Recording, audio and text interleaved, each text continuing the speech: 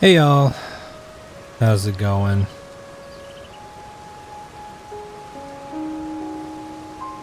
Hello, hello.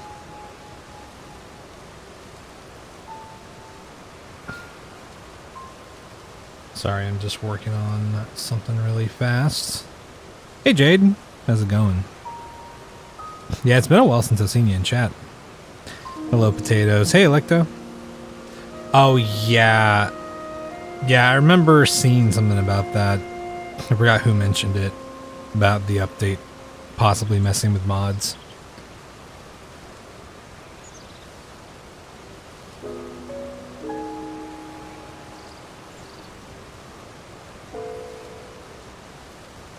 Yeah, how's it going? Trying something a little different out today. Since my headphones are kind of falling apart, I'm trying out using the IEMs that I use for playing live music and seeing how that works for the time being. See if I like it anymore. It is a lot more isolating than my normal headphones though. Yeah, hello. Let me just get my art scene adjusted really fast.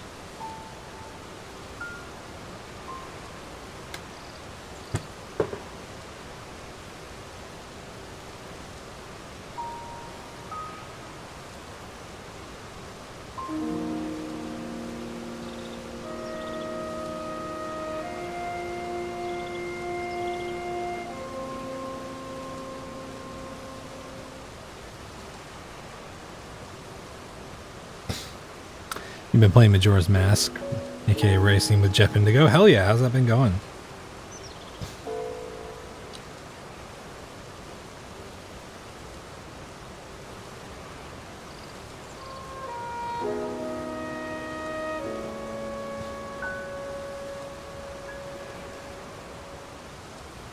Okay.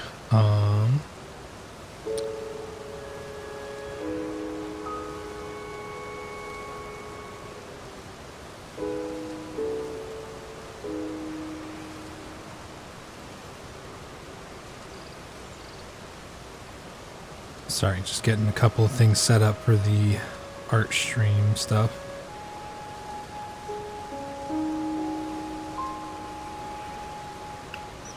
Okay, let's see if I can connect properly to this. Okay.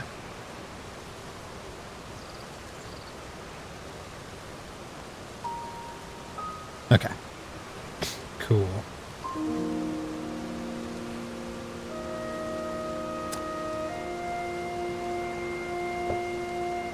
Sick. Alright. That is set up.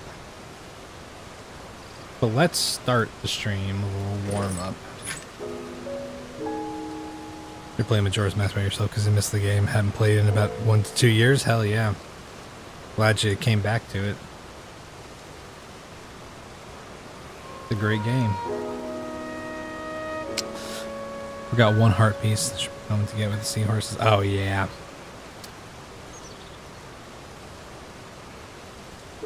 Let's see. Sources. Web game. There we go. Okay. Bam. Okay.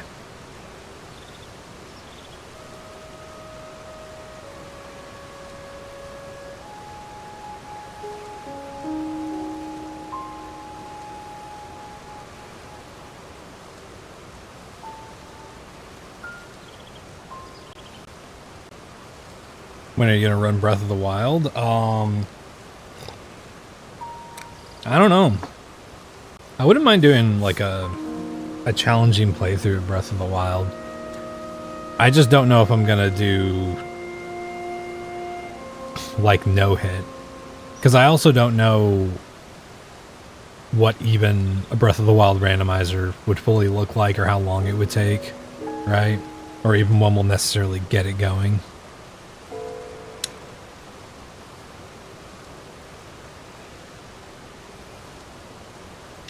Okay. Let's see what Krillian's got for us today. Name a bottled water brand.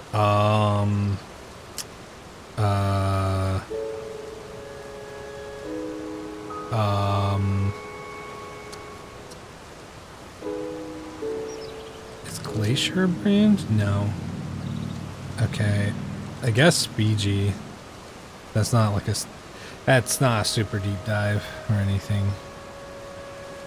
Long play Breath of the Wild would go hard. Yeah, I think it might be fun. There's a few games I would like to do long plays of. The other day I was talking, I mentioned it to Potatoes, but I'd like to find an occasion to do a Morrowind playthrough. I just gotta find whenever I want to do that, you know.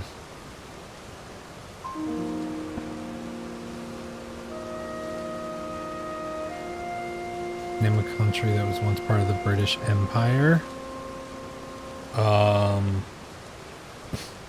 I mean, South Africa was once. Okay, sure. Sure, whatever. Sure. Okay. I was pretty sure. Okay. Yeah, I thought there were maybe more obvious ones, but whatever. That's fine. Chocolate brand. Okay, there's Ghirardelli, there's Hershey's. There's Dove. I don't even know how to spell Ghirardelli.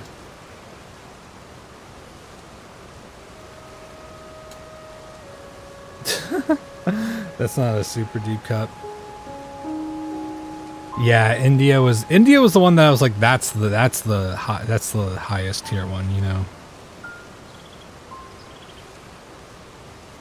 Oh no, you're good, Electo. Yeah. PlayStation exclusive franchise. Ape Escape. Because I've been playing Ape Escape. Oh yeah, let me I've been playing the web game for like a little bit, so there we go. Sorry, I just wanted to update my YouTube timestamps.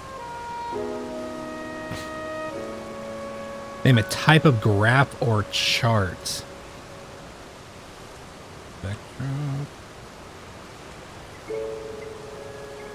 Spectrograph? Pictograph? That's not what I said.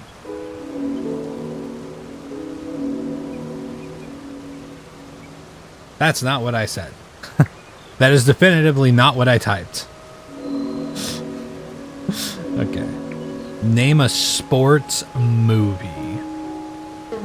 Speed Racer.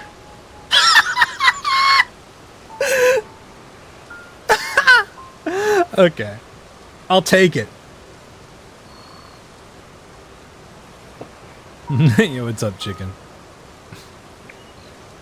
I did not think that would be on the list. This is what I mean, chat. You cannot really tell consistently what's going to be on the lists.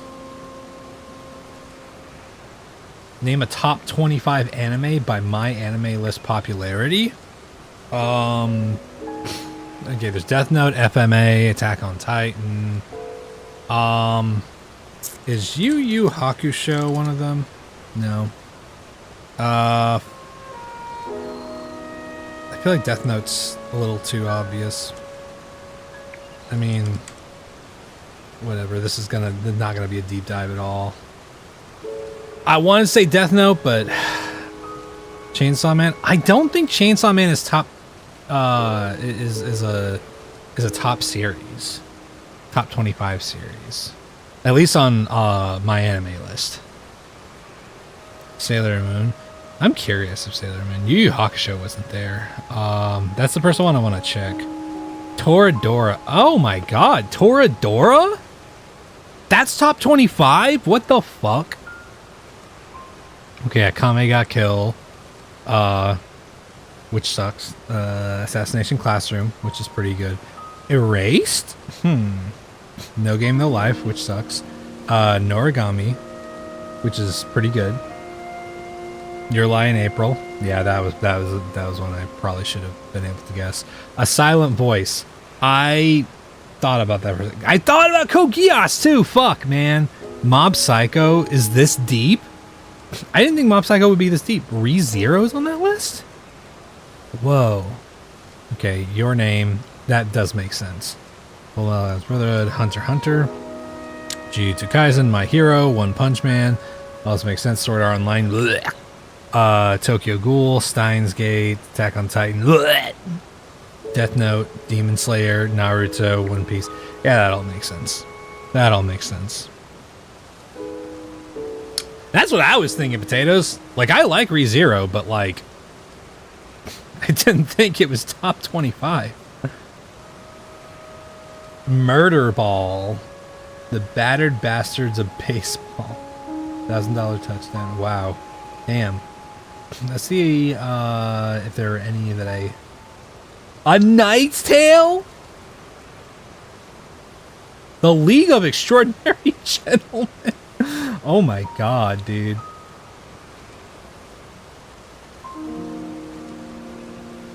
Wow.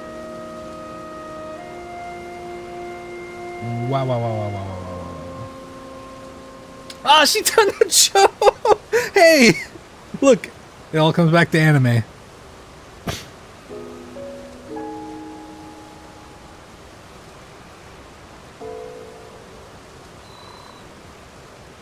Yeah, Birds of the Second Power over here?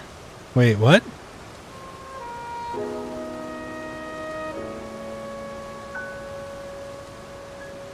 Wait, what happened? Is my voice coming through twice or something?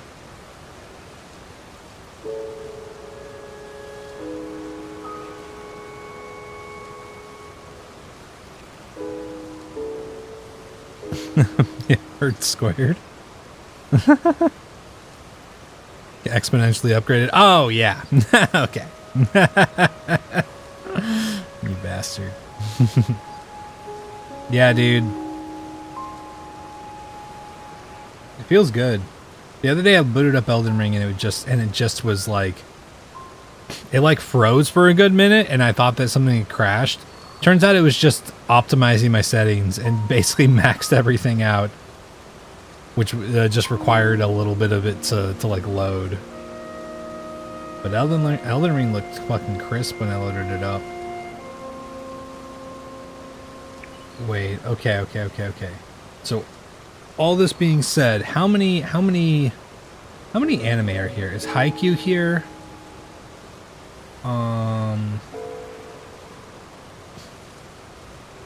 Well, it says movie. It says movie. Hold on. Oh.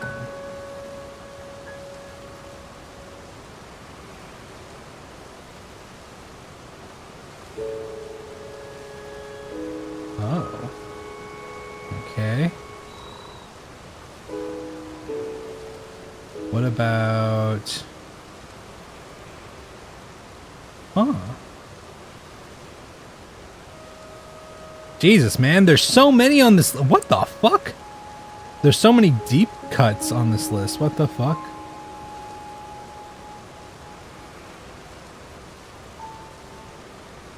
Happy Gilmore. Wait. Invincible. Huh. Space Jam. Blindside. Okay. Remember the Titans. All that makes sense. Whatever. That's cool. Isotype chart. Nightingale's rose chart. Okay. A bullet graph.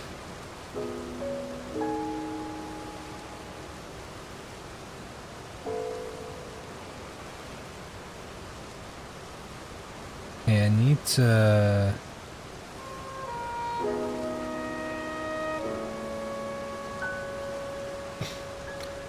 I typed in spectrograph, not pictograph. I don't know why.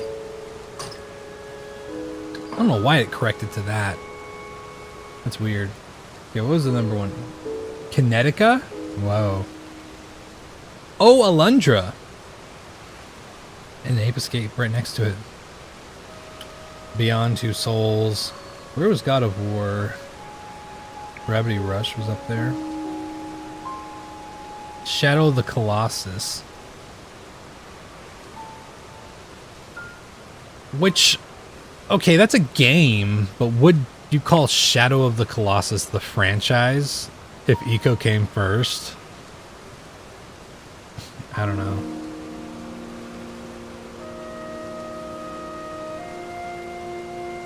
There's God of War. Ratchet and Clank, Bloodborne. Is Bloodborne a franchise? Bloodborne's a single game.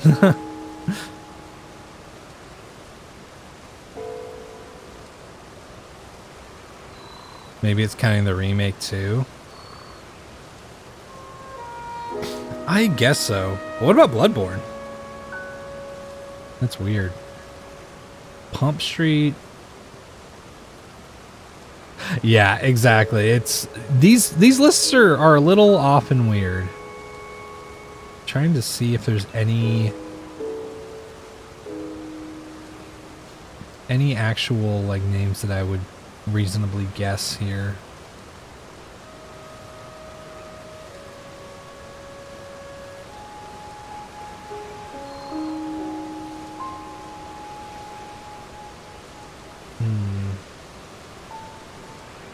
Swiss Miss.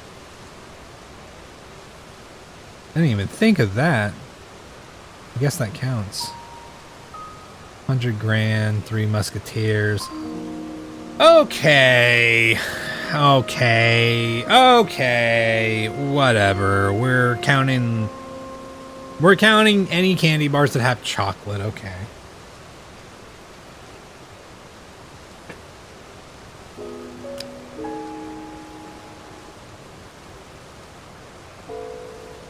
Vanuatu, okay. Afghanistan. Okay. Libya. Maldives, damn. Namibia?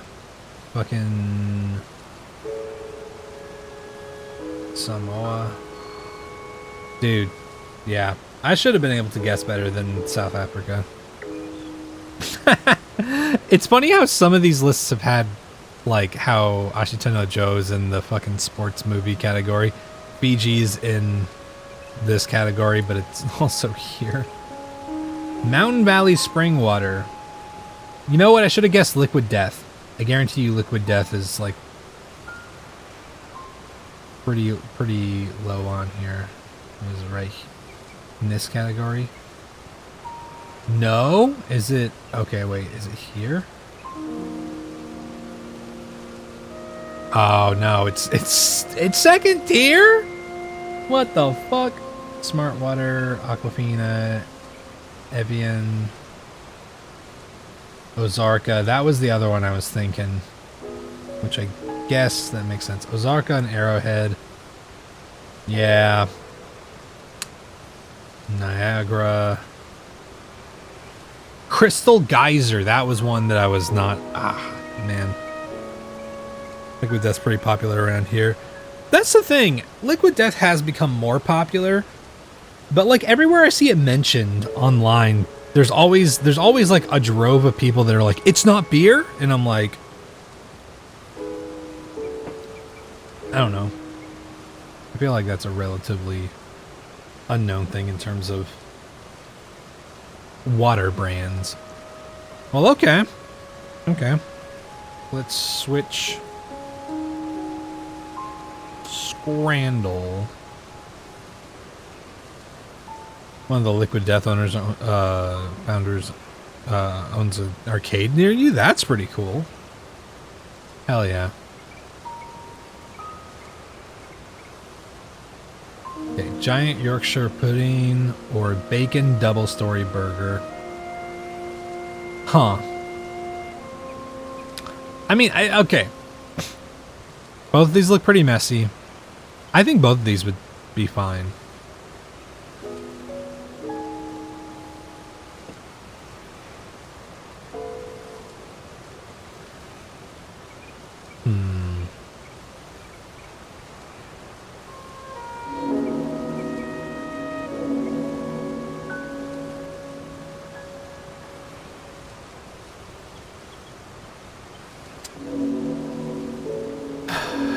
I'm gonna turn this music down a little bit.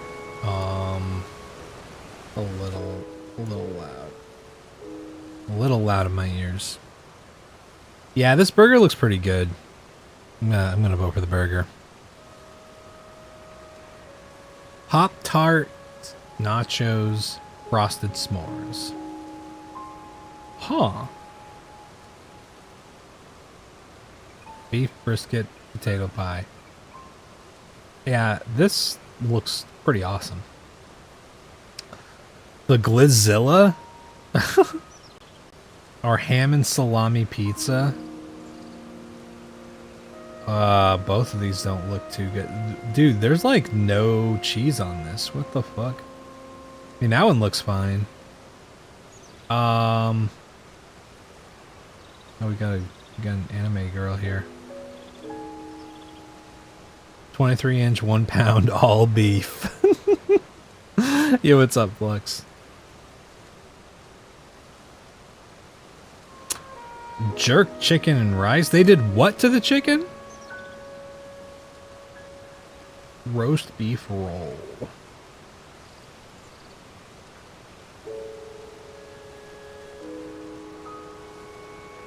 At least it died happy.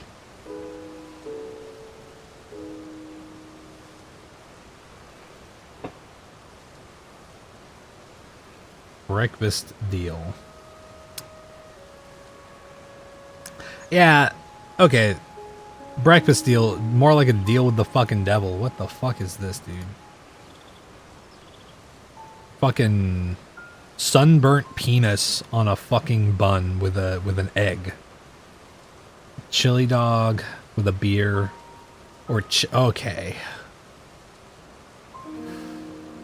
Who, buddy, that looks nasty. Like, in concept, I'm like mushy peas gravy, like whatever. Mint sauce, a little weird. This presentation, this is god awful. This is god awful. Should my ribs I smoked today to this. Best ones I've ever done. Well, you got to bring him to a to a stadium, to a sports game, Flux. And I think I think that I think those pictures do get, like, even homemade stuff can get in. You just have to make sure it's a picture at a sports stadium. Because I've seen homemade like shit show up here. Beer buff, doner kebab, or carne asada tacos. Price per taco. I mean, this is a better deal, but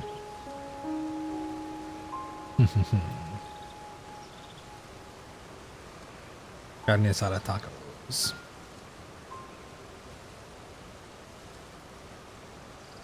Hell yeah. That'd be pretty awesome to have your picture show up here. A cheesesteak. Okay. Okay, who's jerking it on the cheesesteaks? What the fuck is this?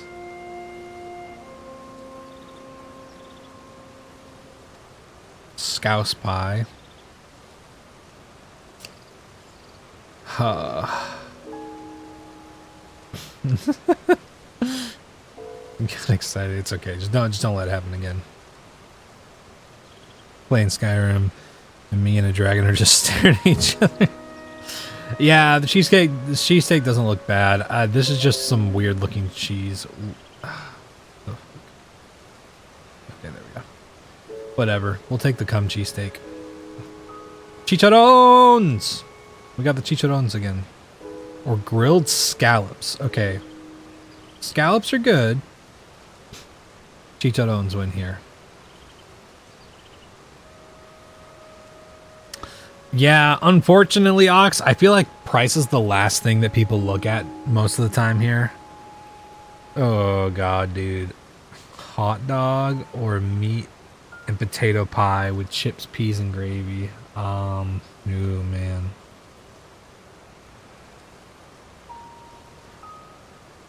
They usually use whiz for cheese steaks, you've heard? I've heard that some places do that.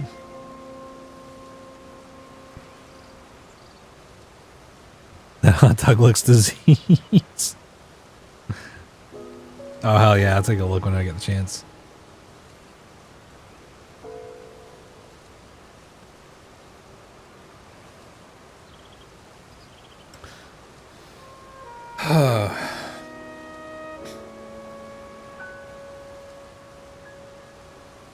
I mean, it makes sense. Like, if you're trying to get a certain texture with cheese, there's just certain things that you want involved in the cheese mixture. Like, okay, people always make jokes. People are always joking, and I do get it, about, like, American cheese slices being quote-unquote plastic. But the reason American cheese slices are the way that they are is that they have, it's cheddar cheese with,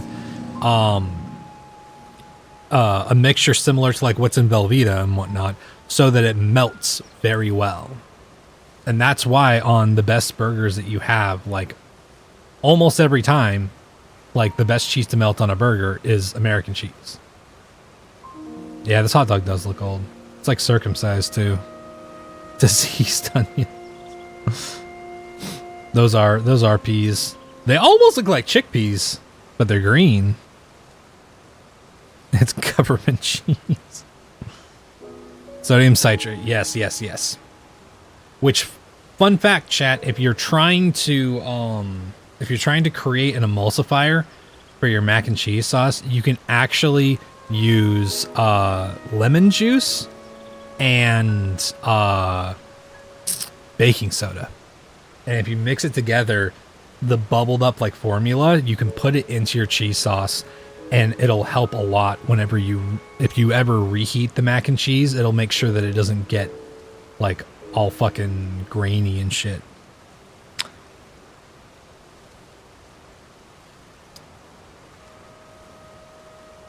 Yeah. Circumcised hot dog is better than that other option. Brookie burger? Okay. I don't know what brookie means in this context. Brookie, in like the context where I'm from, is a brownie cookie. It's a brownie with like a cookie baked into the top. Hot dog with mustard and relish. I think you're forgetting to mention the fucking waifu this guy got with his hot dog.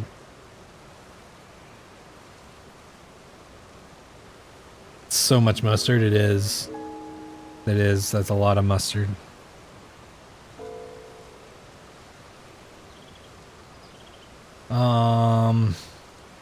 Burger. 10 out of 10. Eat it. Peerless Scranner. I do like me some mustard. But like with most things, there's gotta be balance, right? Because, like, for example, I think mustard and mayo on a burger, that combo makes the savory and, like, sour. And if you get some pickles, you get that crunch. And you get that nice, like, crisp meat flavor. All with that, it's awesome.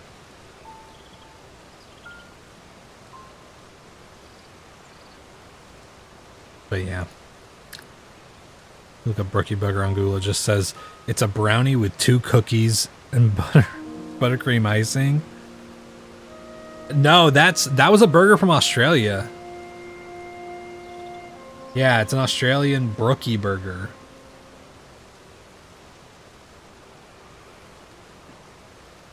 I don't know. It might have to do with the stadium it's in.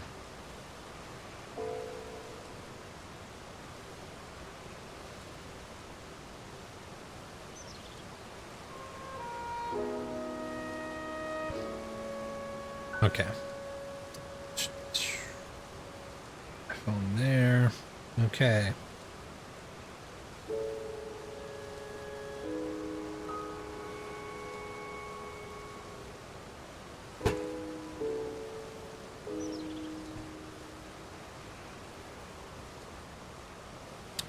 You make sure that this is all connected. There we go.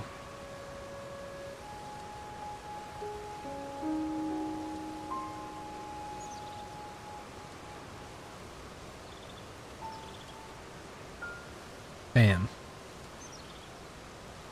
Oh, I forgot to get rid of the subathon timer here. There we go. Okay.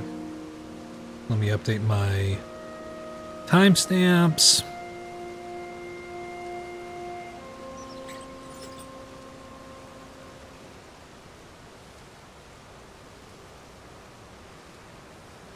There we go.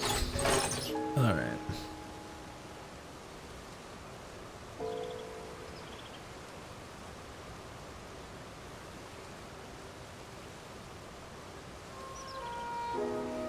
Need the shot he's protecting. Is there no way around him?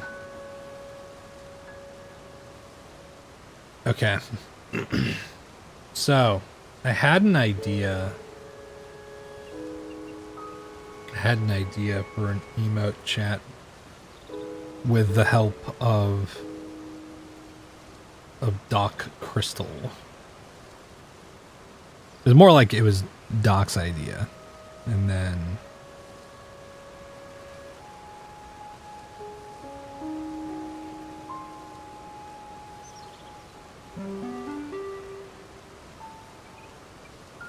yo, Static. Thank you for the 9 months. Oh yeah, Twitch baby. What do we name it? Static Bird? Aegis Mouse? Let you pick. Chromus Mouse. Chromus Mouse sounds good.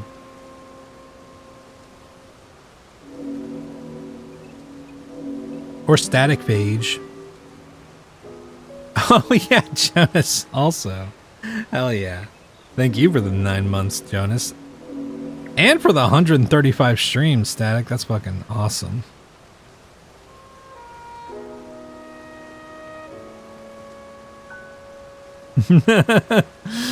That's awesome. You're dead. Okay. See if I can You're dead.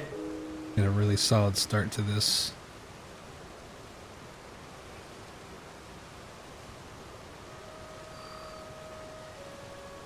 Y'all will have to kind of guess what it is as we're going. You're dead.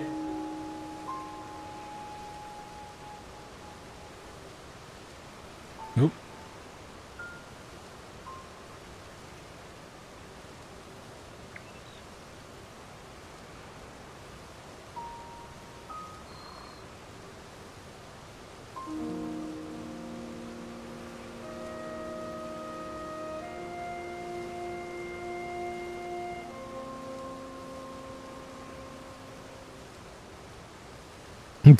What's up, Doc? Am I drawing a Goron? Not exactly. Yes, Doc. This is your idea.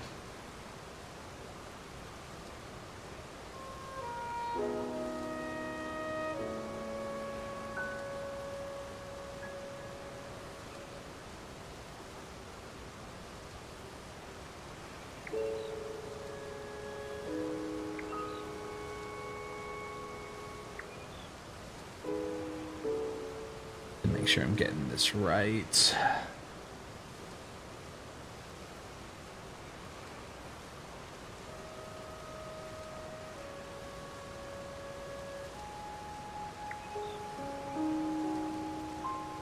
Trying to get the shape going on this.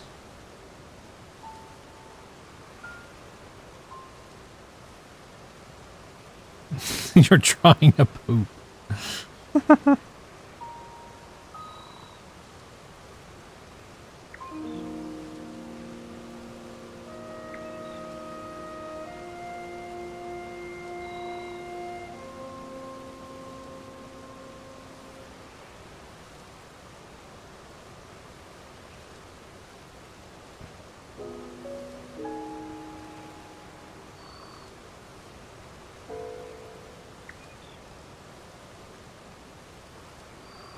Like with a Goron face cursed. Your dad.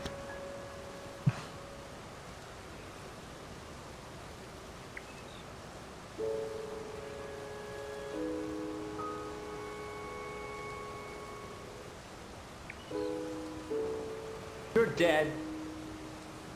You're dead.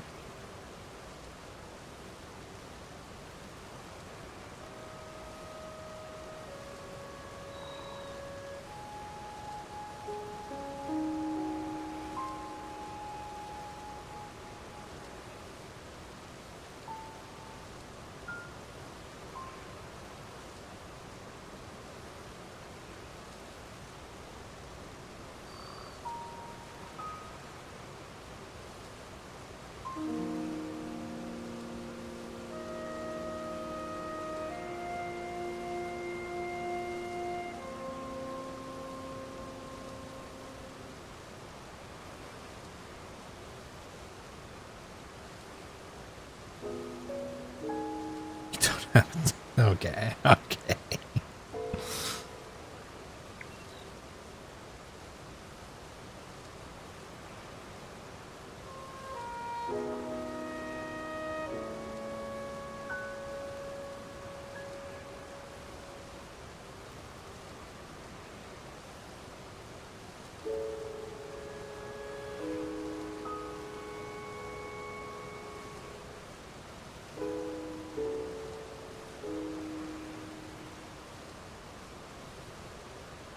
Maybe.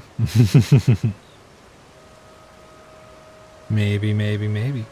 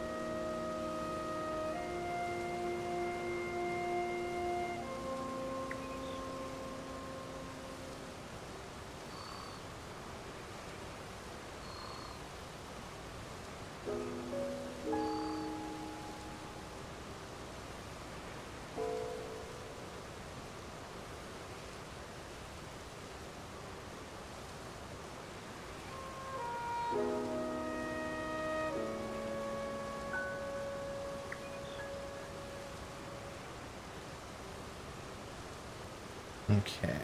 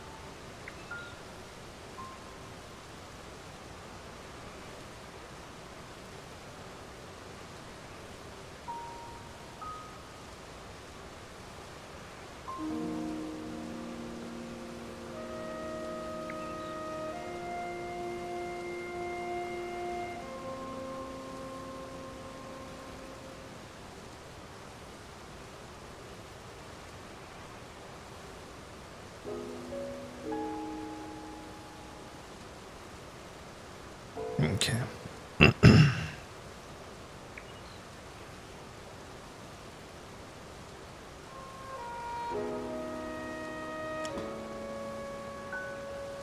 What I'm doing today, so we're working on this for a little bit. I'm gonna be making this emote, and then we're gonna do Iron Mario later. Kind of the general plan today.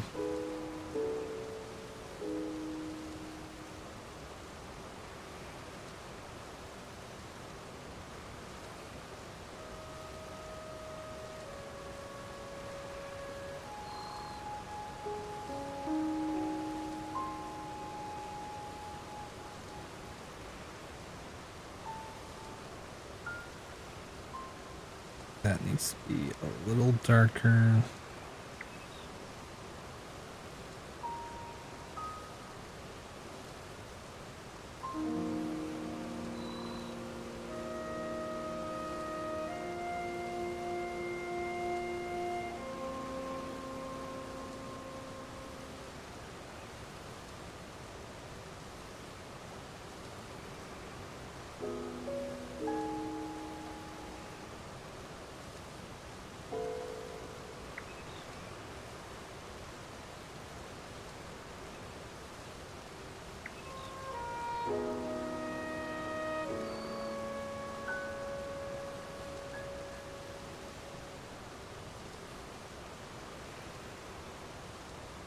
These eyes gotta round out a little bit more.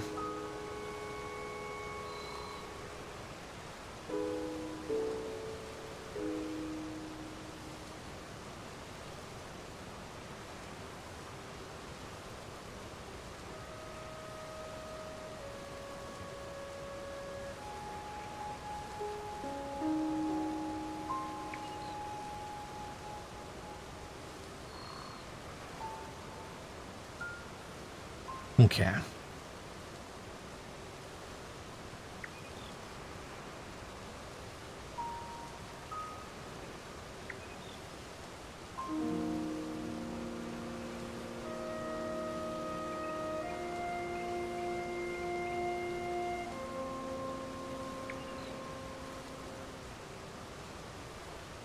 Okay, we got some kind of like darker sort of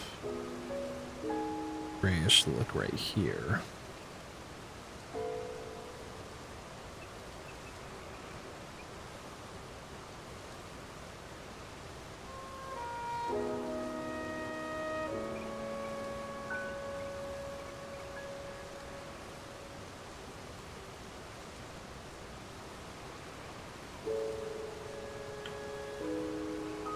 I'm gonna bump this forehead up. He's got that pit bull forehead thing going on.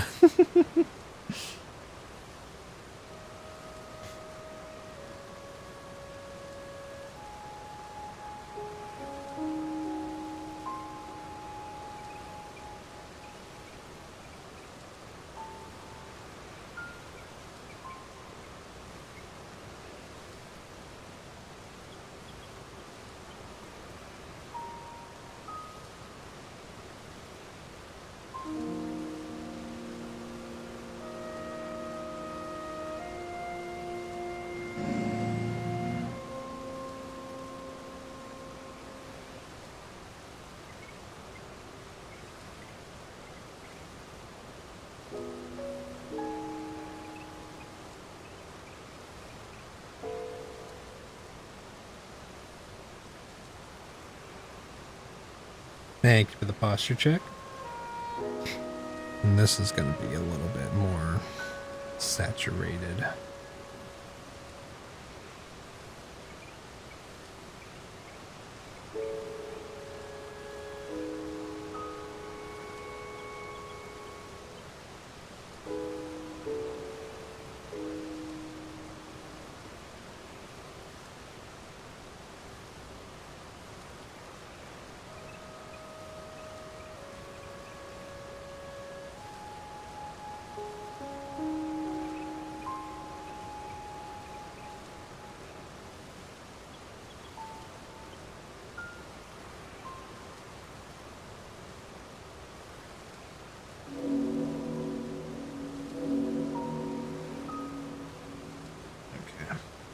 This is going to be kind of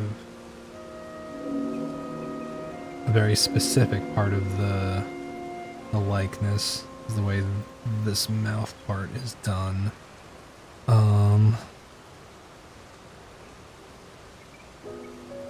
It's too dark. There's like one tooth.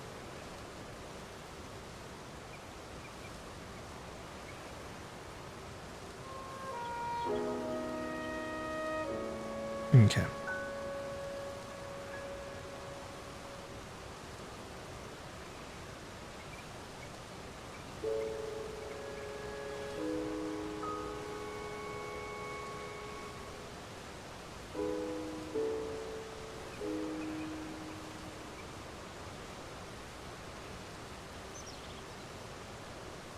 Okay.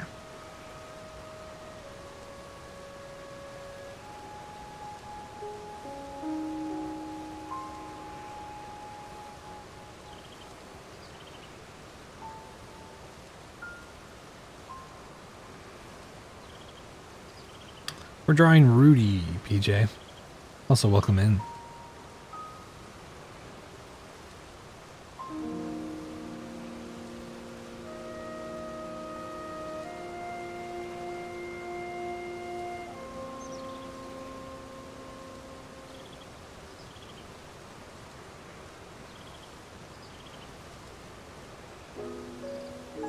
Rudy was Agent's dog.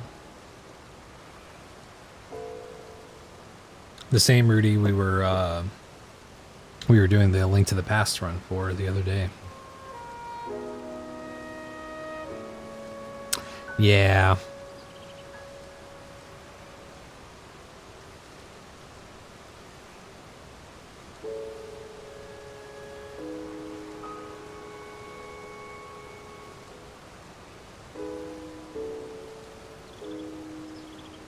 It's the main reason we were doing the Link to the Past Gigarando.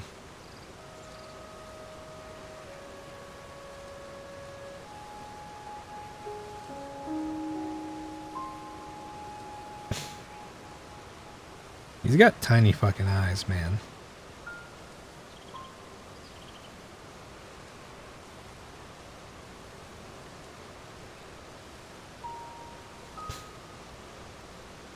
And there's like almost trying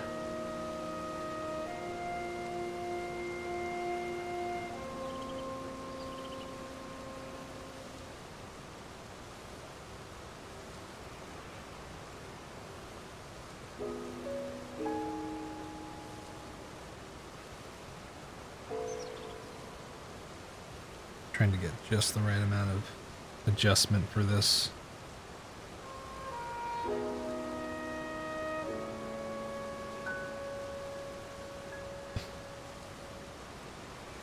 Lost your puppy to cancer a couple years ago. I'm sorry. Yeah, I mean, it's expensive as fuck. It's expensive as fuck, and I always tell people, you know, healthcare for humans is already hard enough.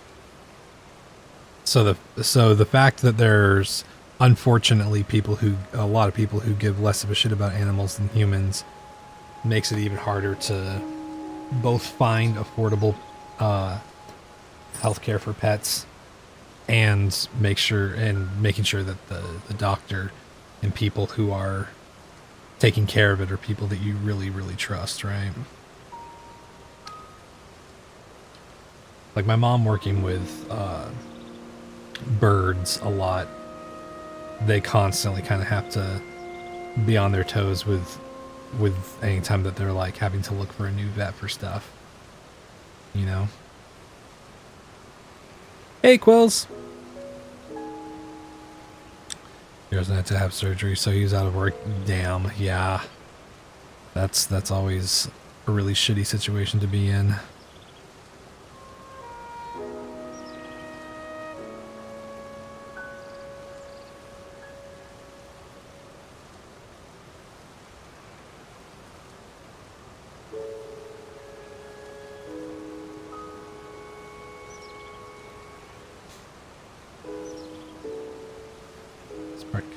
Out a little bit more.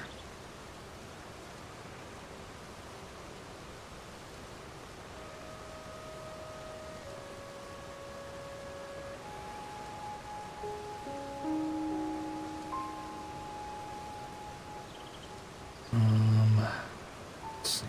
Yeah.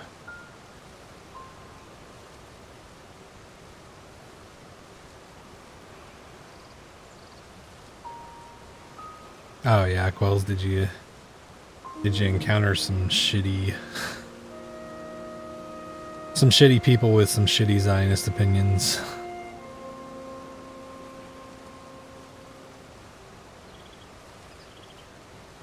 Oh yeah, yeah, quality of life is always a huge thing, BJ.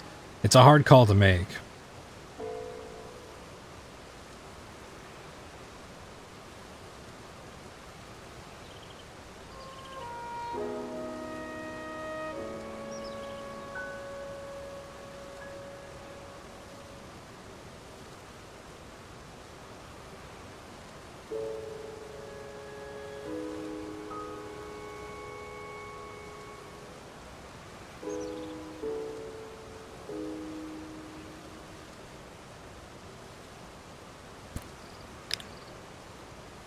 He was old, BJ. It was an age thing. He was 14, and it came to be time. You know, it was one of those things where quality of life had just dipped enough that it was it was getting pretty bad. So they did a final tour for Rudy. Let him do a bunch of nice, fun stuff. In Australia, there's a big psytrance music culture. Running an event for years, and your friends are psytrance producers and DJs. Okay. Your alley was only 7. Yeah.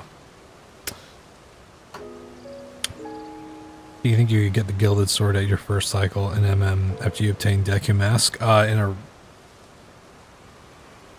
randomizer or vanilla? Because you should be able to. You would just have to move really fast.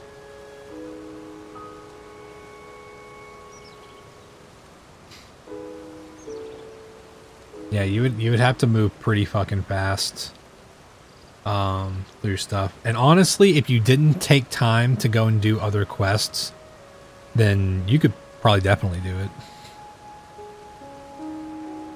Originally the whole psytrance was go in India.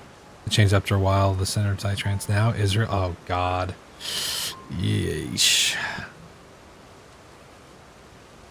Survive game run over having, yeah.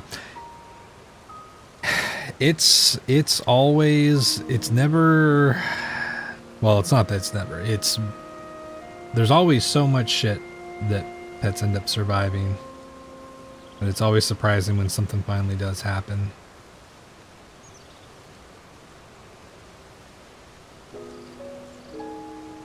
Okay.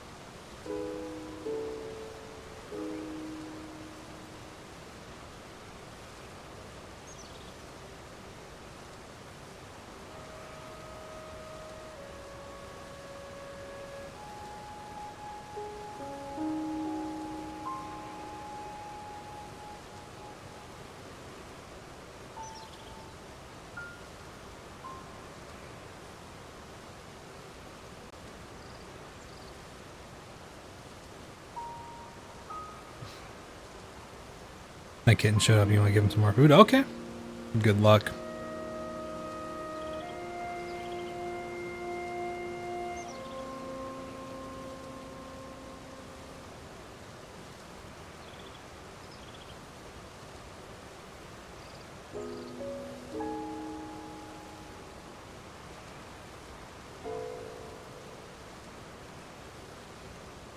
You got an idea?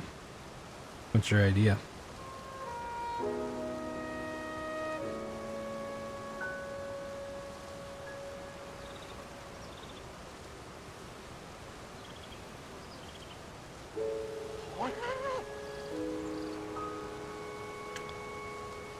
Yo, Doc, thanks for gifting Quills a gift sub.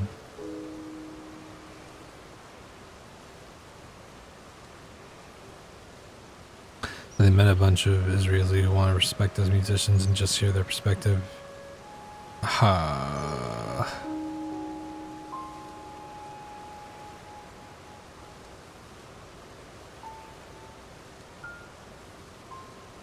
Okay. What about Wii Race? Just a normal playthrough? Maybe. I'm honestly, I don't know. I've got a race scheduled right now, but I'm really having to work through a few things because me and Soji have a race scheduled as like a rematch thing.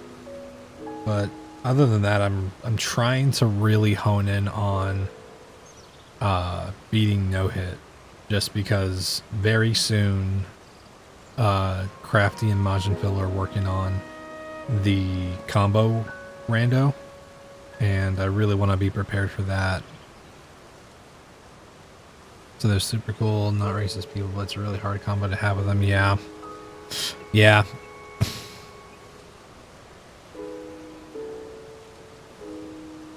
Yeah, I mean, it's really unfortunate because it's like there is always like, it's unfortunate because compassion for individuals sometimes causes people to neglect the context of the broader situation, right?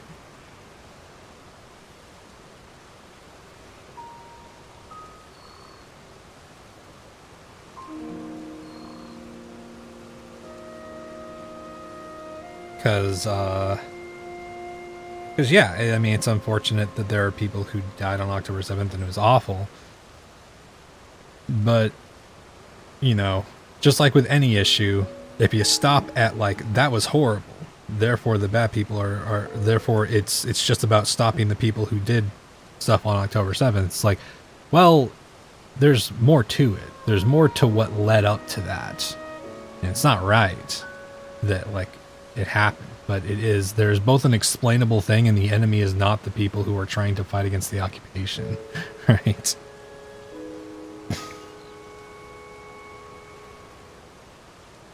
Yeah, cool. And I mean, that's part of the problem is like, unfortunately, that is pretty racist, right? Lumping all those people in and not bothering to understand historically where it comes from. It unfortunately ends up being really racist, but it's a hard conversation to have because a lot of people just don't want to look into it. And sometimes it's because of grifting, but oftentimes it's because I think people are scared to challenge their perspective. They're scared to learn that some things are more complicated and stressful than they are thinking that they are, you know?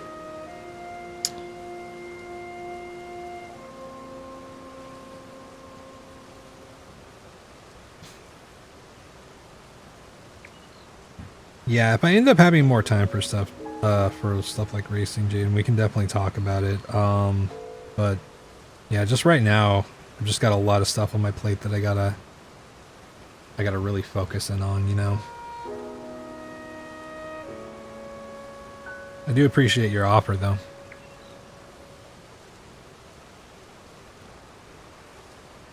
Got in a mad fight with a few Israeli guys at a party in 910 and ended up mostly avoiding. Yeah.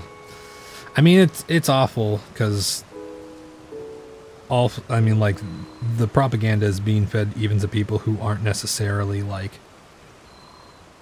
shitty, genocidal, horrible people, right? But unfortunately, it's like being pro-cop. It's like, if you believe enough of the propaganda, you kind of start to just enable the awful behavior that leads to the shitty things we're stuck in, you know?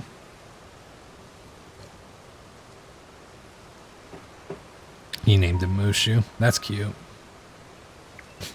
I just watched a video about... It's so funny you say you named him Mushu. I just watched a video about a glitch in Kingdom Hearts called damage storing, and how the best summon to do damage storing with is Mushu.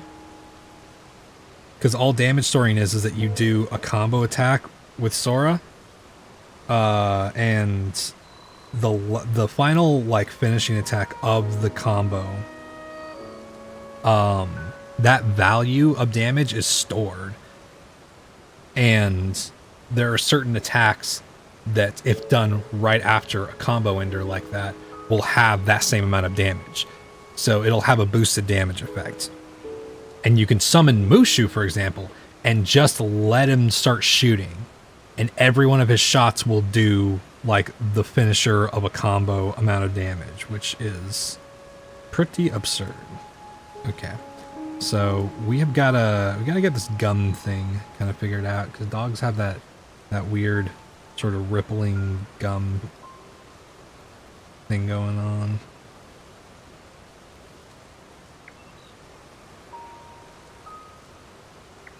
There we go.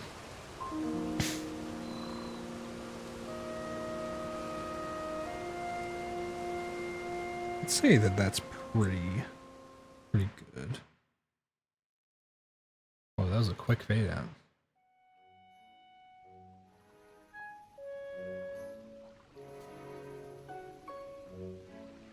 After the dragon from Mulan, hell yeah. I'll show you, should you drink Mountain Dew or Dr. Pepper? I mean, I'm always gonna vote for Dr. Pepper.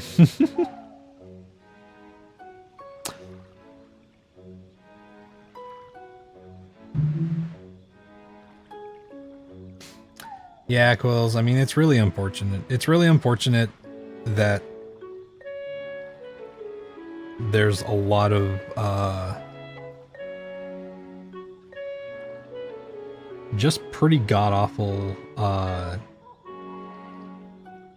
hypocrites within movements where they're kind of trying to preach peace, but then it's like, well, but unfortunately you are talking about a situation where violence is the only thing that's keeping these people from being eradicated, which shouldn't be the case. That shouldn't be the situation that they're in. But they are, and the only way that they get out of it is if we acknowledge who is putting them in that position in the first place. Right? IBC root beer in the glass bottle for you. Yeah, I had glass bottle Dr. Pepper for the first time a couple of years back, and it's pretty incredible.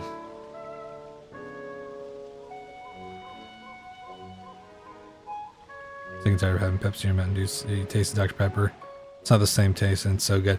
Yeah, I love Dr. Pepper. I mean, it's the one soda that I still pretty much like regularly drink. So I'm trying to cut down more from where I was at in terms of my consumption.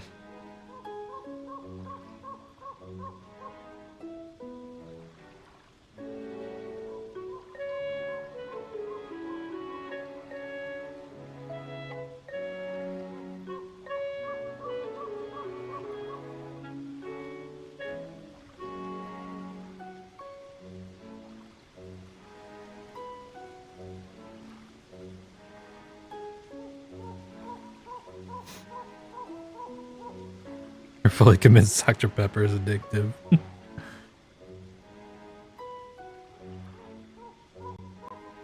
It's just so good. I do love me some Dr. Pepper.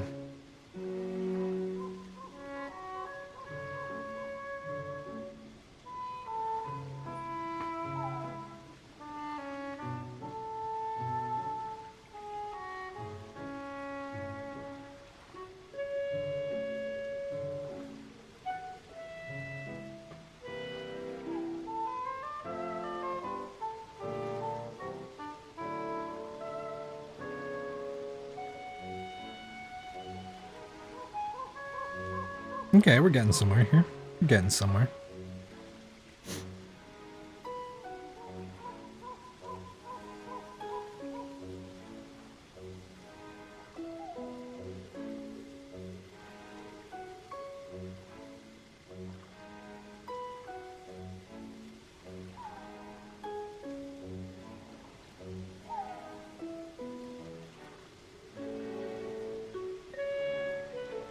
Did we crash again? Mine keeps freezing. I don't think so. Maybe we did.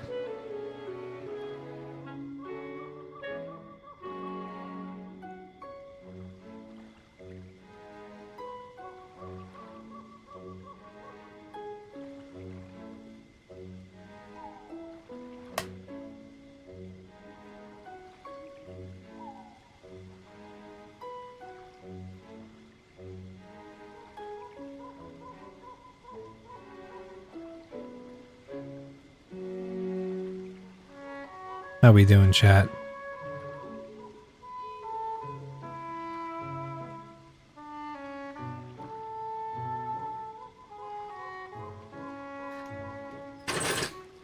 Yeah, I mean, that's also the thing is like, a lot of things can be, like, I don't know, addictive. I'm always hesitant to use the word addiction with certain things, just because it's like at that point so many things become habit forming, and you know, at some point kind of everything that is enjoyable can become addictive, right? But there's definitely it's definitely a big issue that soda is so calorie dense while also being packed with so much just sugar and whatnot, you know?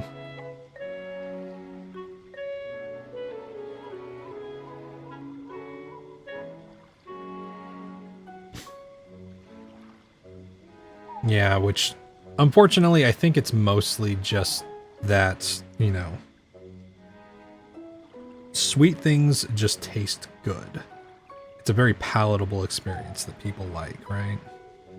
And the sugar on top of the caffeine and everything like that, it's a combination that's like, well, yeah, you know, people definitely get an enjoyable experience out of it enough that it can be hard to maintain balance. And also, it doesn't help at all that, like,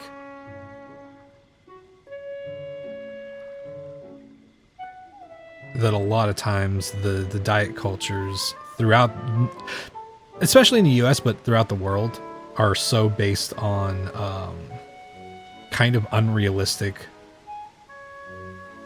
restrictions and whatnot rather than like healthy balances, right?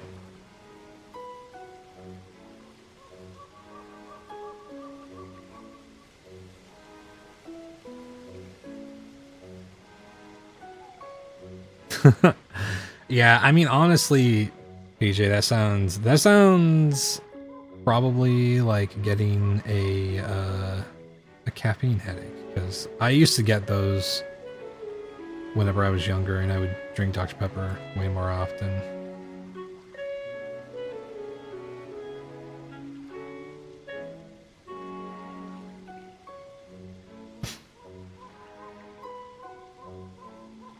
Healthiest place seems to be in Japan. I mean, what are we talking in terms of health? Are we just talking diet? Because there's definitely, like, I think a healthier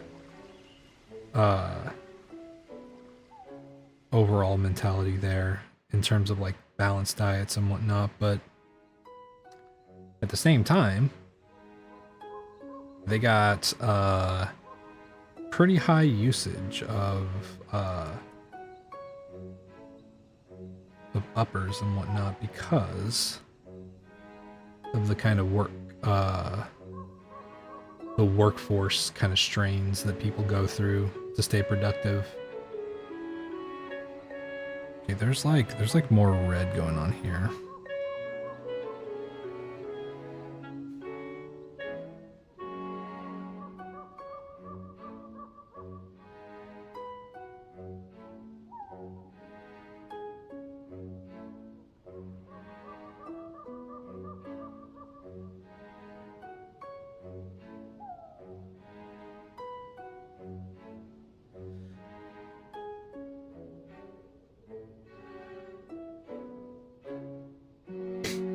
Oh yeah, cool. I mean, that's another thing is like certain foods can change how other things taste to you. So much so that there's certain restaurants where you go and they give you like things to completely cleanse your palate, so that way whenever they bring out the food, you're not tasting like anything that you had beforehand, or if you had a cigarette outside before coming in to eat or anything like that.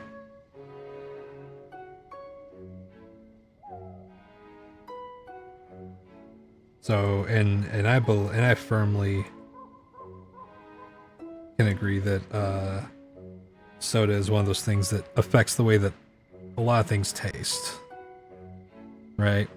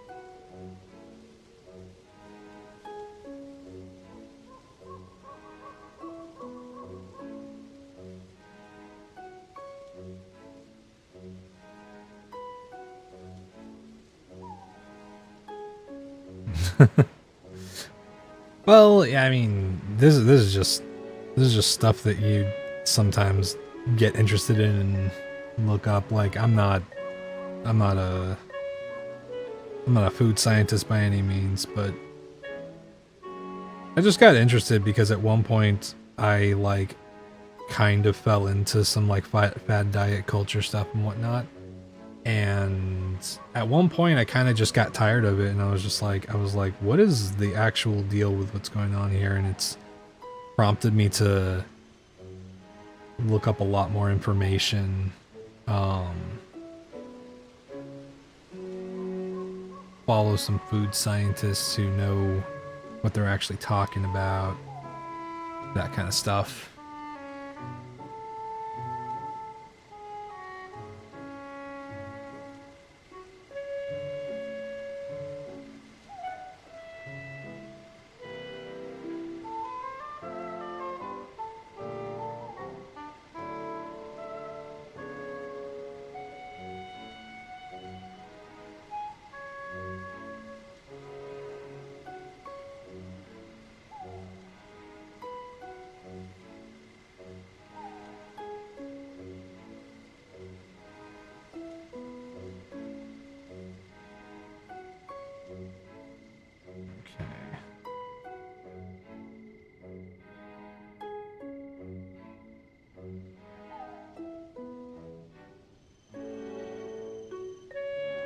Square of like light on here, and you know,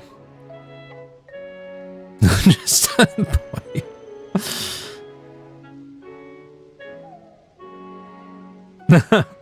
I mean, to be honest, PJ, like the truth is that like what helps out a ton with that stuff, in my opinion, is just like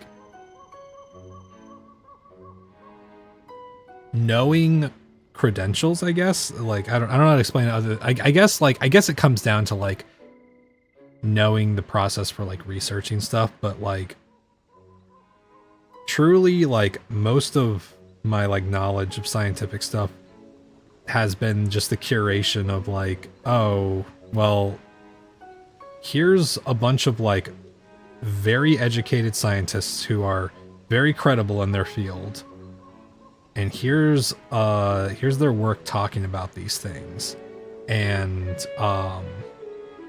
that often is usually like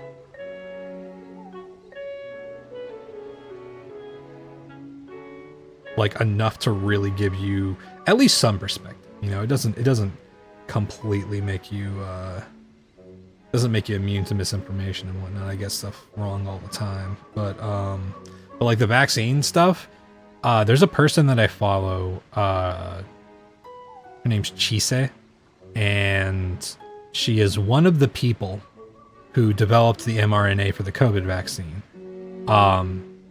And she also happens to be a furry and posts a lot of educational content about vaccines and disease prevention and whatnot. And really cool because it's also kind of feels very optimistic because she's always posting stuff. Like right now, they just there was a vaccine that got approved for, I think it was, what form of cancer was it? Let me see. I've got her stuff put right here.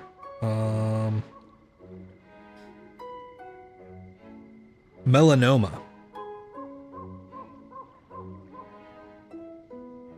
Yeah.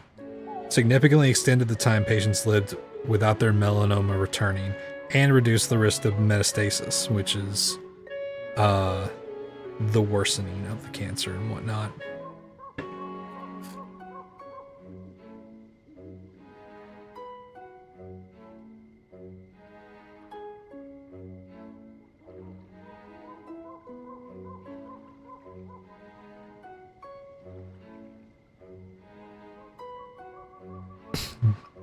Scared you're gonna have some weird reaction to it. I mean, that's possible. I mean, genuinely, PJ, like, and this might not be something that this is not affordable for a lot of people. So it's understandable if it's not within grasp, but like, have you ever considered that maybe you have some kind of autoimmune issue?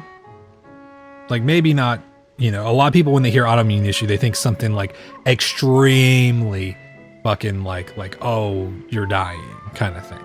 But, there's a lot of autoimmune disorders that can, really make you react weird to certain types of medication. And granting it does require getting like testing and whatnot, but that is both good stuff to know, and you know, that's part of the reason why the general, like what we were saying the other day, you know, about how like it's important for the general public to get vaccines, because there are a lot of people, and there are some people who just don't know also, who can't get the vaccine or don't want to get the vaccine because they're going to have a really bad reaction, you know, because that makes you hyper too. Damn. I hear trivia like potato chip taste different based on how crunchy they are, and then go, wow, is that true? And you look, yeah, I mean, that's kind of how my brain works too, Quills. You have hypothyroidism and thyroid medication you're supposed to take makes your elbows hurt. I mean, that's, yeah, exactly, PJ. That's kind of the thing that I'm talking about. Like, I know people who like just are in a situation where they have to do a lot of preventative shit because they're the usual methods that you would use to sort of deal with those things and whatnot don't sit well with their immune system in one way or another. And it's really unfortunate, but it is one of those things. Some people just legitimately have those issues, you know?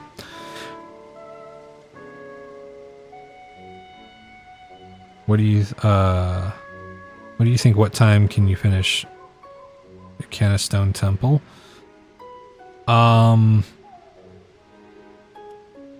I mean, if I didn't have to worry about masks, I don't know. I could probably finish both temples in,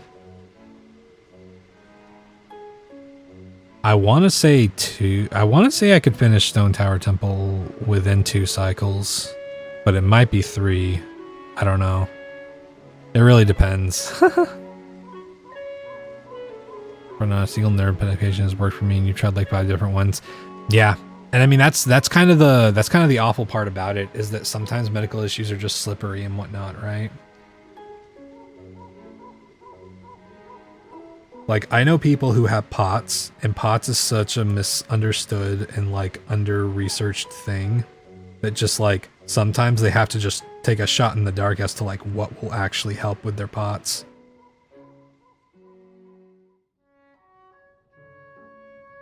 And unfortunately, with under-researched conditions, there also comes the wave of people who deny its existence. And, because like some people, for example, learn at some point in their adulthood, like, wow, you know, even though they don't necessarily have issues with like basic walking or anything like that, they learn like, oh wow, my quality of life improves majorly if I use a cane through part of the day. And people, and even if they go and get tested and whatnot, the truth is probably more complicated than like, oh, they have a thing that makes, you know, like their joints or bones worse and whatnot. It's probably a complicated amount of things, but people will just see someone using a cane and assume that unless they have like some major debilitating thing that they're being over dramatic and whatnot. And it's like, dude, you should be doing whatever makes your quality of life goes up and allows you to be healthier. Like that's the thing, you know, just the temple alone. I mean, if it's just the temple alone, I don't know. I don't know my exact time. I could do it pretty fast though, because I would just need to get to the light arrows and then I can skip most of Inverted Stone Tower.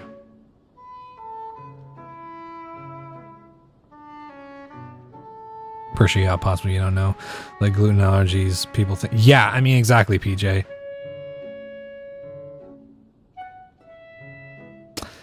That's the thing. That is why I talk pretty constantly about or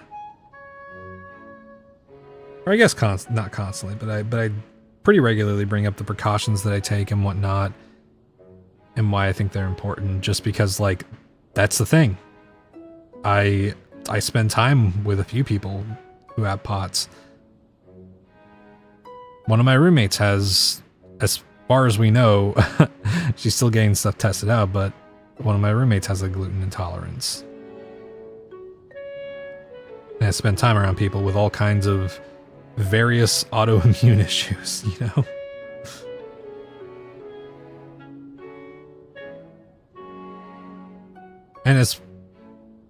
And correct me if I'm wrong, but diabetes is also considered an immune disorder, right?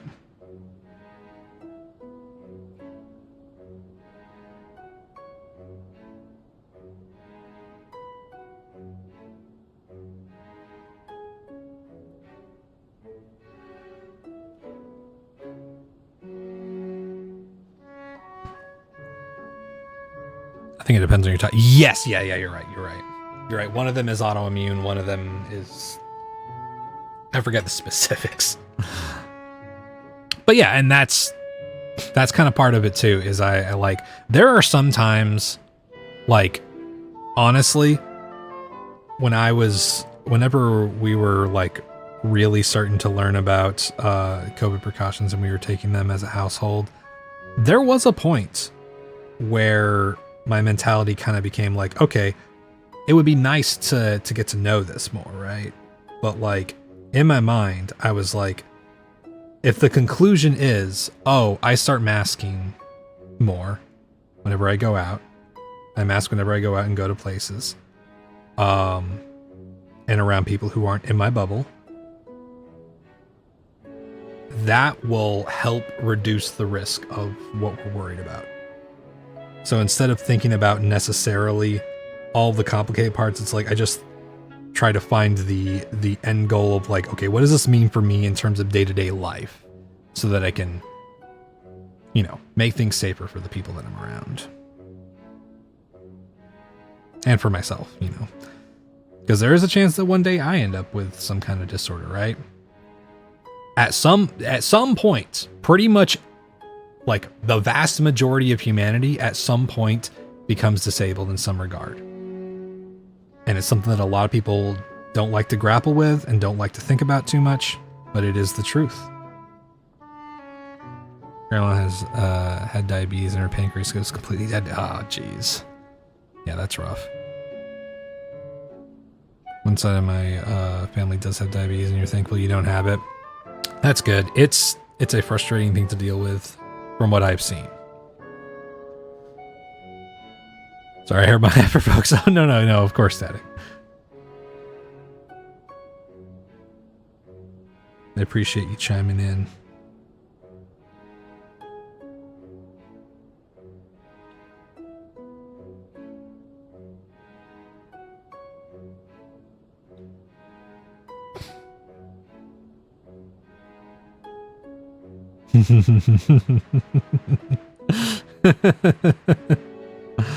What's up, Agent?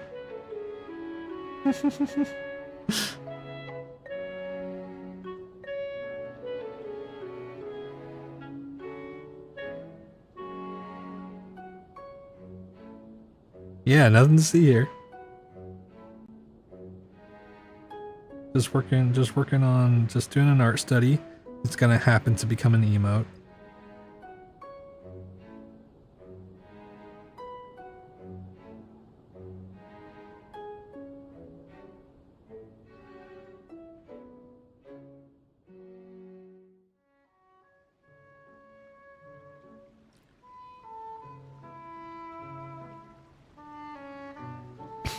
It's not because you don't really know who you are. Oh, because, yeah. I mean, that can be hard. But to be fair, I will say, like, I know a lot of people don't like to admit this because there's a lot of hyper individualistic people, or people that want to be hyper individualistic, right? They want to be extremely unique. They want to be completely like separate from everybody else, but like you kind of can't be, right? Like to a certain degree, everybody has parts of other people as a part of them, right? We pick up a little bit of what our parents taught us and how our parents treated us. We learn from our friend groups. We imitate the people that we see that we want to be like more, you know? Which isn't necessarily a bad thing, right? As long as you yourself don't feel like you are being untrue to yourself, right? You're level 1 autistic. Hey, possibly me too.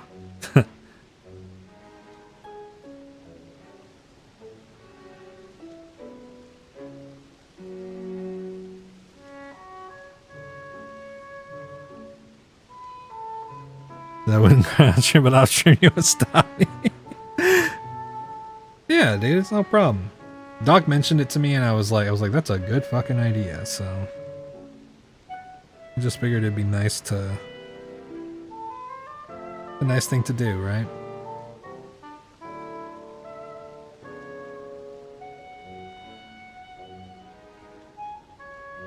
Watching dance moms right now, and every single time I get up and I walk around, I feel like I'm like a dancer.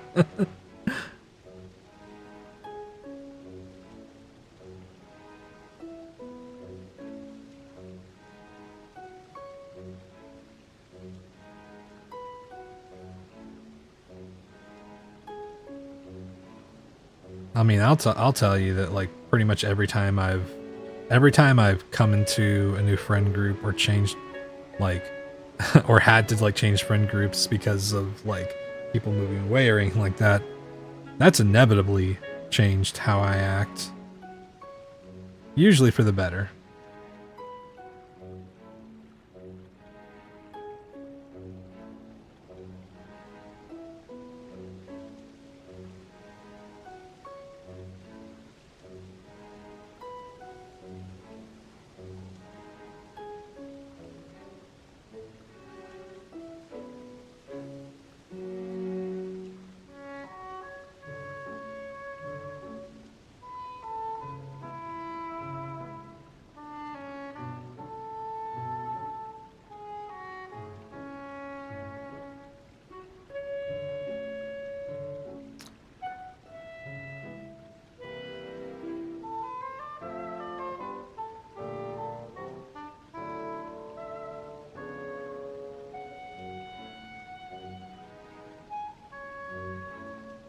I think this whole side.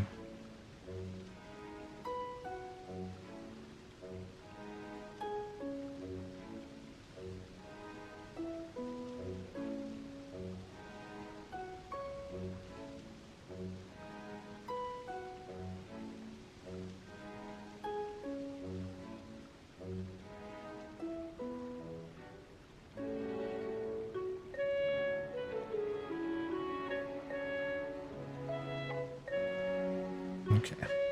I think that this whole thing can go up a little bit, and then these eyes got to be farther apart.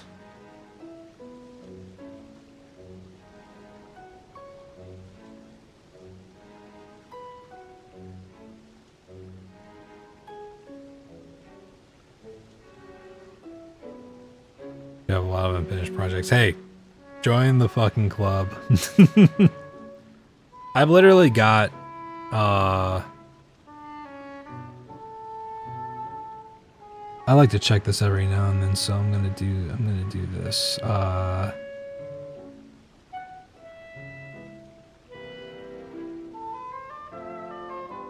Is it still around? Oh no, it's not. Okay. Okay. So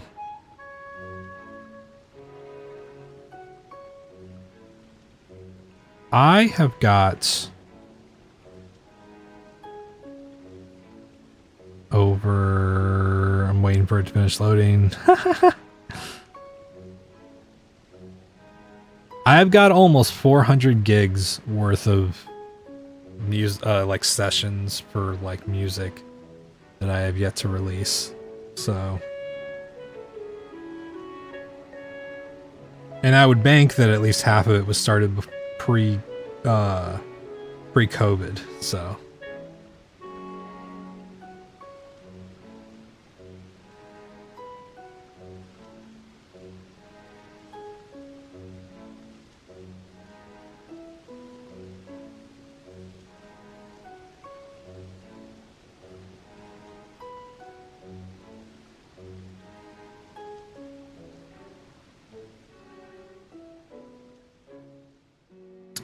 Okay, let me start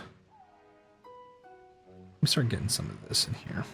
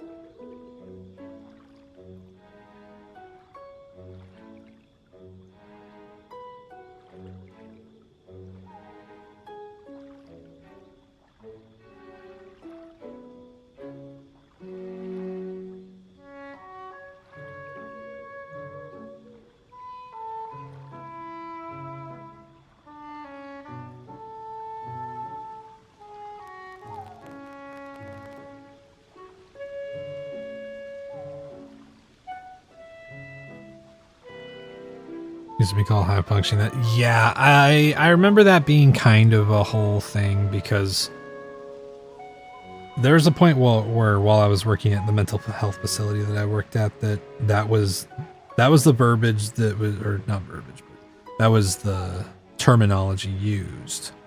But understandably, I think it's kind of it kind of doesn't really do a good job of describing, you know,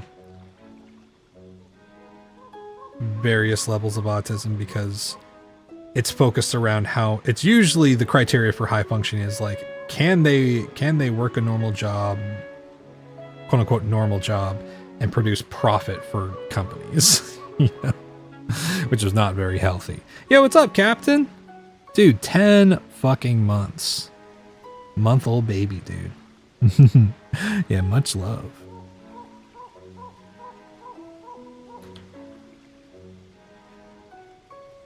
Yeah, unfortunately, yeah, Quills. It's kind of one of those things where it's like we're learning a lot about autism, but it's also required people to change their understanding faster than what a lot of people are comfortable with, right? Can they live alone? Yeah, that's one of the ones.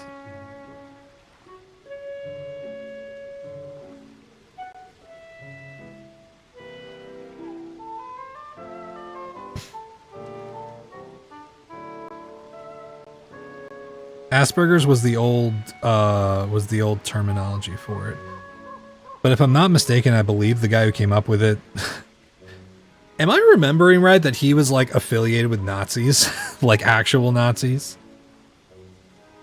I could be misremembering if it was that term or something. Yeah, okay, yeah. So yeah, understandably, it's a Nazi term. So that's part of the reason why they moved away from it.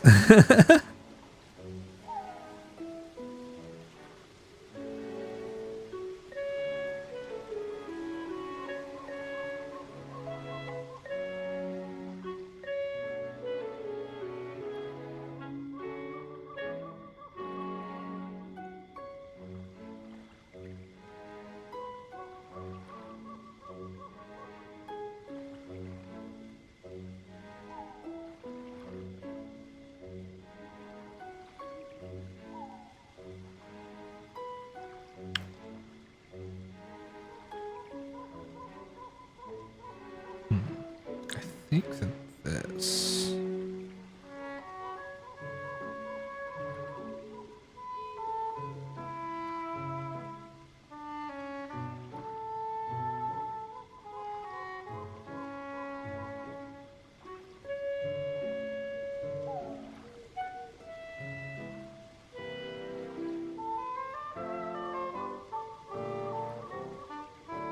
Asperger's is muscle, no, yeah. Just an outdated terminology.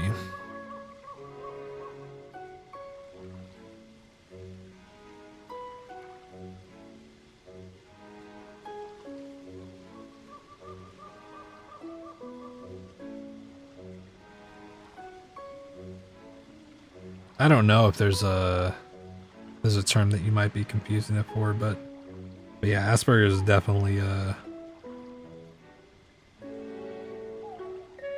very outdated term, just more associated with the eugenics of diagnosing autism back then.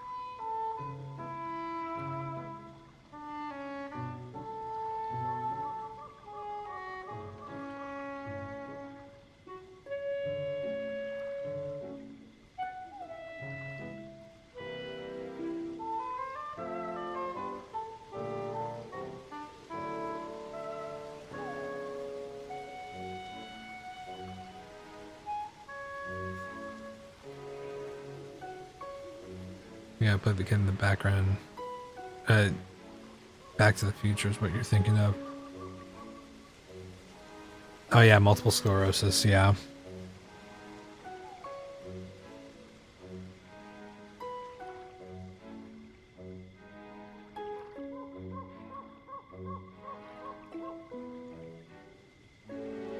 Yeah, I mean, that's something very real that happens a lot too, is people,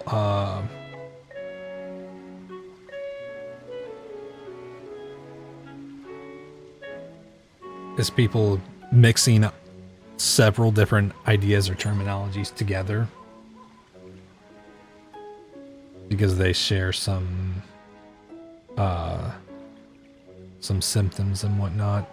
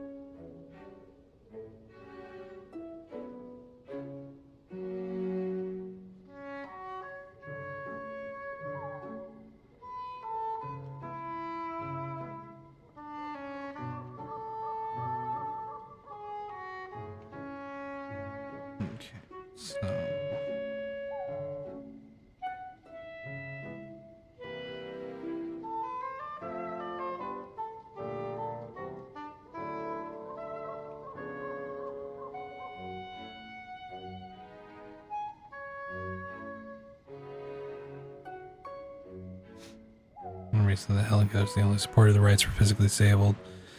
Yeah, Quills. Yeah, Helen Keller kind of sucked.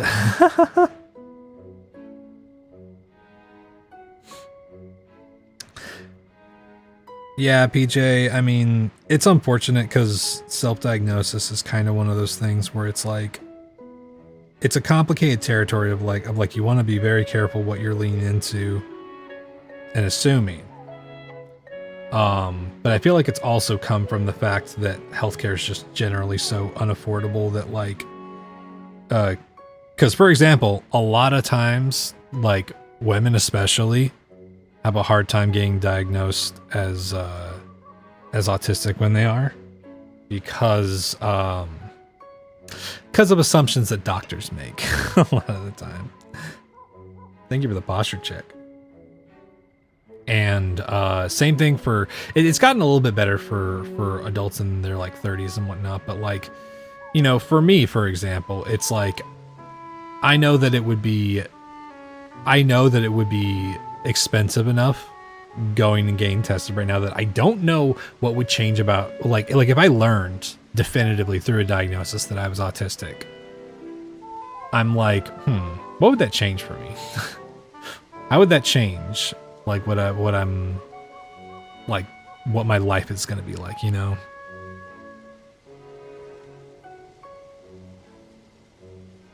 I mean, it's also one of those things where it's like I don't know, half the time I'm sure that there are people who are inaccurately describing that, but like it's also one of those things where it's like to a certain extent we can't assume that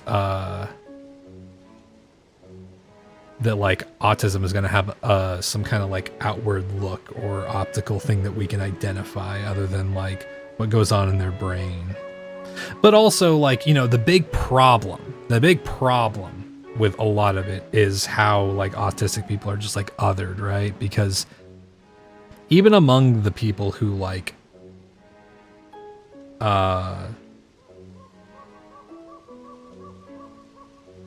would want to claim autism as something, it's like even when they don't have it, it's like I feel like a lot of that stems from the fact that autistic people do get othered and treated as second-class citizens kind of thing, you know? And there's a lot of people who treat it as if it's something bad to have, right? I don't know if I kind of being self-diagnosed with autism because my psychiatrist said he had autism, but I was already diagnosed with ADHD and they're basically the same thing. Oh, okay, yeah. No, that's annoying, Static. Not you, the doctor. Anyone who tells you that ADHD and autism are the same thing are wrong and ignorant. They have crossover of symptoms, but they are not the same thing. Like, that's extremely annoying. You never assume, but the fact that everyone has it now is being... See, I don't know. No offense, PJ, but I think that's a bit of an exaggeration, right? I think more people say that than there are people actually doing that, right? And to be honest, like that is kind of the thing. There is still a fucking huge stigma with autism, right? And like that's kind of the annoying part is that more than anything, I think the big problem is that autism is treated as an othering kind of thing, right? You know, guilty of describing your OTD as autism since somewhat understood colloquially. Yeah, that's kind of my thing, Quells, is like sometimes I see a lot of overlap with like autism symptoms, but then I consider family history and my some of the overlap I have with OCD symptoms, and I'm kind of like, huh, well, it might be that, you know?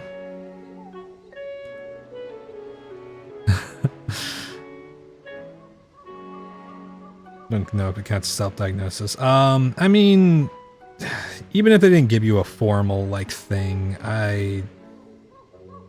I don't think it's wrong to say you're autistic in like that kind of situation, you know?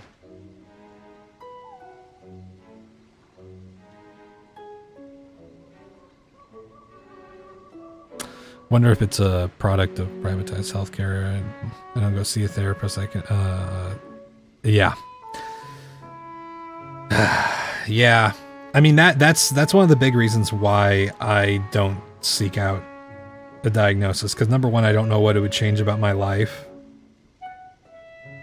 currently. Like, truly, if I found out tomorrow for sure from a doctor that I was autistic, I don't know what that would change. I guess I could be like, oh, I have autism. But like, I don't know. That wouldn't change much of anything in terms of how I operate in my life. So I don't think it's worth the cost currently. Maybe one day if I actually have healthcare. Well, I technically have healthcare. I don't have a good situation.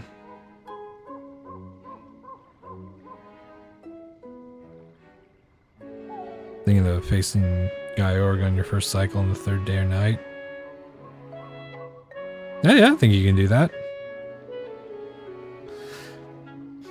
I mean, I definitely, like, I see people talk about it, PJ, and the only reason I push back on it is just because of the fact that, like, I don't know, it is one of those things where it's like, I don't think that autistic people get a bad rap because there are people on the internet saying that they have it, even if they aren't formally diagnosed. I think autistic people get a bad rap because people deep down have a bias towards people who are who could be categorized as people with mental disabilities. But autism isn't a disability, right? It's really only like it negatively affects your life because of how the rest of society responds to it, because it's a different way of processing things around you. And sometimes it is a severe enough difference that you can start saying like, oh, it's going to lead to this disorder or lead to that disorder because of like sensory issues or this and this and that. But like people, that's part of like what people look down on with autism. And I think that is the thing that needs to change more than anything, right?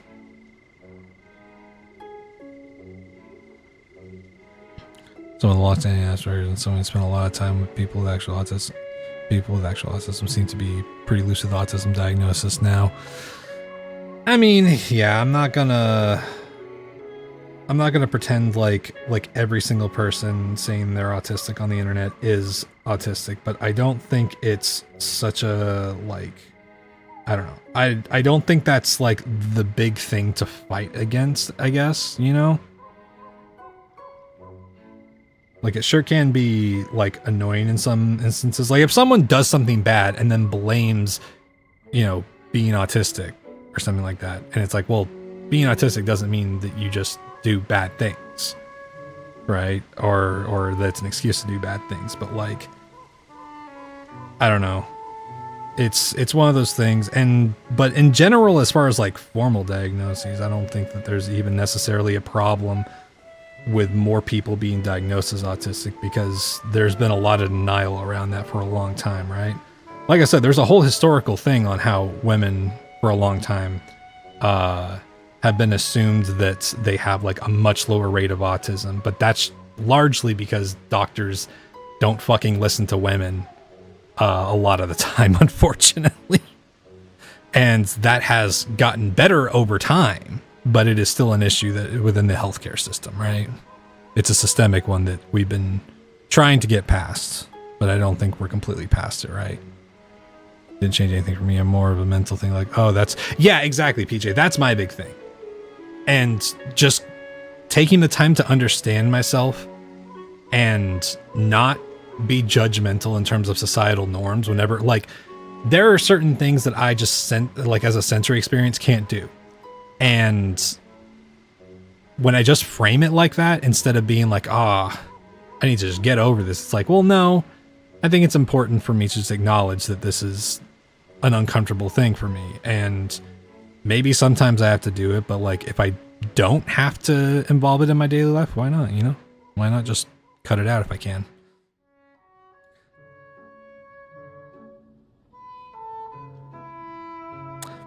I feel that static. Yeah, I've had the about the same thing. You find a conversation about ableism turning to slurs would be frustrating. We're fighting to be able to do normal thing and everyone else still does. Yeah. Yeah. Disability inclusion is unfortunately kind of an ongoing fight, and people unfortunately have really normalized a lot of like eugenics style stuff, like oh the whole like survival of the fittest thing that people like pretends to be about, or any of that stuff, or like framing any kind of disability accommodation as like as inconvenient. It's unfortunately something that a lot of societies still have yet to get past, especially here in the US. It's still really bad. I think what I'm trying to say is that there were a lot of people faking Tourette's attention. I feel like doing that with autism, that too. I mean, like, okay, but the faking Tourette's thing, that I feel like was more of a thing among people who were being really shitty about just wanting to like yell out shit. Right? They were boiling down Tourette's to a singular symptom from certain types of Tourette's, which was a whole shitty thing. And obviously, like, there are people like this is part of what I'm saying, is like there are obviously people who do that with autism now, and those people suck. And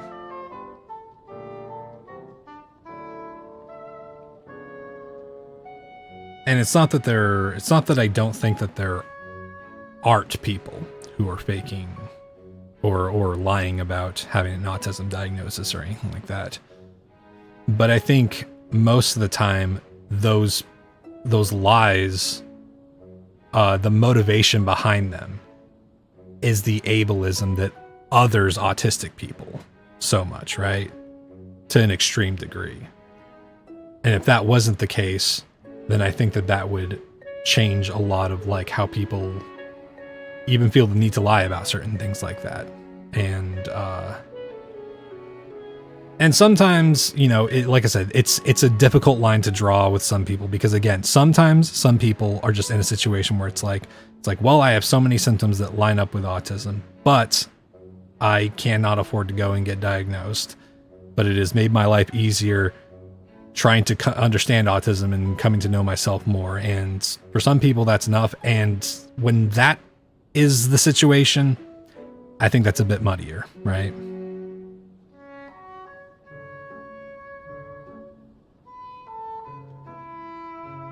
Yes, I mean, exactly, PJ. My mom had the same situation last year with her fucking femur that was broken. It's really frustrating, and it's just like how, like, you know, there's that weirdo talking point that some like right-wing people make, where they're like, oh, we like, well, now like so many people are like being diagnosed with this or diagnosed with that, and all these people have ADHD. We didn't have that back in my day. And it's like, well, we didn't understand it back then. And a lot of doctors thought it was rare back then. But like, I don't know. I think that whenever the more you come to understand a certain thing, like either mental conditions or anything like that, the more that stuff comes to be understood, of course we're going to see a spike in people diagnosed. Because if healthcare is advancing at all and our understanding is advancing at all, then of course we would have more situations where we're like, oh, actually this totally explains this kind of behavior with this person or this thing or that thing. And not in all cases. Again, you know, it's never say never kind of situation, right? It's none of it's universally like applicable, but it is one of those things. The more that society comes to understand that women are mistreated in the healthcare industry, for example, they are going to we're going to get more diagnoses of things that are actually wrong. And it doesn't mean that suddenly all of a sudden people are, getting these things or experiencing these things out of nowhere, and it's like, oh, with this generation something happened. No, it's that the tide of medical care has changed in a way, Back to eugenics, I can't afford to get. Yeah, I like to. I mean, that is one of the things we were talking about. Never seen important, but imagine being stuck in your house. But yeah.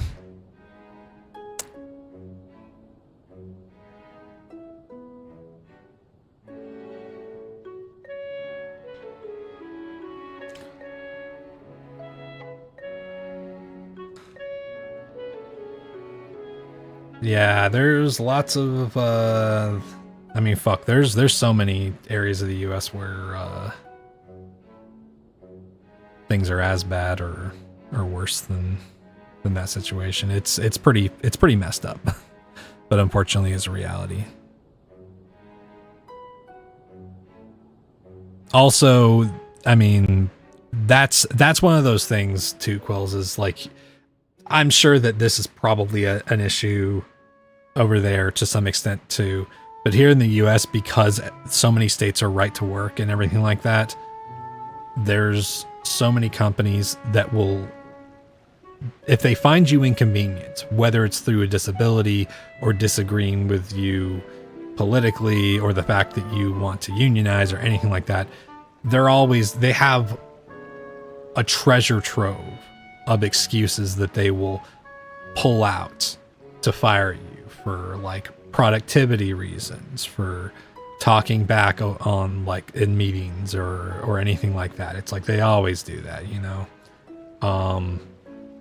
and it's unfortunately why in a lot of jobs you have to cover your ass so much, because they'll look for reasons to fire you once they want a reason to,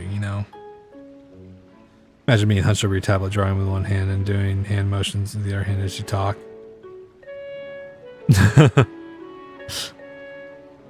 Yeah. I mean, that's kind of what I'm doing. That's kind of what I'm doing. I'm mostly making my gestures with my with my drawing hand, but that's kind of exactly what's happening there.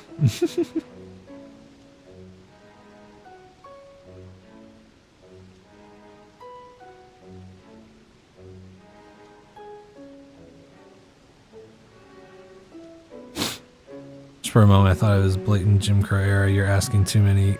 Yeah. I mean, that definitely happens to a degree.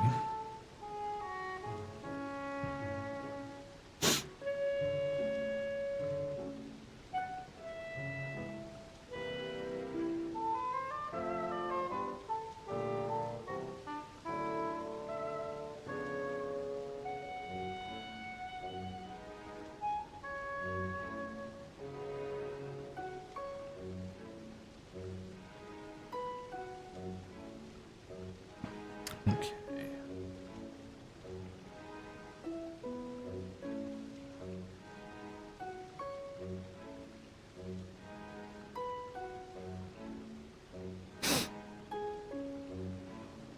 Yeah, be issue with tone your voice, so I sound rude when I talk, but I don't mean it, and sometimes I don't know how to say things that are... I mean, literally, I have the same problem, PJ.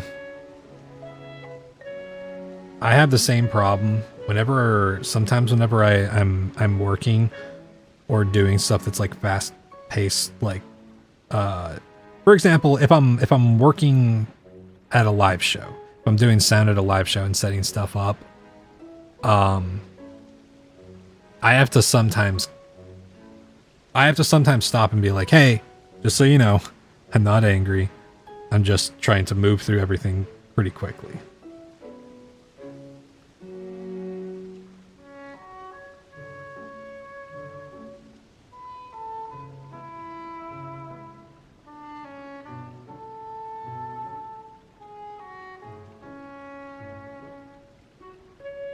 But I've also had to kind of adjust my tone just on like how I say certain things in general, because I think it definitely sometimes comes off that I'm being like more like, I guess, I wouldn't say the word is like angry, but more more overbearing than what people are used to, which is something that you know, just comes with the territory. Sometimes that's something you end up having to adjust.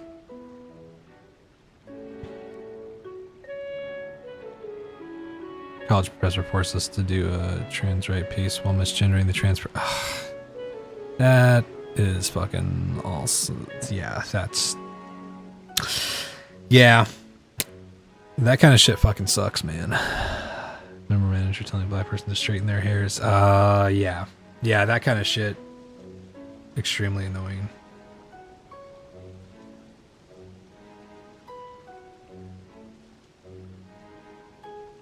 Extremely annoying and extremely awful. And unfortunately, a lot of people just get away with it.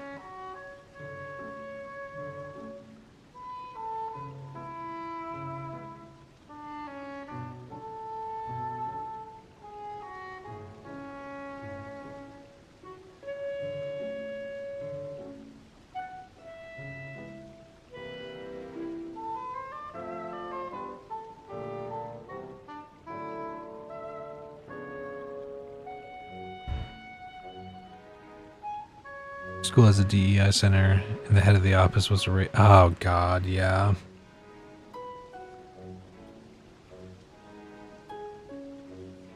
God, it's so annoying too how much DEI has been, like, misunderstood and demonized.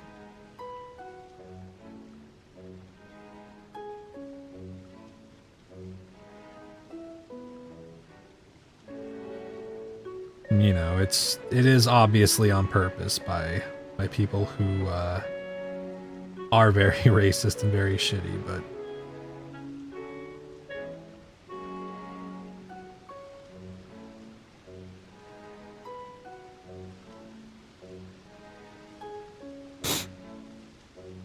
cats laying on your mouse. You're nervous the other day. Said about vaccine, you thought you were mad at me. Oh no, I mean, like, you know,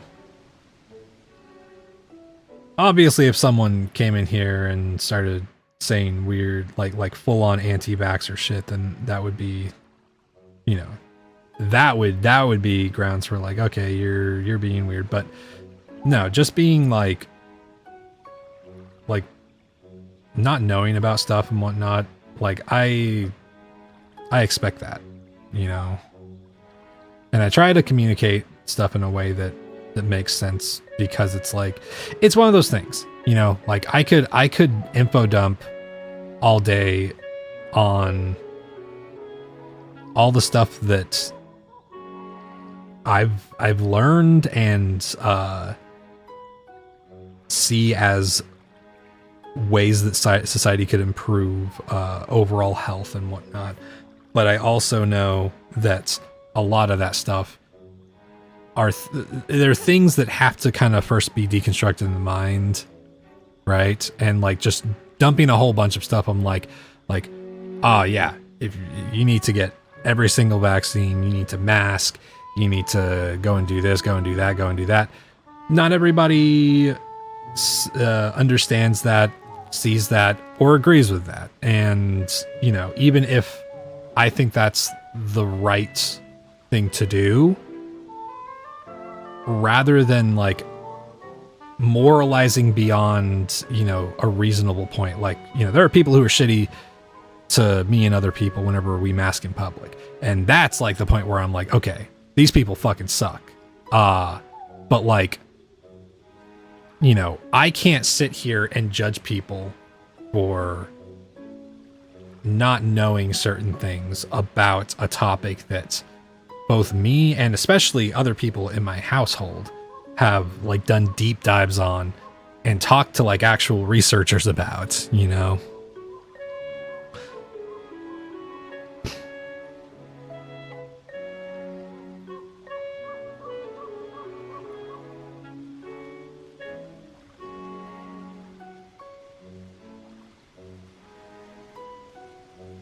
You want to say your pain, but how you say it without me and I mean, there's a few ways that I personally try to The biggest thing is like, I think framing it, right?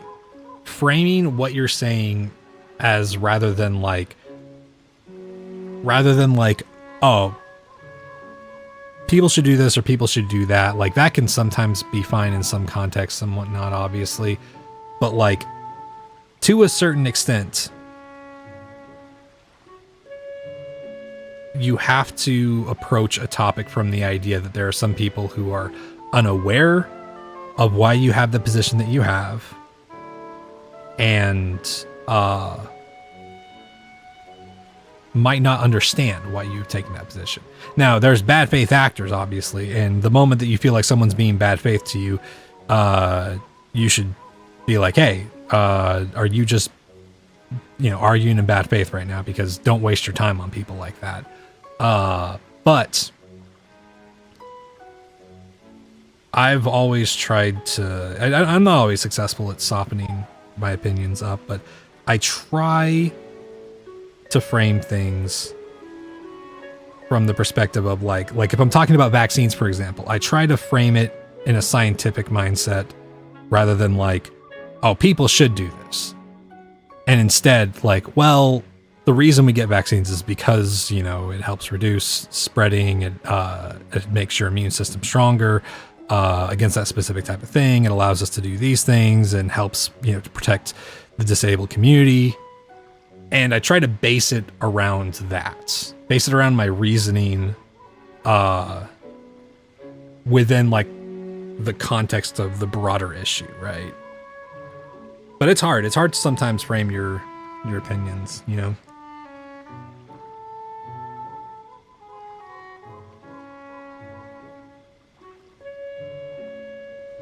Try to base it off of CSAP talking points they hand out to all leftists. Base it off of Fed posting.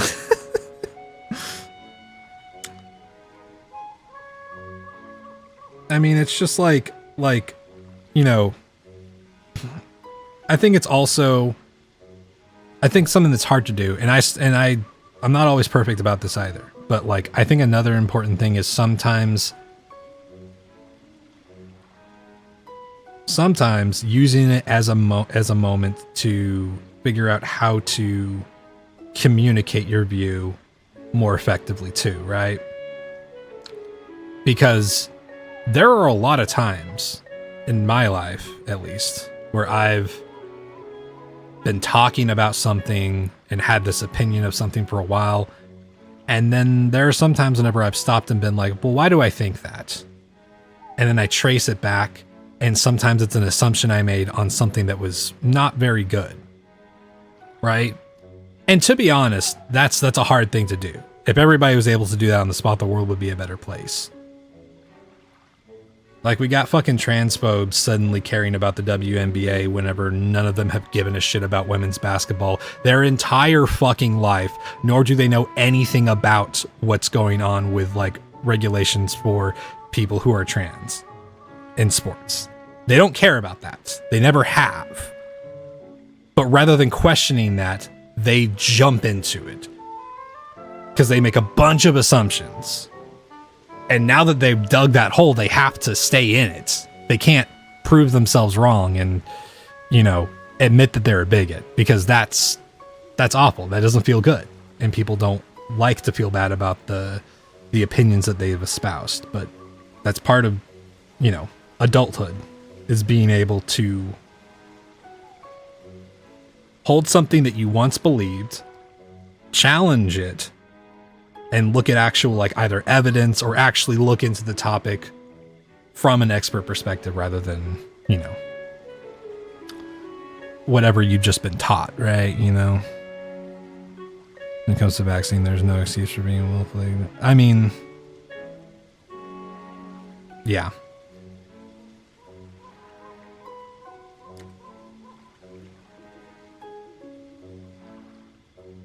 I mean, ignorant in the sense of, like,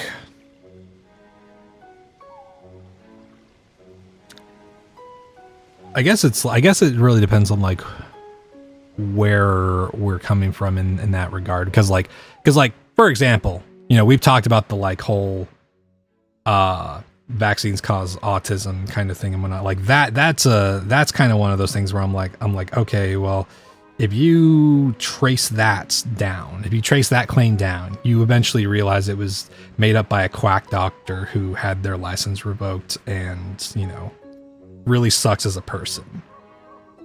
But I do think that there's areas where people are less educated on vaccines, not necessarily through a fault of their own, right? Got into a fight with your in-laws about it and told them either they're a bigot or I should be able to compete in women's wrestling because I'm AFAB. Yeah, PMOS. Yeah. Yeah, there's a lot of people who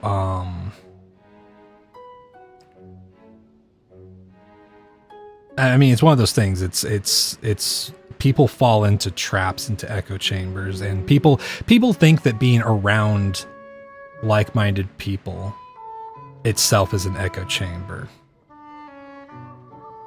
But echo chambers are really when you are in an ideological like position because you have just consumed media of other people espousing those ideas without evidence, right? But an echo chamber is not going and doing research by like looking at studies and what experts have to say on the issue. That is not an echo chamber, right? You know.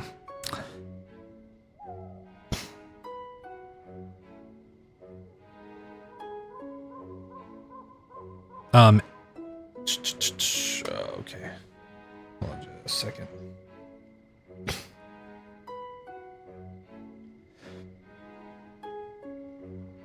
Oh yeah, Lecto. Yeah, people who are anti-vaxxers, especially because of like religious stuff, it's kind of ridiculous. Like,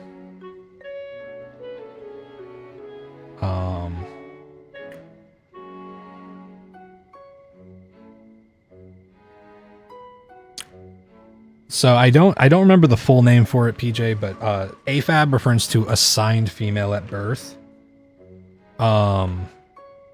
And PMOS is an ovarian condition.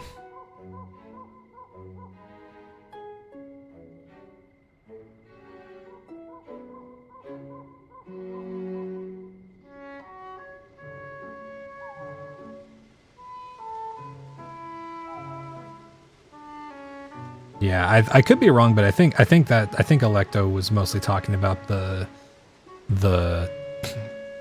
whole movement of like weird right-wing religious people who were like saying like, oh, it's the mark of the beast getting the vaccine and like, oh, God this and God that, whenever it's like, that's not, none of that has anything to do with vaccines, and you're using the Bible as a fucking excuse to push anti-vaxxer mentality and whatnot. Polyendocrine metabolic ovarian syndrome. Yes.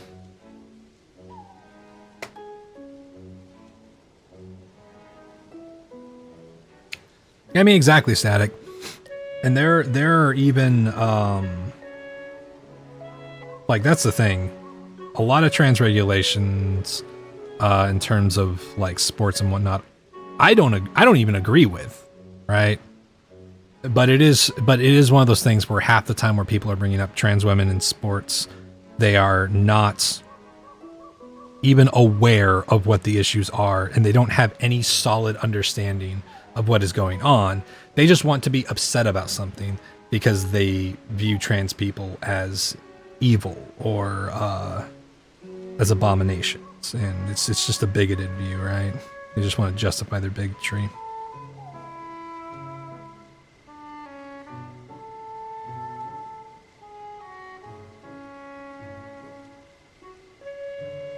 You're so up to people during COVID lockdown because people go and get something to say about it. Yeah, that was one thing we were talking about earlier. You know, there were a lot of people who were just so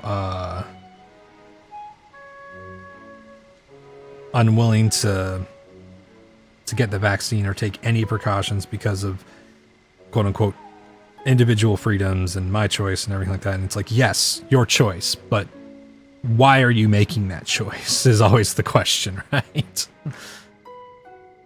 Like, you are free to have any opinion that you want, but it is important to ask the question, why do you have that opinion?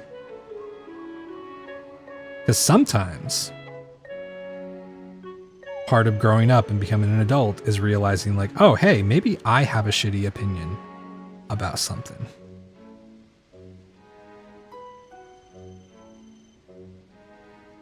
But that is a hard thing for some people to want to do, unfortunately, you know?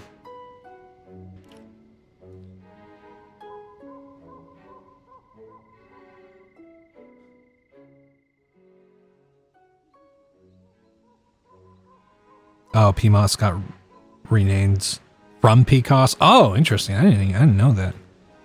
Interesting.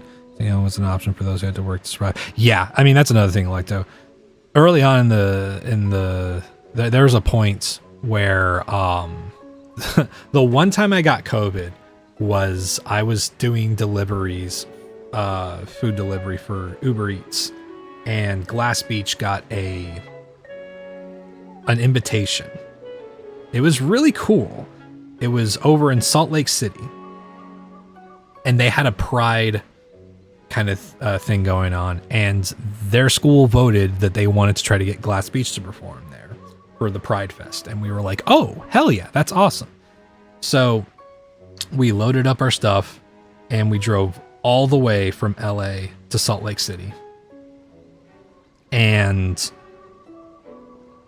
when we got there, I felt like kind of dizzy, and I was like, man, I must be tired, more tired than I thought. And then I woke up the next day,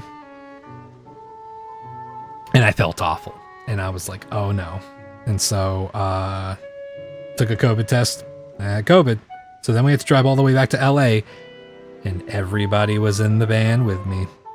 So our whole household got COVID. It was really bad. There were some emergency room visits.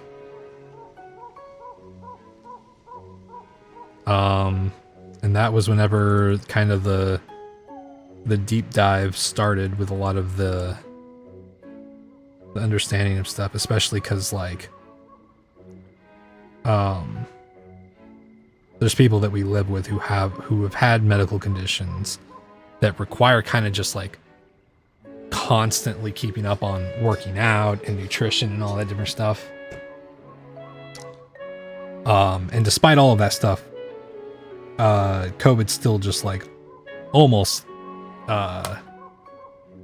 became like a whole life-threatening thing for them. So it was kind of a turning point for our household, you know.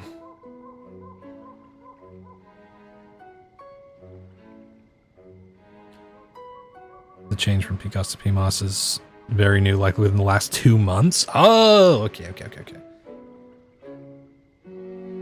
Yeah, I hope the hysterectomy goes well. I have a friend who got one, and they seem pretty happy with the operation.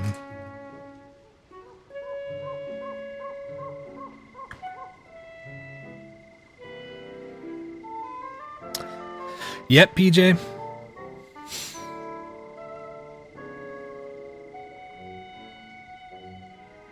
That is one of those really outdated and awful things that that unfortunately should have been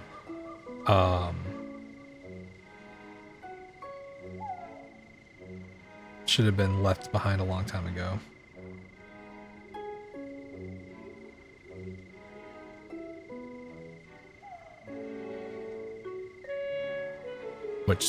What's the /gen for? The what? /gen.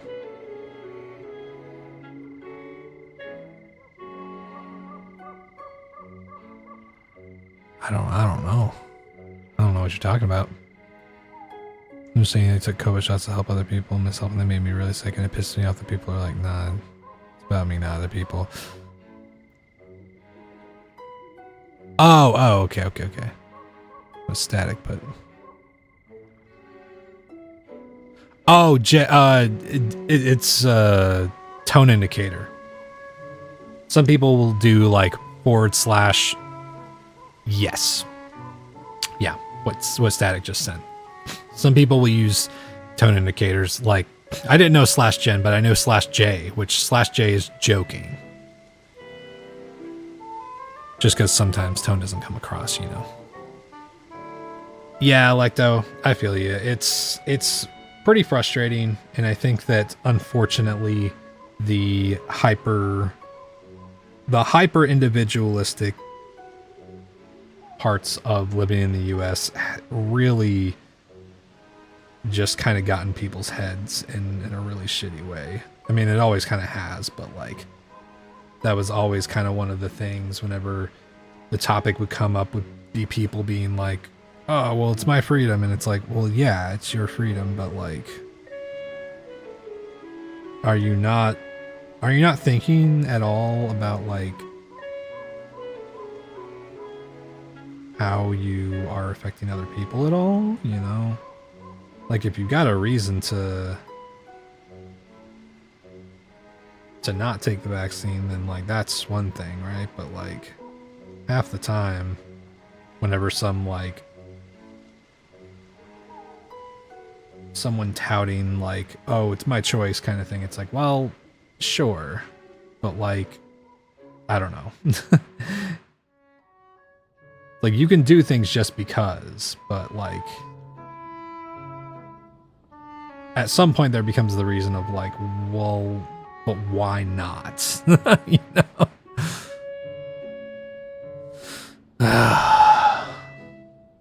Taking these tone indicators all the time.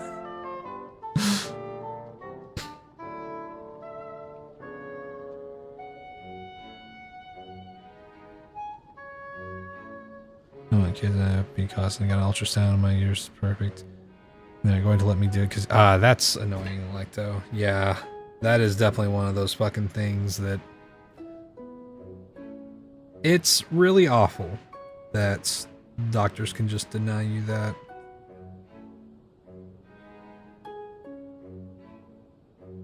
Even if you're making that decision in good health, you know.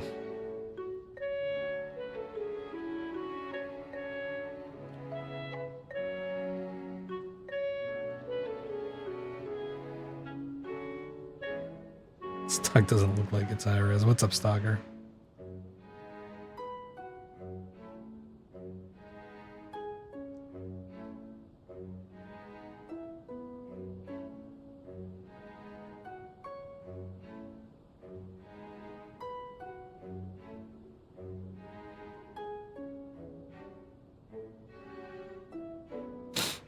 Thank you for the stretch. Stalker broke out of the cage to say woof woof woof woof WOOF. I'm a parrot. Your sister had one in the March and the surgery went well, but she said the recovery was the worst. Yeah, I've heard the recovery is pretty rough. We go to help me nephew. And, oh yeah, I remember you mentioning that.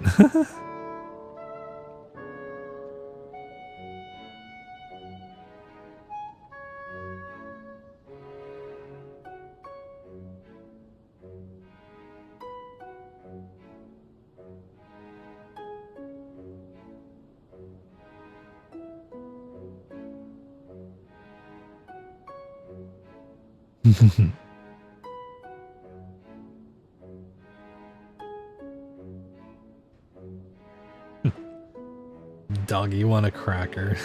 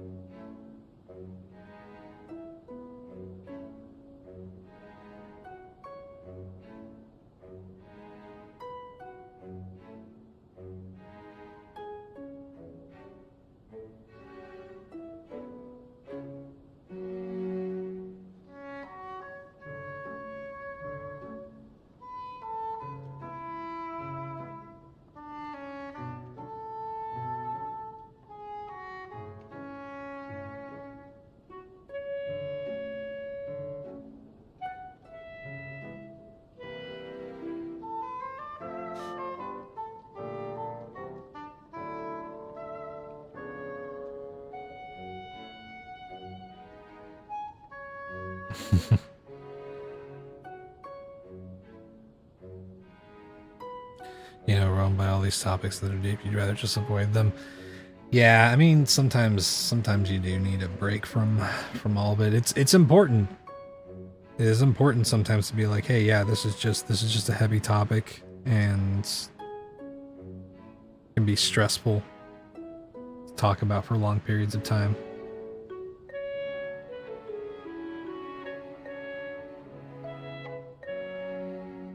I definitely talk about them more than I think the average person does with a lot of the people that I'm around. So I think I have a little bit more of a tolerance in some ways, but I do have to sometimes really cut down on the doom scrolling. I can sometimes get too into a topic and really bum myself out by the state of the world, you know.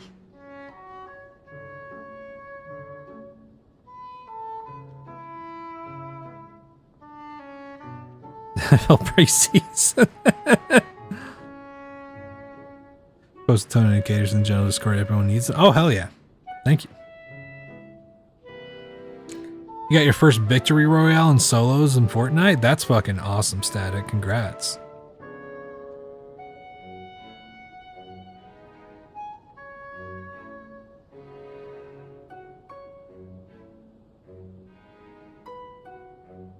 Yeah, Quills, I get you. I've mentioned this before, but there have just been situations where I've had to, like, sometimes topics just do get to be a little overwhelming and dark in general, and there are some topics I can kind of go on for hours about, but I have to sometimes kind of be aware of that that's not the case for a lot of people.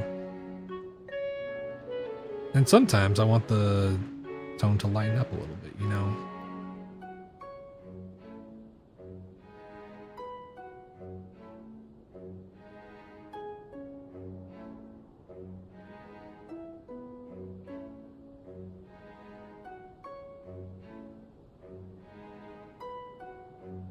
Okay.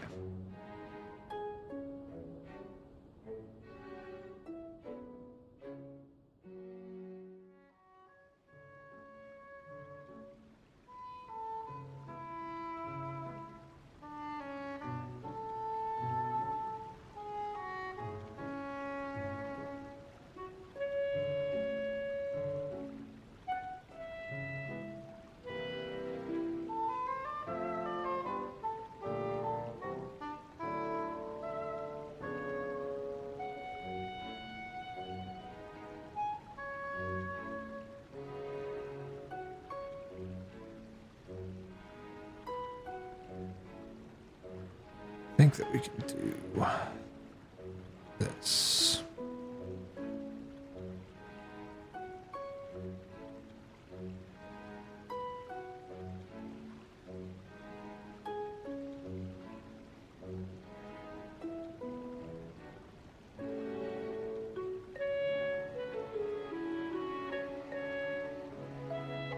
Trying to strike a balance between the reference image and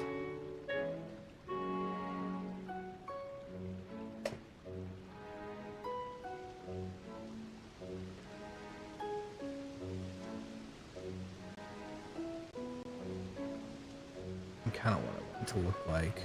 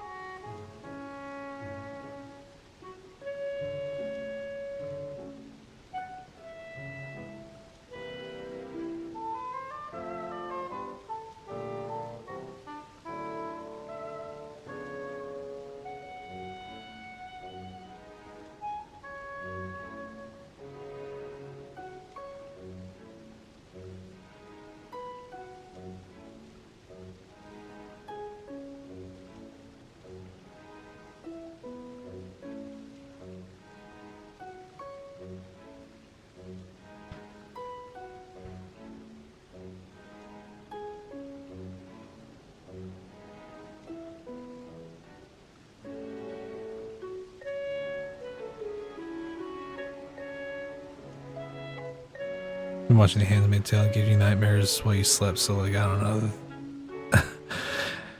Yeah. Yeah, that's a pretty heavy show, Electo, from what I've heard.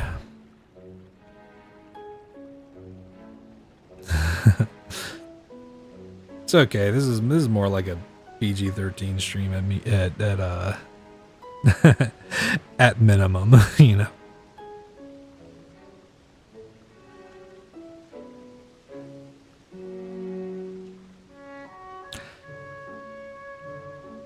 Oh yeah, superhero stuff. I need to go watch the new Spider-Man movie.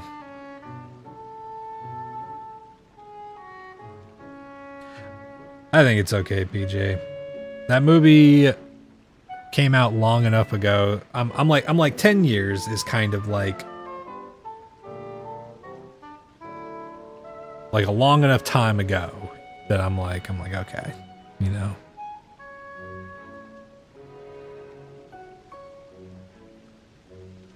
Oh, I did see that, Quill. Yeah, Electo, I've heard that the new one's really good.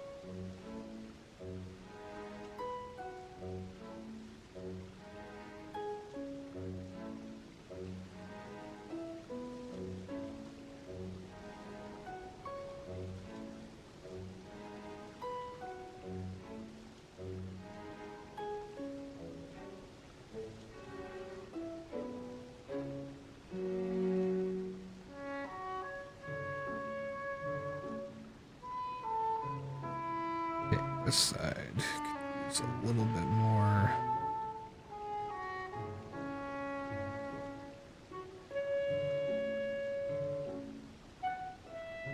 Gradual transition.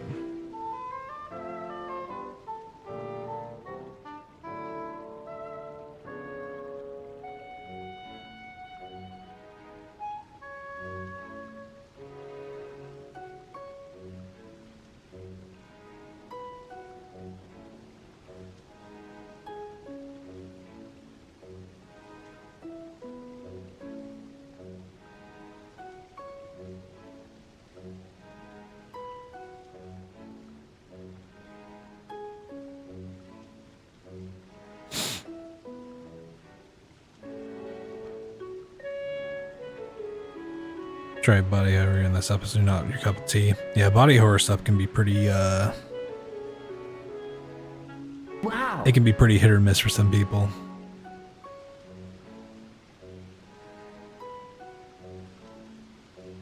Oh, hell yeah, Benar. Also, hello. Though I do love me some Cronenberg.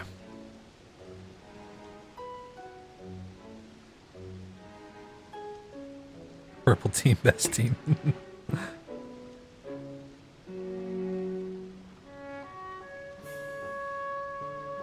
The color out of space. I have heard about that movie. I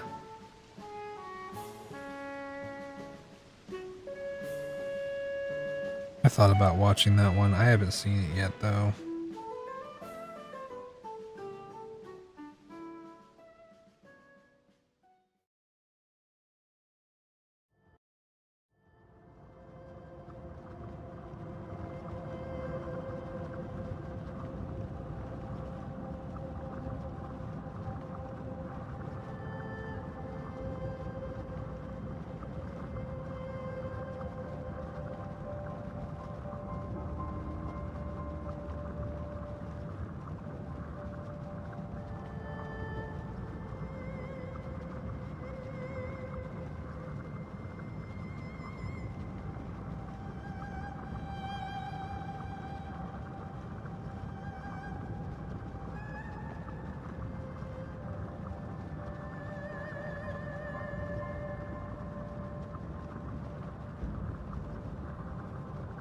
I almost feel like this could use some...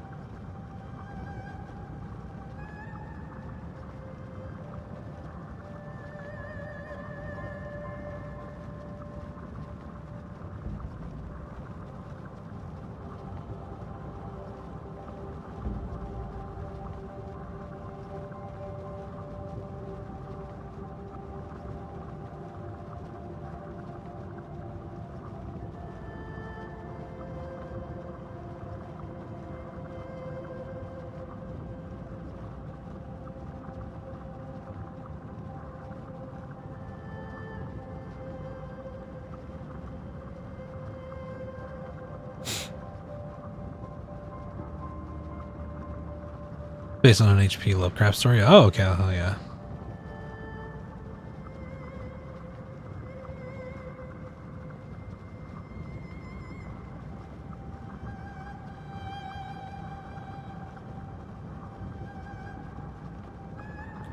Yeah, cool. That is another thing, is like it can really depend on the, obviously it can depend on the author slash director that's handling the material, you know. Some people do body horror for the sake of just like shock and whatnot, but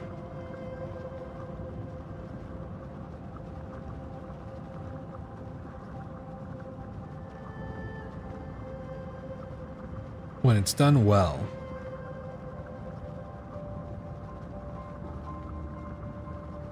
you can come up with some really great stories.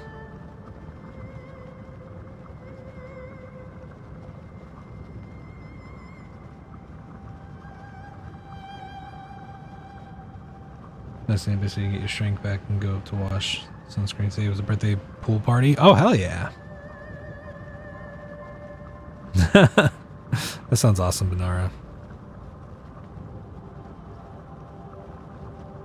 Oh yeah, the end of Akira, yeah.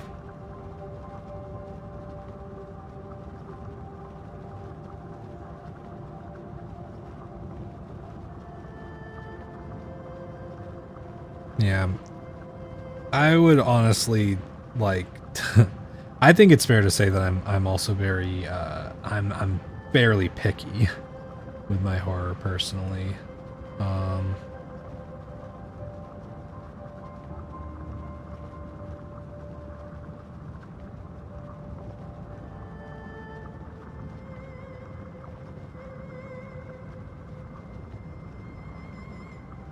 Like a movie franchise that a lot of people like in the horror sphere, but I'm not a fan of, is what was it called? Terrifier? Is that what it's called? The one about Art the Clown. Go scare the shit out of you.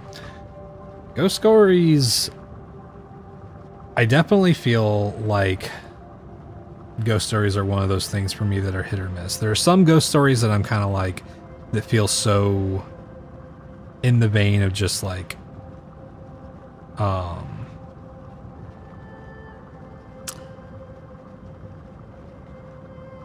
I don't know. Like, I was not a huge fan of like The Conjuring, for example. I know that a lot of people really love that movie.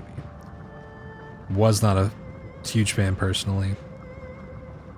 But I love ghost stories and supernatural like horror stories like that when the framing of it is interesting or pretty clever.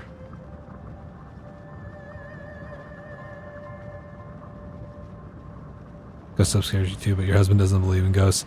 Yeah, that's kind of the thing for me. Is I'm like, ghost stuff is a lot less scary for me directly, because for me it has to be framed right with like the right kind of thing going on. Like in ghost stories, the concept of ghosts don't scare me. It's mostly the feeling of like what the characters are going through and all that stuff. The metaphorical shit, right? Which I guess, go figure. That's like most of the horrifying parts of horror.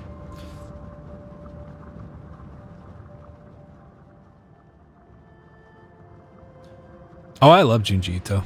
Junji Ito is pretty great. A believer in ghosts. Yeah, I don't know apartment. Oh yeah.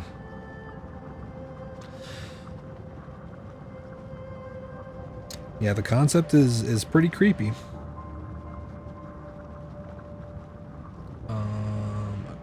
Okay. Do this. There we go. Water guns were like $5 a pop for the zoo runs Kroger. Oh fuck yeah! That sounds like a nice fucking party, honestly.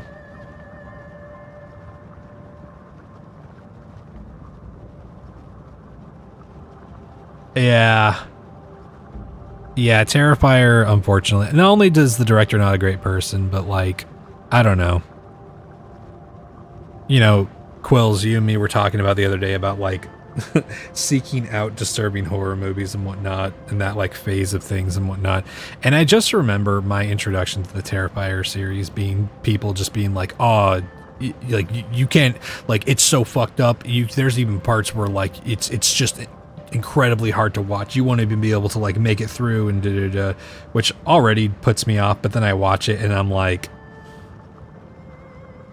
I don't know. I watched it and I was like, okay, sure, whatever. Like, I don't know. Not only is the acting just not great, but like what you said, Agent, it just feels like gratuitous violence against women, and I'm kind of just like, okay, you know.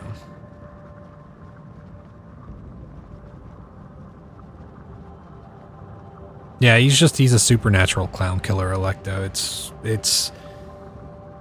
There's a whole slasher lore behind him and whatnot, but I don't know.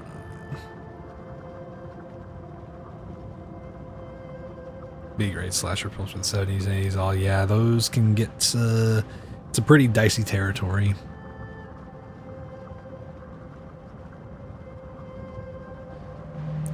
You can watch Supernatural, but not the first season. After that, it gets humorous, and you're okay with that. Oh yeah, I never watched Supernatural. I've seen like clips of it, but I never watched it.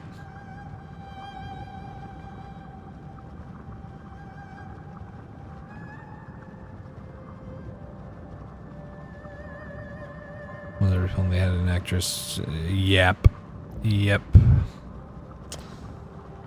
Supernatural has Nazi necromancers trying to resurrect Hitler, and Dina's like, I killed Hitler, you're welcome. That's good. They were the nanos in their size of the 9mm, but they were good range capacity. Fuck yeah.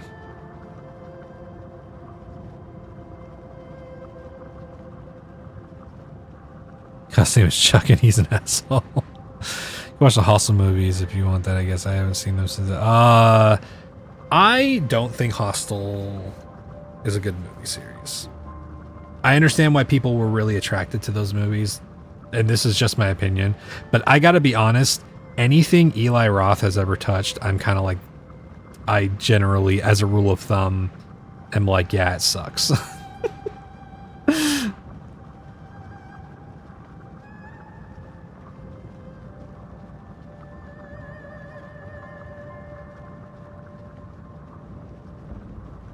But I'm a certified Eli Roth hater, so, you know.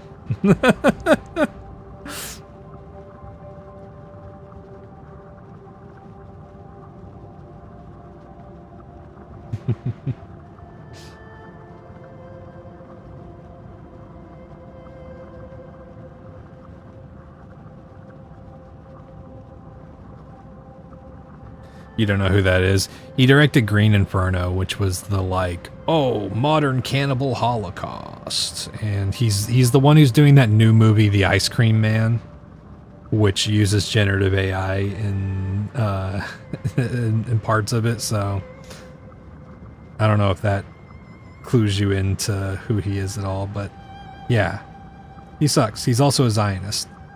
So, you know. Oh, yeah, I think I remember that line. The one about the sunglasses. Can he rot in hell? He should.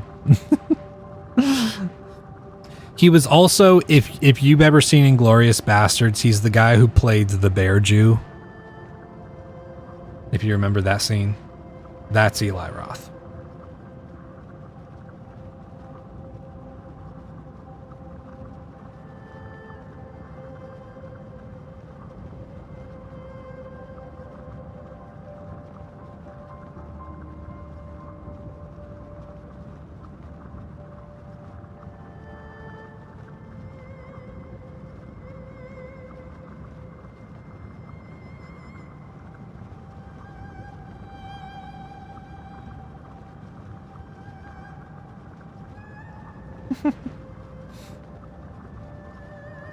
And TV was a thing. Supernatural was always on the mornings before you went to school, and your dad would watch it on your little CRT TV. Hell yeah.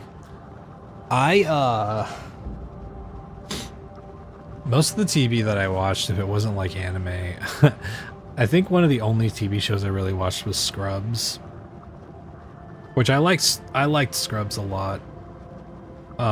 There's some things that don't hold up super well with that show, but there are a lot of really great parts of Scrubs, though. I liked that show.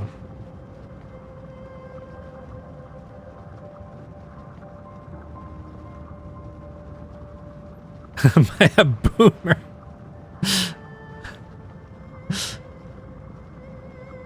I mean, that was whenever I was like, I think like 13 or 14. I don't know.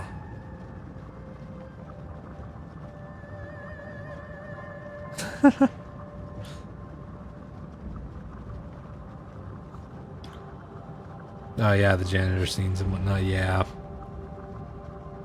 it had lots of really good moments. The funny part is I've heard some good things about the reboot, so I've been considering giving that a chance. But I also am unsure if I want to sit down and actually try to watch, you know, all of that.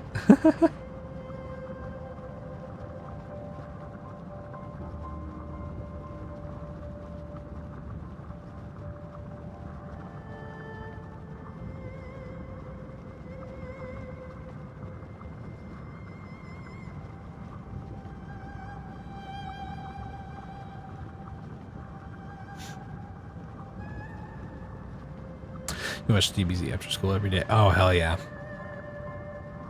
I did love watching DBZ.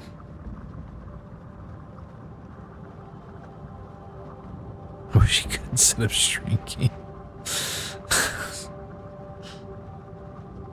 My I'll take is that Scrubs wasn't really that good. It was just better than most crap we were served different. Did not age well. I mean, I don't know. I think Scrubs was generally, storyline wise, mostly was a pretty good TV show, but it had characters that had really shitty bits. It had some moments that were pretty insensitive and pretty bad and have not aged well.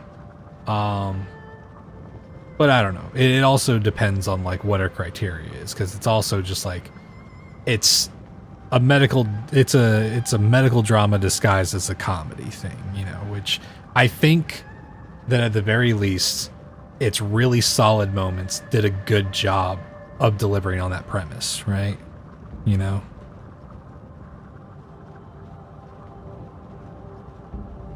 Yo, what's up, AJ? How's it going? Shrinking was by the Scrubs creator, Miles Better. Interesting. Maybe I'll have to go check that out. Mom and stepdad watched 2.5 Men every day during dinner. Yeah, unfortunately, Scrubs was like one of the like 3 live action shows I ever fucking watched. First time I binge watched The Office, I loved it. Now rewatching it kind of sucks. Yeah. Yeah, The Office is a little bit of a weird one because The Office is one of those shows where you see clips of it online and you're like, man, this show had some pretty good moments. And then you go back and you watch The Office and you're like, oh no, when are the good moments gonna happen? You know? The U.S. Office, right? Yeah, I'm pretty sure we're talking about the U.S. Office. Yeah, I'm a weeb. What of it?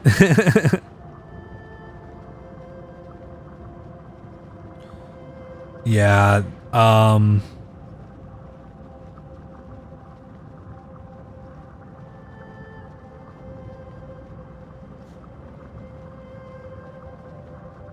personally, I just miss TV shows at least getting a chance to breathe and like actually explore their like the premise they're delivering on and whatnot, which like that's one of the biggest issues now is how often shows they'll get like 1 or 2 seasons to deliver on everything they're trying to you know do for the audience, and it's kind of like, damn dude, like, well yeah, they're not gonna get to like really flesh out what's going on if they don't have time to fucking breathe and maybe have like one kind of bad season so that they can, you know, figure out what works and what doesn't work. Let them experiment a little bit, you know?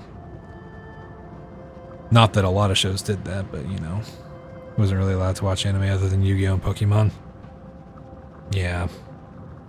I know a few people who grew up in a situation like that. Have you seen the Ricky Gervais version?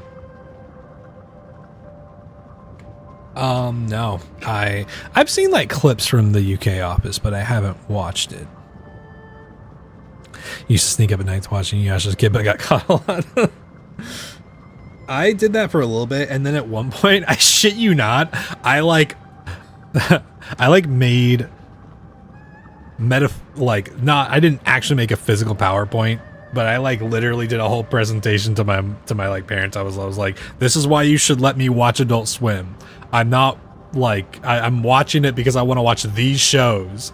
And I showed them and they're like, fine, if you can reason this much with it, then I think that you can probably handle watching more mature shows. And they let me watch Adult Swim finally. Garth Marenghi's Dark Place. I do. Okay, that's one of those shows that I need to go back and rewatch because I remember it, but I don't remember enough of it.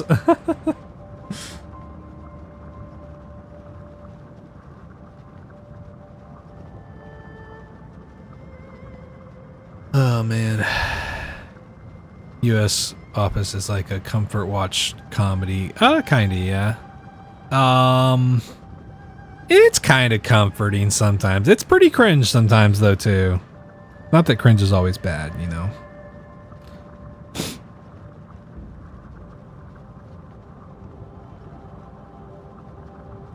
My parents didn't care. I watched as long as it didn't have naked bodies. Yeah, I mean, that was one of the reasons that I was able to convince them. Is I was like, I'm not watching porn. And they were like, okay. Steve Carell's endearing. Okay, this is what I'm talking about, Quills. Steve Carell in that show is endearing in the clips. The good clips of The Office, he is endearing. There are so many... I want to say like a good 70% of the show, 60 to 70% of the show, he is not endearing. He is...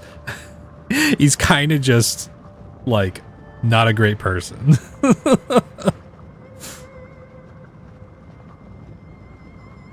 I was not been kind of getting back into the swing of things. I'm sorry, dude. Yeah, that shit is... I know shit's been a little bit hard. I hope things do get better. Inuyasha's naked bodies. I mean, yeah, but like the focus isn't like they're not showing like nipple and they're not showing nipple and pussy and whatnot, you know.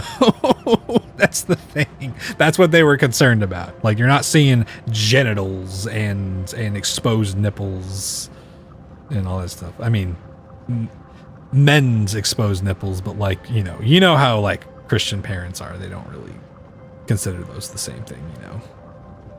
More satire than it is comedy.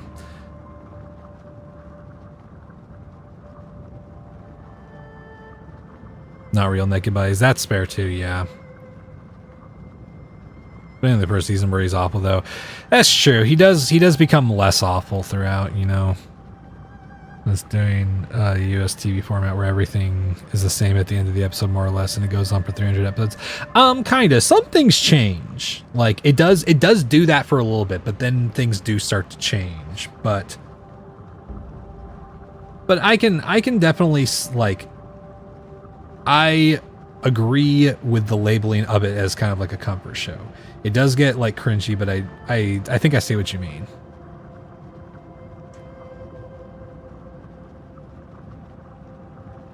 Into where he's more socially awkward. Yeah, except for Toby. I want to watch Game of Thrones, but you can't afford it. Oh yeah. Well, the good news is that you only have to watch the first 5 seasons, and the rest is kind of meh. I mean, some people would even say season 5 is pretty meh. Not sure if you saw your message, but I was wondering if you'd be free this week sometime to record some co-op OT stuff. This week is going to be a little difficult for me. I've just got some other stuff that I'm trying to get done, AJ. But if you have something going on next week or like over the next month, let me know, because I think I should be able to do something. UK format's 6 episode seasons and there's 2. Oh, okay. So stuff changes a lot faster then. Video, I'd like to get 1 month of the streaming service and have to binge it because you can't afford. Yeah, that's fair. Electo. Accelerating discomfort. Interesting. Okay. You have all of Game of Thrones on DVD. Oh yeah. Oh man, Game of Thrones is one of those book series that I was kind of waiting until it was finished to read, and now I might just have to read what's there and be satisfied with that, because we may just never get the ending of it.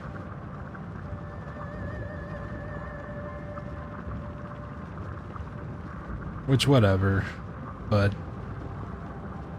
unfortunate, because I would have really liked to have seen the ending.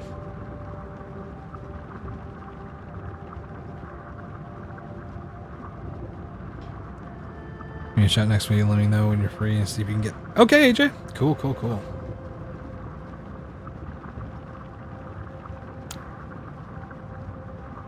DVD's more expensive than streaming services. You cry. Also, I don't have a DVD player.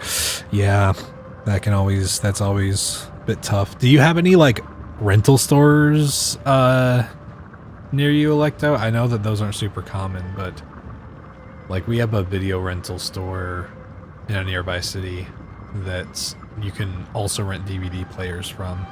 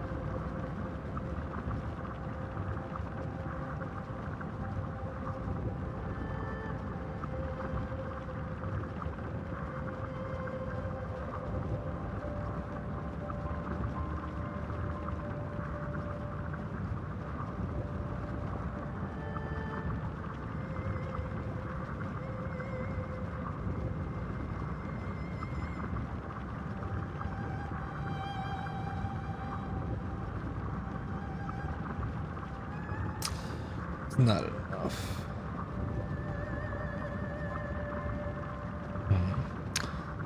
Maybe I can find a brush here that does it a bit better.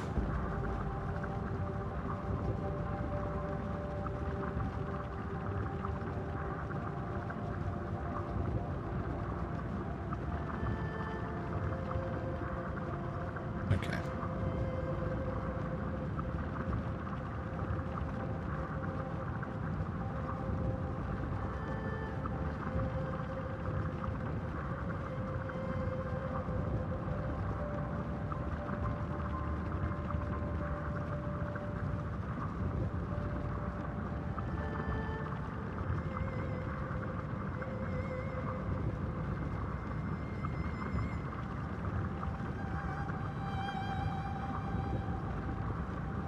Don't really like that.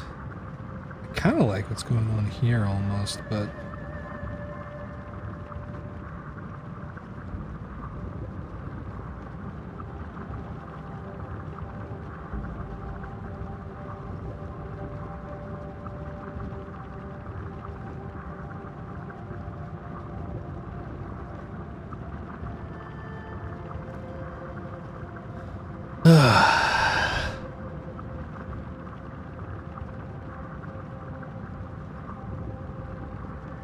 The track makes me pee. Only a Nintendo console to run 1064 games. You watch on your PS4. You can watch on your PS5, but you guys when the gamer and got the digital PS5 because he didn't know there was gonna. Oh yeah, yeah.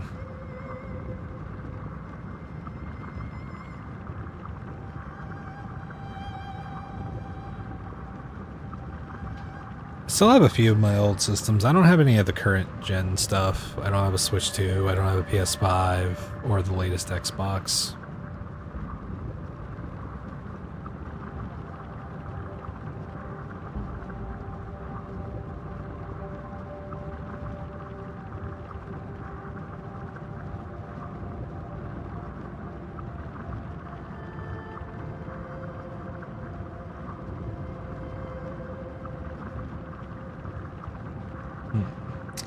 Don't like how square this is getting.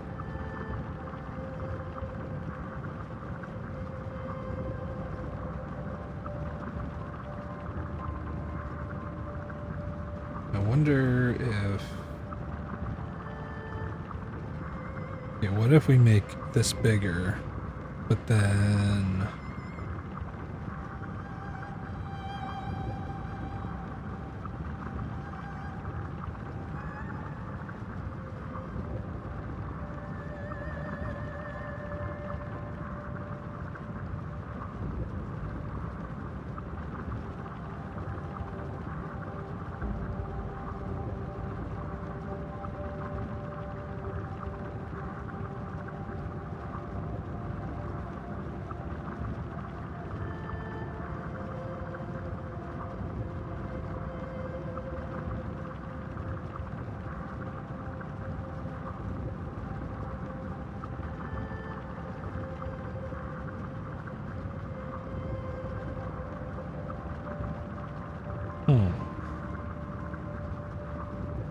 I don't think it's a big enough change, honestly, to worry about it. I just wanted to try some different textured brushes.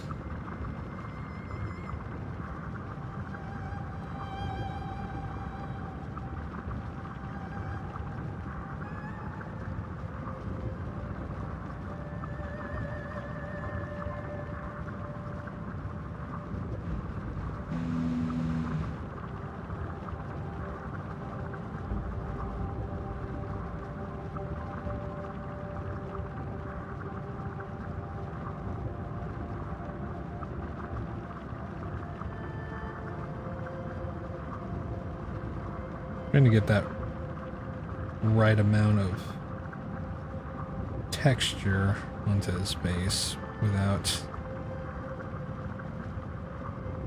having it being overwhelming.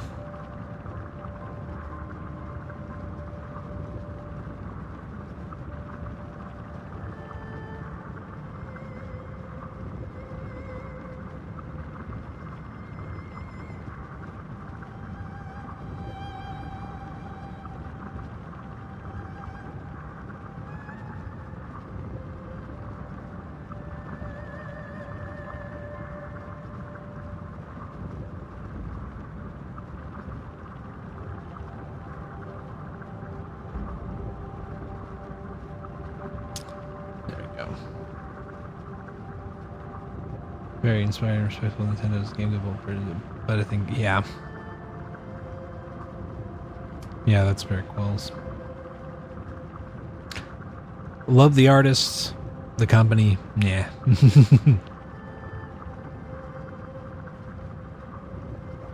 Okay, PJ.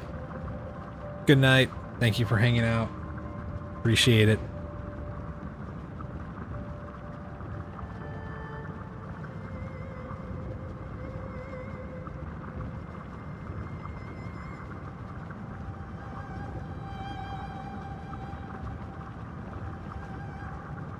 I think that if we make this there.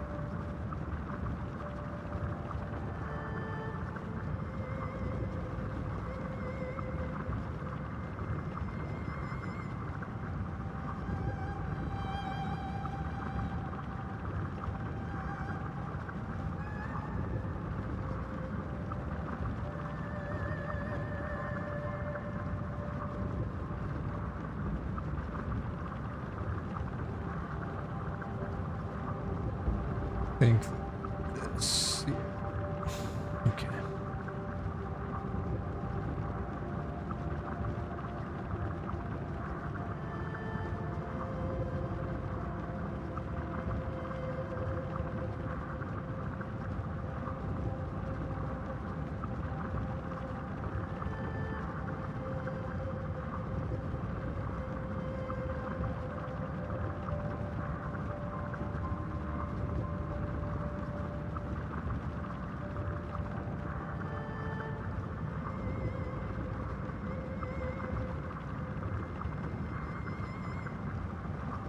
We're starting to get there.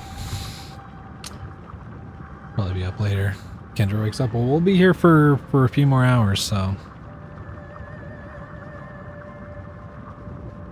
Right equal good. At times the best. Company equals still a company. Yep. Yep. Yep. Companies still are companies, unfortunately.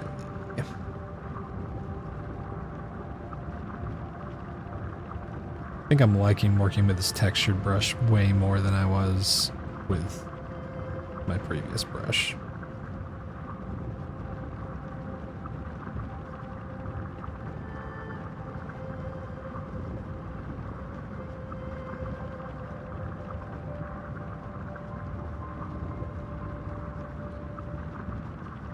Dude, drying fur, especially short fur, is always super fucking hard, man.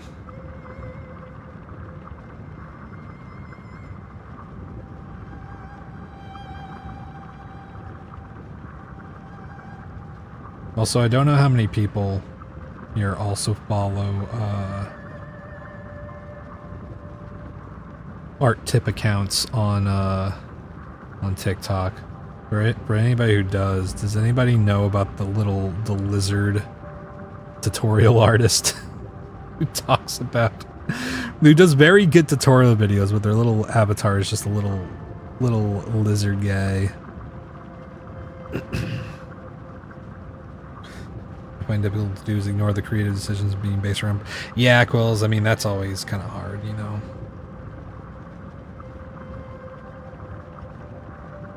It's one of those things, you know. I really do think that all kinds of limitations, including financial ones, can lead to interesting decisions made in art.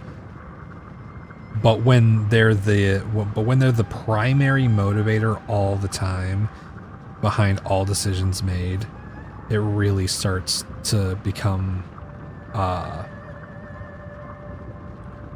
it really starts to cause the art to suffer, right? You know, that's kind of the thing. But that is capitalism for you. Unfortunately.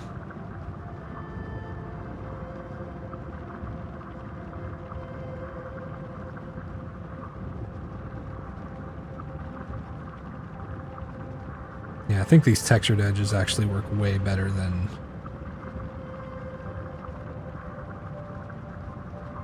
what I was doing before.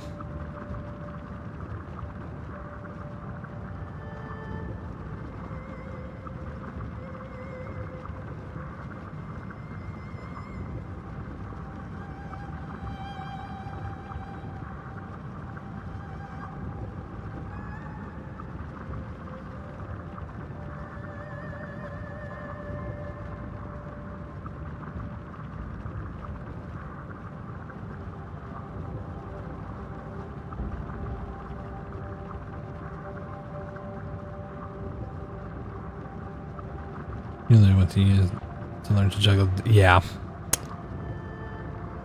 No, I get you, Quills.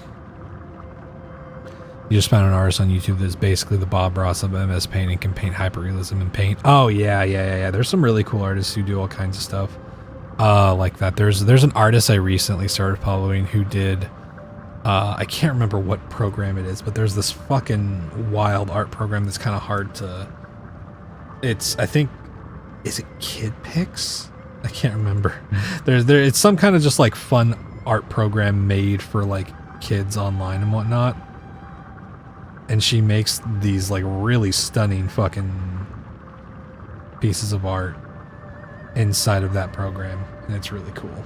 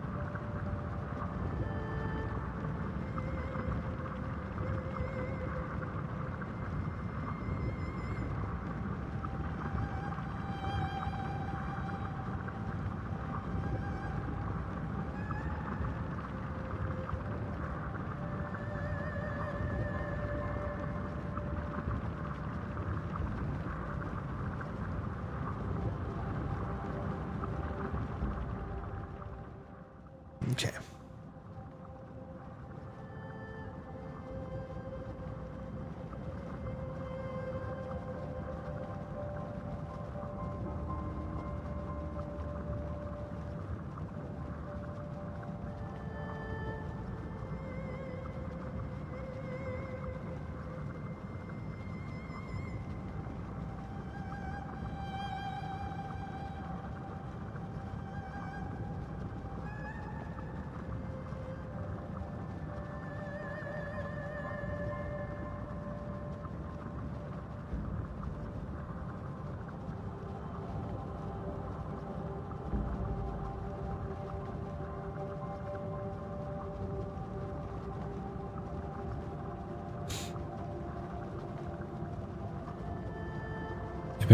Need to finish your assignment before the appointment with your instructor later, but I don't think I can focus on it. It's so hard to focus on things when your whole body hurts.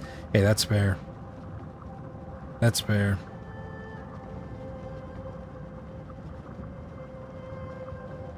Oh, oops.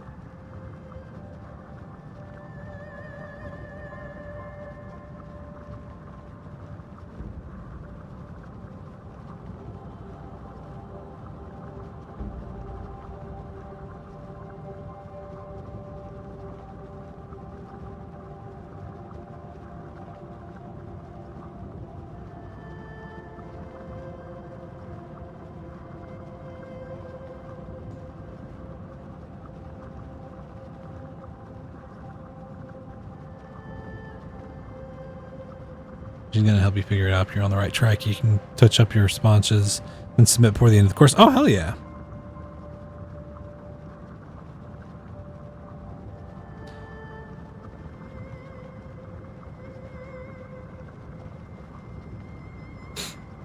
I'm right there with you, Quills. Yeah. No, I'm with you.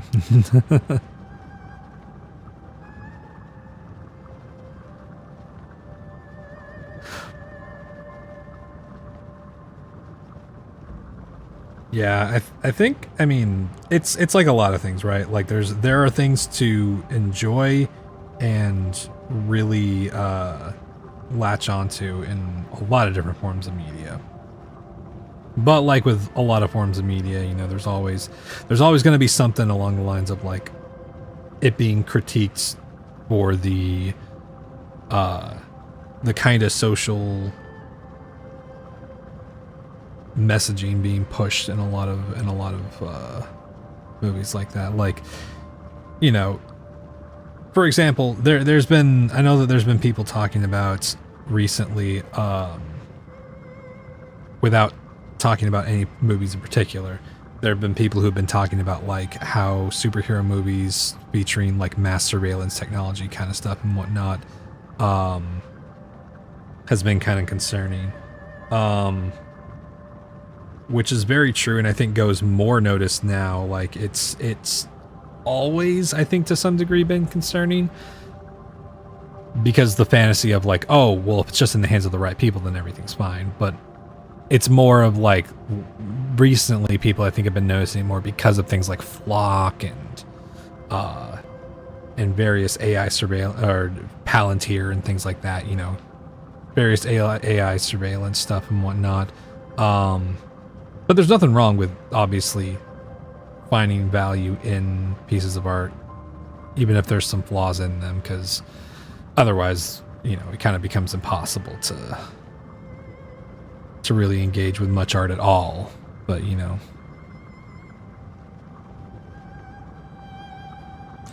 one of the stage things to do is when we got some spare money, we go buy $5 movies at Walmart, and you always choose the superhero ones. Hell yeah. And that's another thing. Like that's also a very respectable perspective on it, Electo, I think, because of the fact that, like, you know, you are learning about yourself and not necessarily like, you know, because we've talked about the whole Harry Potter J.K. Rowling thing a whole lot, and not to get too deep into that because we know how shitty that conversation, like we know where that conversation leads, and it's shitty. And J.K. Rowling should burn in hell. But rather than like holding on to like necessarily the flaws in the story, holding on to something that helps you learn about yourself and not necessarily being something that's directly tied to like actively shitty, awful people entirely is another thing. Because to a certain degree, no ethical consumption under capitalism and all that, but you know, there's definitely always a bit of a reckoning, especially in capitalist societies, of like what you choose to engage with, because to a certain extent you can only really cut out so much before nothing is left, right?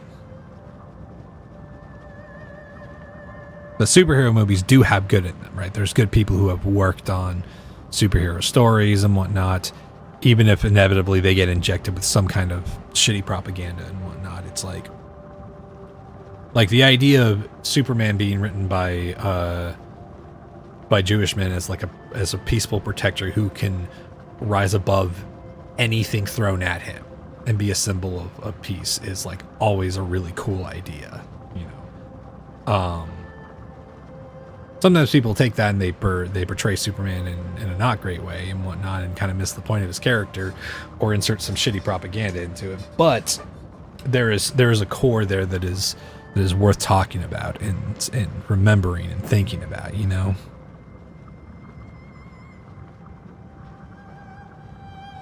I love Tremere because I watched it with my pop secretly while yeah, that's funny. Also describing taste, I'm not gonna think less of someone for having. Yeah, that's also another thing. Is like sometimes it is just up to taste, because there is a degree to which it's like there are certain things that I'm just like tired of, right? Just like how there's certain things that Electo is probably tired of, or Quills is tired of, or Agents is tired of, or doesn't feel like there's enough of, and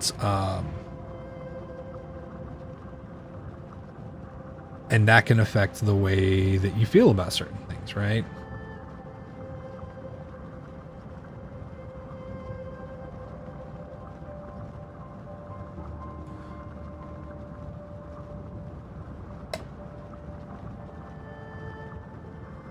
Hate the artist, but not the art. Yeah, I mean, that is one thing to grapple with, Gratuitous. Unfortunately, bad people can make good art, and good people can make bad art. And by good and bad, I mean like subjectively, obviously. But, you know, it's always the question of like, you know, finding the most finding a way that you can connect with art in unethical ways is always kind of an unfortunate but like very real part of interacting with a lot of media. Like, for example, as much as it was a huge part of my childhood, Rurouni Kenshin is something that I'm never ever gonna buy actual like anything that supports the actual artist, because that guy's a real fucking piece of shit. And even though I might pirate some stuff, I'm definitely not gonna ever support that dude, right?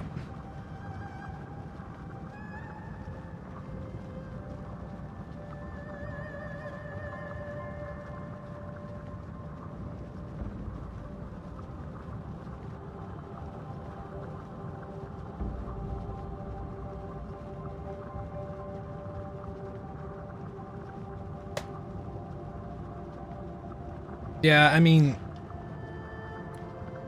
J.K. Rowling is just a shitty transphobe at the end of the day. Like, that's really just the thing. She directly funds anti-trans legislation, so it's like,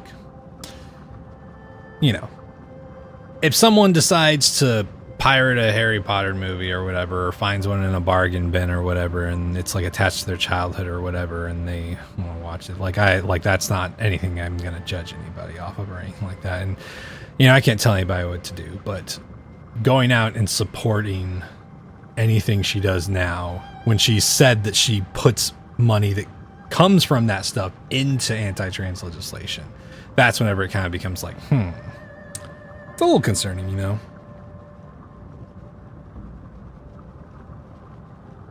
Yeah, Meyer art, and also recognize that there's element. Yeah, I mean, that's the whole, yeah, exactly, Quills. It is unfortunately just grappling with how you can ethically consume something despite the problems that come with the existence of a piece of media or the choices of the person who made it, right? You know. Oh yeah, I'm sure at one point she was very just in the category of misguided, but you know,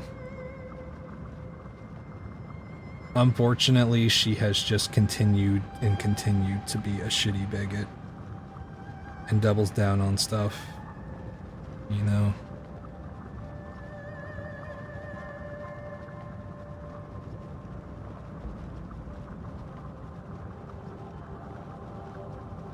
In her brain, she's a feminist.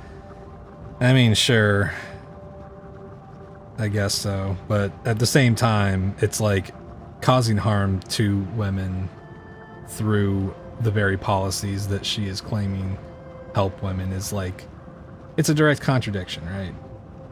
Like, I don't know. TERFs calling themselves feminists sounds the same to me as Nazis calling themselves socialists, right?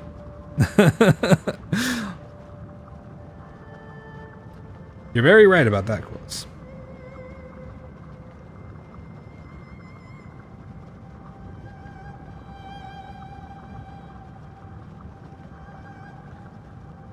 And unfortunately, a lot of online communities have really gotten very shitty about transphobia recently. I've had to really cleanse my fucking For You page as of late. It really misses the far more contemporary idea of solid. Yeah. Yep. Intersectionality is important, people.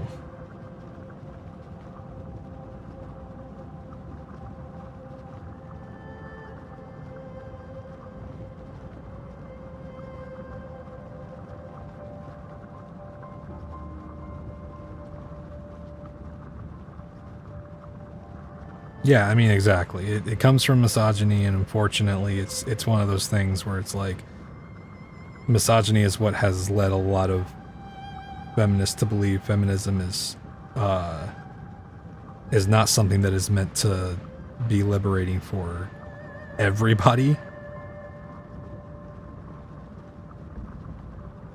Which is not to say that, not to take away from the fact that men largely hold up the issues that relate to what feminism fights against, but you know, a lot of times that gets forgotten, that it's like that, like, part of it is about creating equality and equity and all that stuff, you know. Hey, Barbara was a dumb way before she showed true colors. Hogwarts legacy was on the time she deserved, and she had nearly nothing to do with that anyway. In the series, I mean, sure, but it's not about that necessarily gratuitous. Like, aside from the fact that there are concerning things about Harry Potter, but that's a whole nother conversation. I obviously don't really want to talk about Harry Potter as a property, but it's less about the works themselves, and it's more of that she has directly stated in interviews that when people buy Harry Potter books or Hogwarts Legacy or support the new TV show or anything like that, all of that stuff, all of that support, that money, some of it goes to her, and she uses money from those various projects to fund anti-trans legislation. She has stated this. This is not like a hypothetical thing. She has said this herself. So it's kind of in the territory of like she is directly doing harm, and regardless of whether or not she kind of went off the deep end in terms of bigotry later on, it's like she is using her platform to cause harm, you know?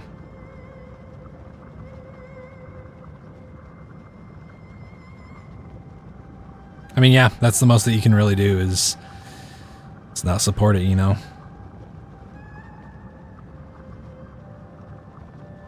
Another billionaire buying into politics, yeah.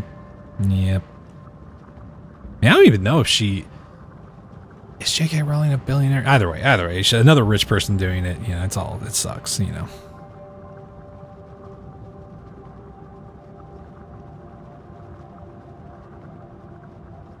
Yeah, Quills, I did hear about that.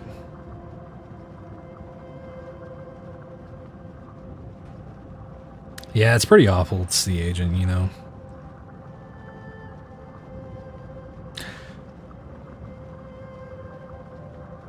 Yeah, I feel you, Gratuitous. It's unfortunate, and, you know, it's one of those things.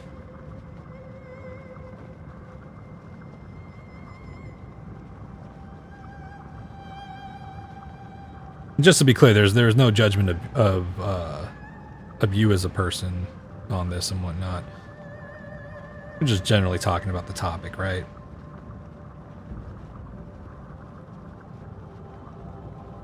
And just felt like it was worthwhile to bring up that part of the discussion, that she is currently an awful person. Just because I like for people to know that, you know.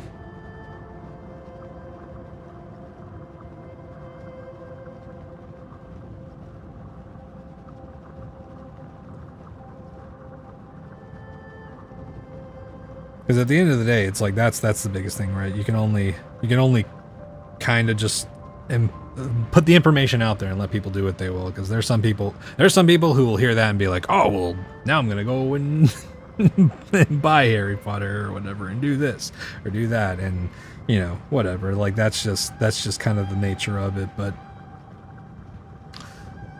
at least if it's known, the person can make an informed decision, right? You know.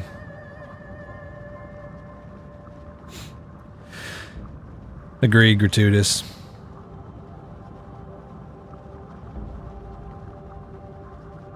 Even if Rowling gets the money from Hogwarts, that doesn't mean it doesn't support the arts. They probably didn't all agree. I mean, yeah, Electo, but like, I don't know. At the end of the day, you have to a certain degree, make decisions. Well, like, I don't know. If Ben Shapiro came, or like any fucking right-winger came to me and asked me to do artwork or audio stuff of their stuff, and it like directly involved hate campaigns and really bigoted views and whatnot, there is, to a degree, a level at which people have to survive. But there's also a degree to which I would rather be working a much worse job than ever being involved with something like that. There was a point where I worked for a call center, for example, that took on calls for various different causes, usually nonprofits, sometimes political organizations. And one time we had a situation where half of us were calling for Hillary Clinton and half of us were calling for Donald Trump. And I chose to not do that, and ended up quitting there because it was one of those things where I was like, it was dangerous because like I knew that it meant that I might end up late on rent and possibly on the streets. But to a certain degree, there has to be some level of consideration, because even if you're a game dev, it's like, I don't know. I'm like, I cannot imagine. That's just too far personally for me to be willing to work with someone like J.K. Rowling on something like that, you know. And I can't judge everybody for it. To a certain degree, that it's fucked. No matter what, there's some level of shitty consumption going on in capitalism. But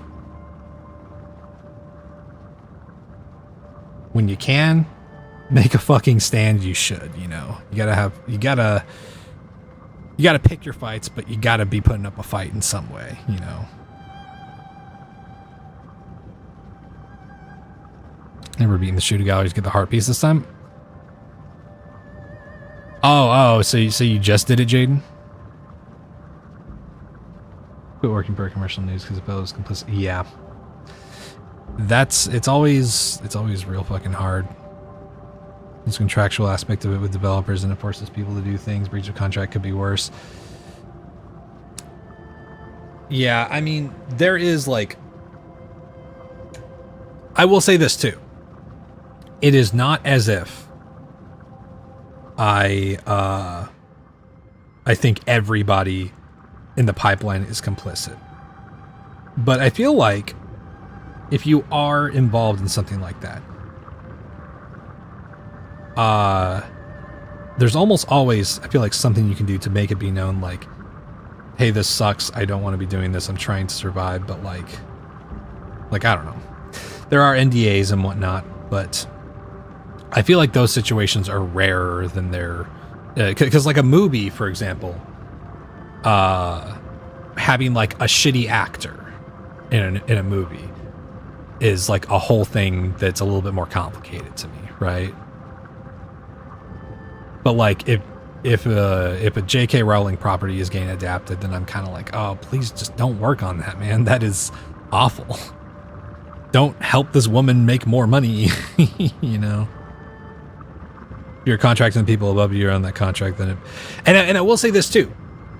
People like game developers most of the time are like, they already get paid for their work doing like the work for the game. It's not like a royalty situation a lot of times for individual developers at game studios. Like there are indie studios that kind of work that way, but it's a lot rarer of a situation, right?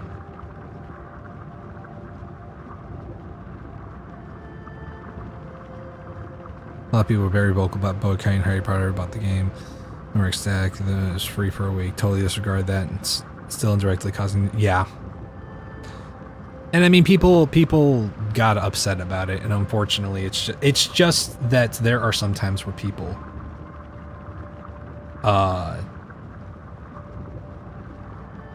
don't want to be challenged on that. Like, fuck, there were a lot of... there were several... streamers that I unfollowed because they were just unabashedly willing to stream Hogwarts Legacy. Everything is complicated.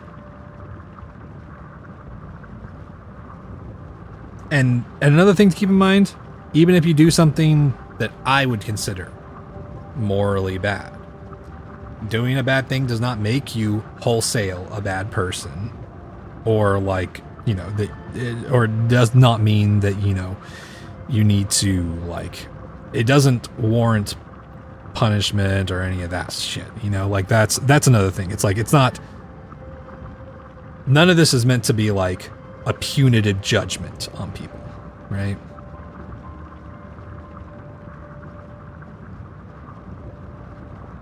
Because I think sometimes some of this discourse does leak into that territory where people are like, they get into kind of they fall into the kind of mindset that they are trying to fight against, right? But I just played a game scope, yeah. And I mean another thing, Electo, is that like there are some people, as much as I wholesale hope that someone is not supporting any J.K. Rowling property, I also think that there's degrees of harm, right? There are some people who are broadcasting that game to thousands of people over the internet, and several of those thousands of people seeing that and taking this person, putting it on their platform as an endorsement of like, oh, it's okay for me to do it then, like, and promoting the game and whatnot, and potentially welcoming in people who are bigoted, right?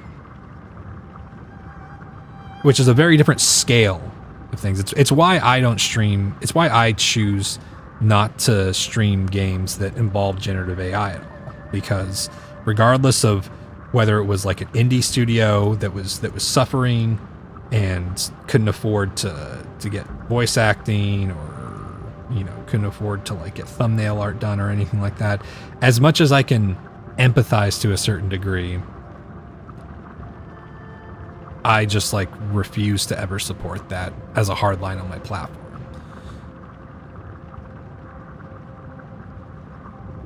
But it's all varying, and like you said, it's complicated. There's discussions to be had, and truly there is no point in discussions being something that is like taken as like a wholesale judgment of a person, right? Like if someone says that they had played Hogwarts Legacy, that is not an instant like, oh, you're a bad person, yada yada yada, all this different stuff. Even though I would ask questions, and we've had conversations about this before, but like, even though I would have questions, I'm not, my goal is not to play judge, jury, executioner about anything. My goal is just to determine like, what is the line for this person? What is the line for this person for this kind of stuff, right?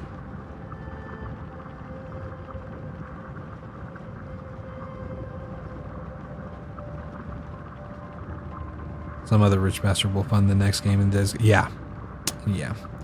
There are parent companies, private equities, the people with jobs, and don't even realize that the tip top. Yeah.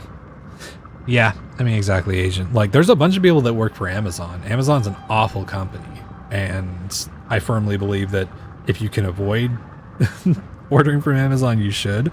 But number one, I also understand that there's a lot of people who that's kind of just what, like, where they need to order stuff from to get stuff delivered to them.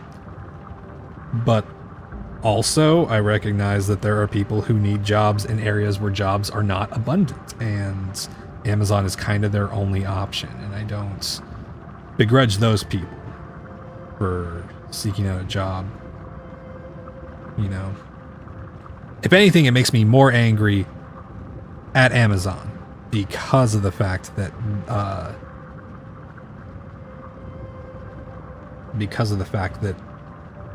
they make it extremely hard for people to feel like they're making an ethical decision a lot of the time.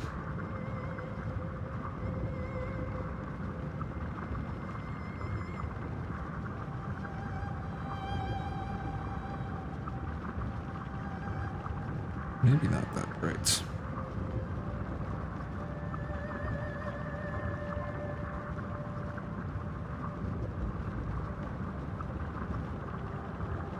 Not that red. Like right there.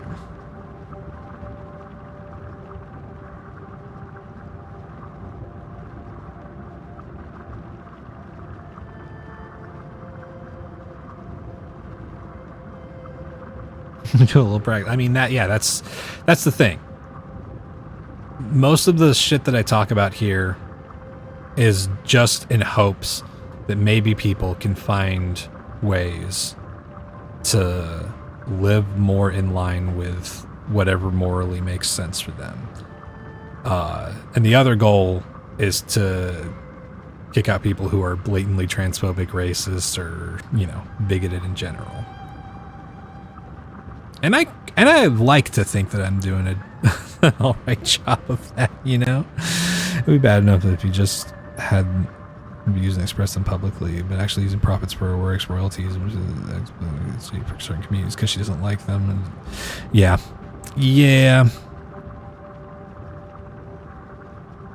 That posting is cool, but Amazon owns this platform. Didn't J.K. Rowling even take a stab at asexual people once? I mean, that wouldn't surprise me. I don't listen to anything that fucking loser says online, but there was a point where I was just like, the moment I see the words J.K. Rowling says or talks about or anything, I instantly just don't pay attention to it because I'm like, okay, well, she sucks. So I already know this. I'm not gonna let that fucking vulture take up more space in my brain than, like, knowing that she exists currently is bad enough. I don't need that in my brain. You know? Oh man. Feel sorry for anyone who works in Amazon. Yeah, gratuitous. I mean, that's the thing, is like situations like that, I feel bad for the employees, really, you know. By the way, this is based on the shopping cart pick. I've got a chat up, but not the actual stream. Yeah, it's based on the shopping cart pick. I'm trying to inject some youth into my boy here. Because as cute as that pick is, I'd like to give him a little bit of youth, you know?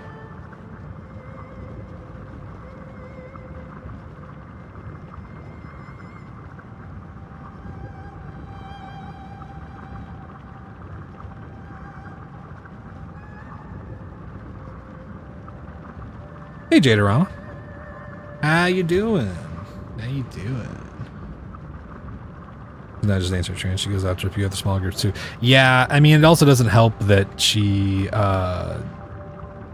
some of the stuff in Harry Potter is, like, she's got that black professor whose name is like Henry Shacklebolt or something like that. Something Shacklebolt is his last name, which is like, Jesus. And, I can't remember the Asian character's name. Kingsley Shacklebolt. It's just, what the fuck? Oh, man. Ain't got no tear left. You're doing a great job, you think. Well, I'm glad. I'm glad that you think so, because your opinion is the one that matters here for this.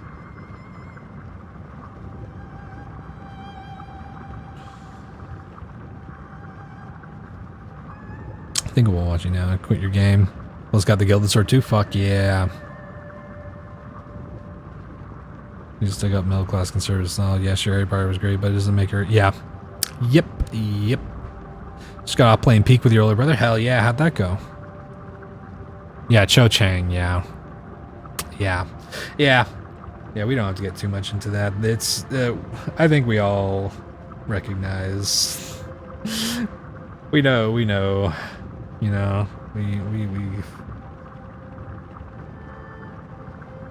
we're all on the same page here. You know.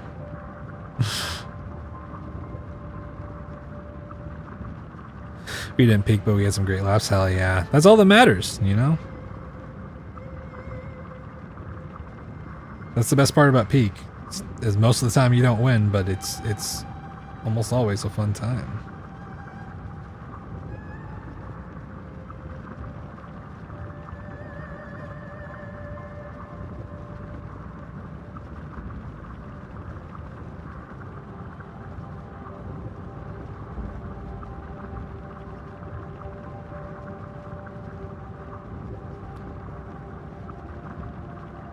We're not at hammer time.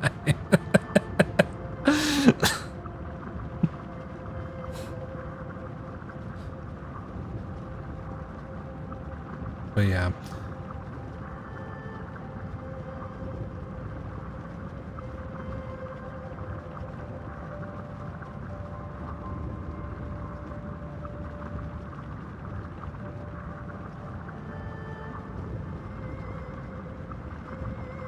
Let's look right.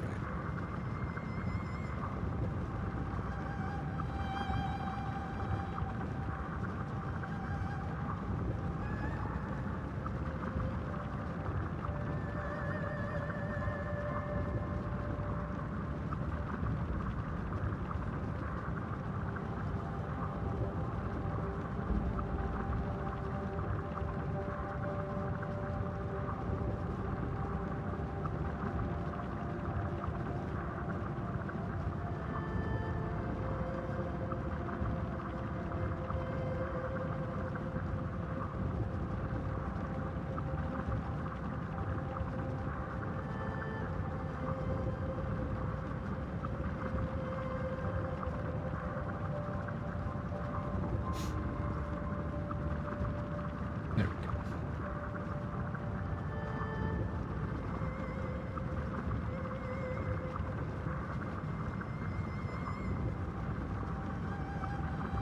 Okay, so if we get like pretty orange.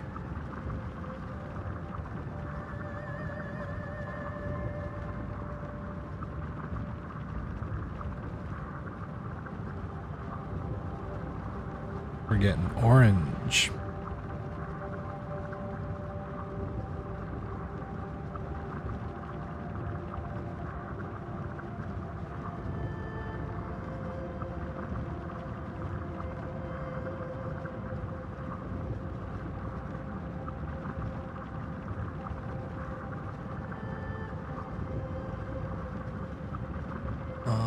Okay.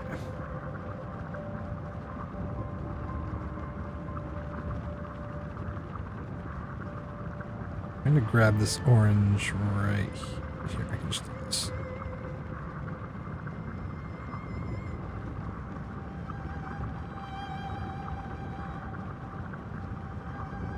Sometimes you gotta push the colors a little bit, chat.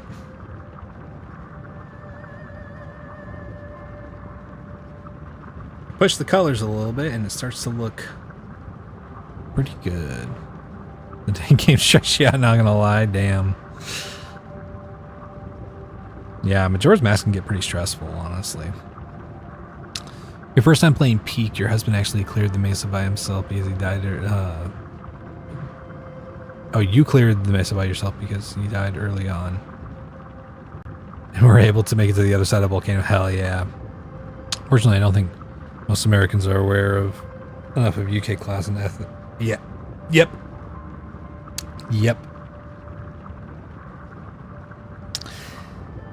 I mean, honestly, Quills, unfortunately, I think that the US has its own brand of that, right?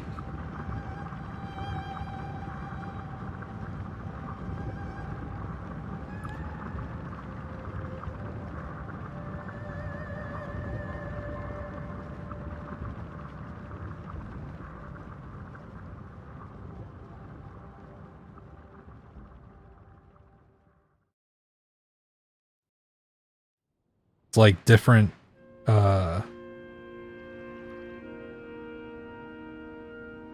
different song, but they rhyme. You know, that kind of whole thing, right? We also talked a bit more about life in general, and honestly, really frustrating to talk to him since he's questioning his gender, and we're still on the same page. Hell yeah! The most stressful Zelda games should be Majora's Mask. Yeah, I don't know how the GameCube game compares to the N64 version, but Majora's Mask definitely has quite a few glitches. I think US audiences are aware when a book is portraying a fantasy version of Jim Crow, though. I don't know about that, Quill. I don't know about that, man. Yo, Celestial, dude, what's up, man? How's it going?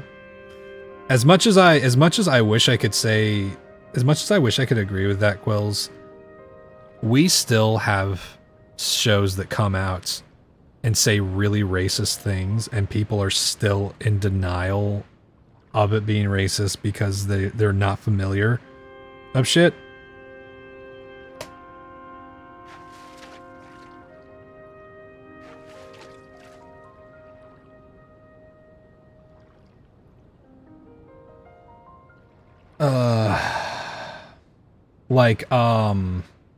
Are you familiar with the phrase 40 acres and a mule, Quills? Because so Kendrick Lamar, you know, he's got a song with that he's got a performance where he has that whole that thing as his intro at the Super Bowl and whatnot. And I cannot tell you how many people that I knew who didn't know what 40 acres and a mule was referring to.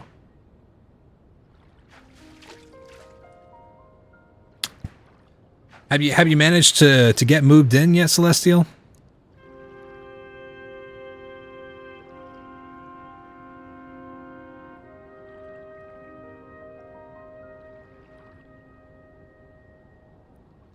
Got your sub is out now? Oh, damn. It's wild that shows produced around the 60s to the 90s are way more... yeah, I mean, there's definitely aspects of them that, like, think a lot less about, like... it's like there's still ignorance and bigotry, but it's like less targeted. It's I don't know. That's the thing, is like transphobia has just become more targeted. Unfortunately, you know. I don't know if Jay was seeing your message. I think Jaden saw it about the GameCube version being pretty solid. You're not even American, you know that westward expansion is stuff.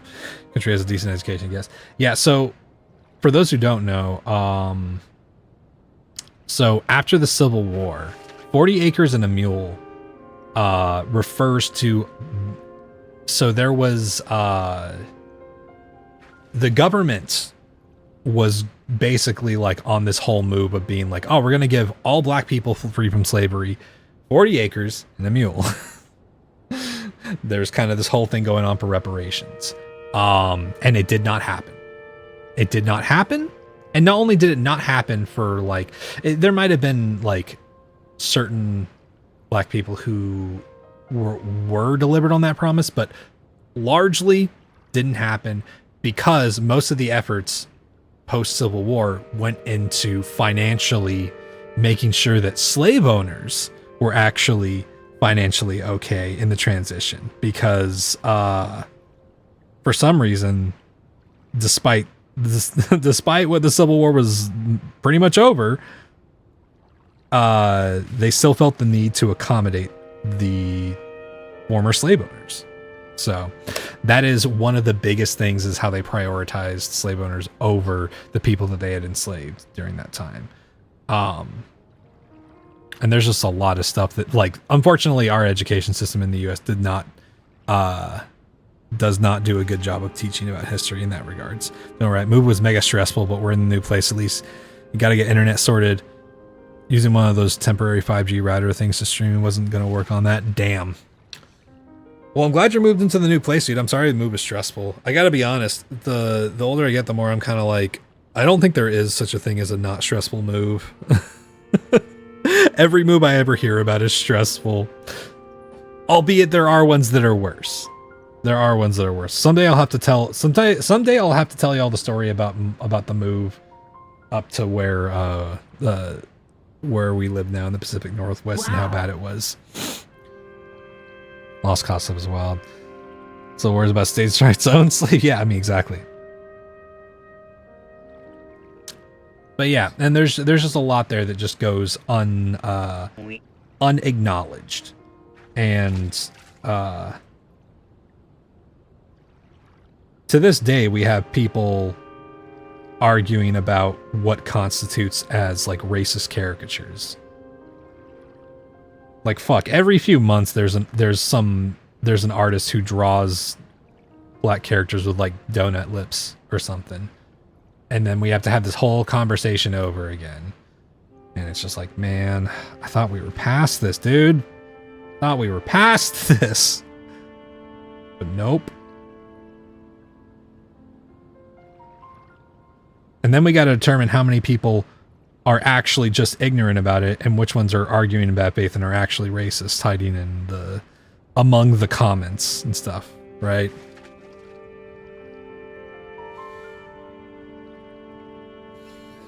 Emancipation Proclamation is not being actual legislation. Yep. 13th Amendment and all that, you know. Would have came earlier, but we're playing. Hey, no, that's fine, Jada. I'm glad you had a good time. Back from getting sunscreen off. Feel less gross now. Fuck yeah.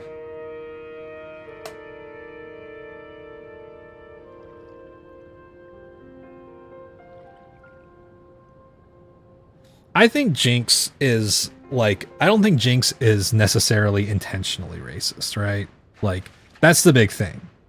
I don't think Jinx is necessarily intentionally racist. But unfortunately, I think that it is definitely fair to say that the depiction is close enough to racial caricatures that it is not good, right?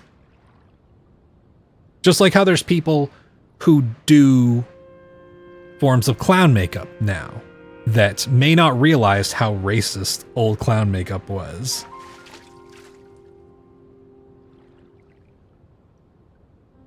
But it is still, unfortunately, pretty racist, you know? Why are you the only one on YouTube? I mean, unfortunately, the YouTube is just not as, like, widespread. Especially with, like, we're doing an art stream right now. There's a few people watching, but, like, I don't know. I recognize that sometimes art streams tend to be less kind of popular on some platforms and whatnot, you know. A lot of stuff you learn in high school is actually banned now. Yeah, that's another thing too. It's gotten worse, you know. Yes, exactly, Quills. Exactly. Some Cooler Ranch Doritos for a snack? Fuck yeah, I love Cooler Ranch Doritos. Okay. I think that we're getting pretty close. We're getting pretty close to this being done. I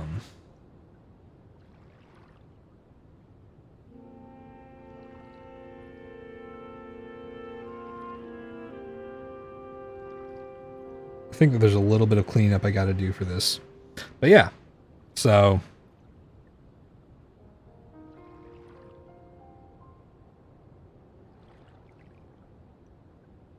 a little bit of shaping up and maybe here, I can do this. I can do this too. This will help. So do a selection. We expand it by like 30-ish. Yeah. So that's good. And then we do that. Oh, oops. Didn't mean to do that. And now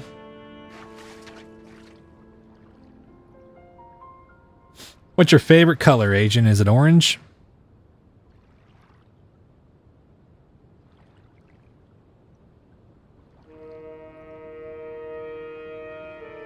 Like we were required to read To Kill a Mockingbird at the... Yeah. Yeah. Which is kind of funny considering how To Kill a Mockingbird... Like, it has its own issues. But it's just like... That's the thing, is like... You can't talk about those issues if you're not even, like, willing to see what people who had a contrary belief system to things like really racist, like slave rhetoric back in the day.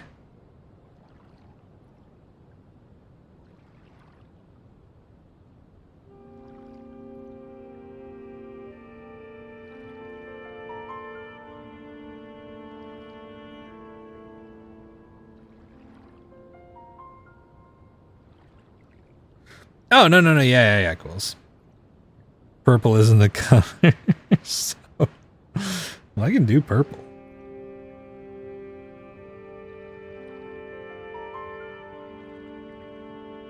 You want light or dark purple?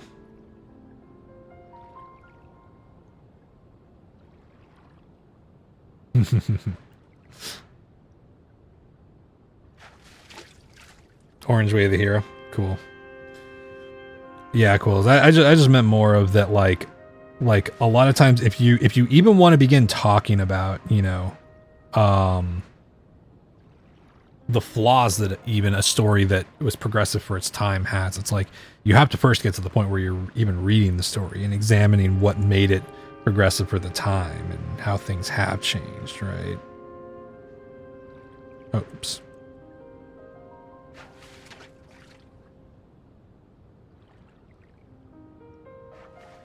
Now, obviously, if you read Mein Kampf like 5 times, because you're examining that, it's like, there might be a question of like, well, why did you read it multiple times? Why do you care that much about what Hitler has to say? But, you know, that's a different thing, you know. Unless, obviously, you're a history, like, scholar or something. Love when Doritos have the heavy blue and red flecks on them. Oh, yeah. Oh, yeah. That's the shit. Were there some Easter eggs you missed the first time? Yeah.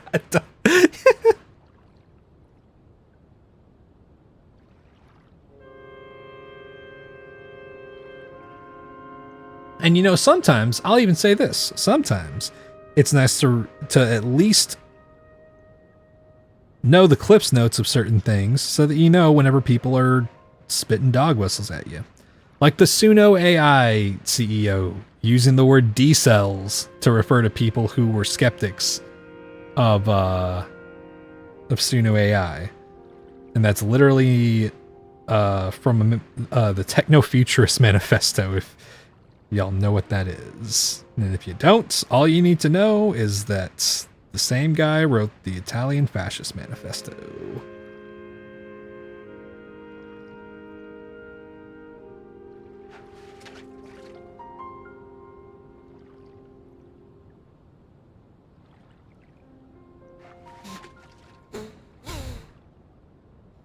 Let's see that hitting Mickey in the butt. Gotta reread it.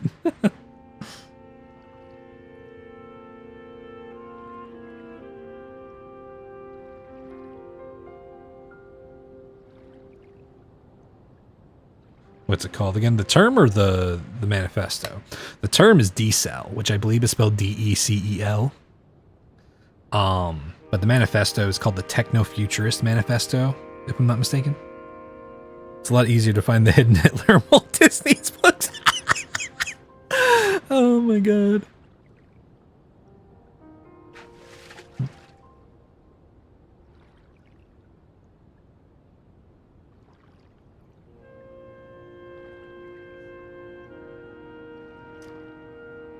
I think this is almost done. This is I think that this is getting close to read. I might have to make the eyes a little bit bigger. Just so it reads from like there, right? Might have to up the contrast a little bit. We'll do a little bit more work on this. But I'll get that done another time. I think I need to start playing video games, otherwise my brain is gonna fry, you know? You know, I have to look for it in Henry Ford's books. Yeah, you know. I'm glad you like it, Agent. I think just a little bit more contrast work and make the eyes a little bit more apparent. And I think it'll be ready. And then we can ship it out. All right. Let me switch over to this.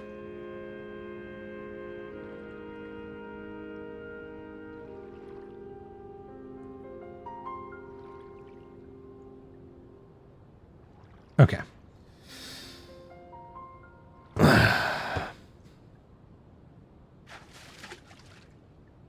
If it's imperfect, then it would encapsulate Rudy, to be honest.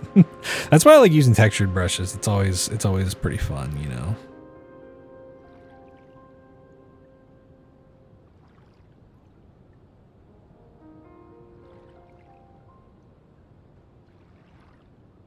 Maybe it's just the Italian Futurist Manifesto. What is the...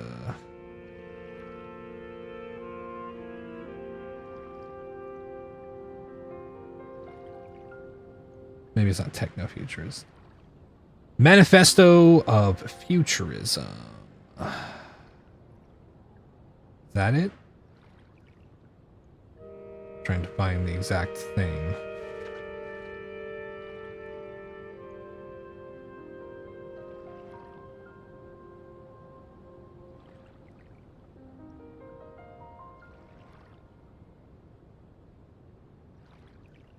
Yeah, Manifesto of Futurism from 1909.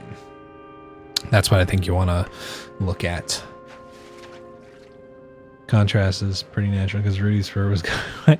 Yeah, I'm trying to inject a little bit of youth into his look, Doc. You know. Actually, I had to read Marx and Engels for your lit and alienation class. It's dense, but it's also the yeah. I mean, if you read Marx and Engels, then you do really learn a lot. Even if it's just foundational knowledge, it does kind of prepare you for a lot of more in-depth concepts, honestly. Maybe a little gray around the snooter. Yeah, it was kind of the perfect reference picture, Doc. Yeah, give Jada a follow also. They're working towards affiliates. Yeah, credit card setup as soon as you can buy your own subs.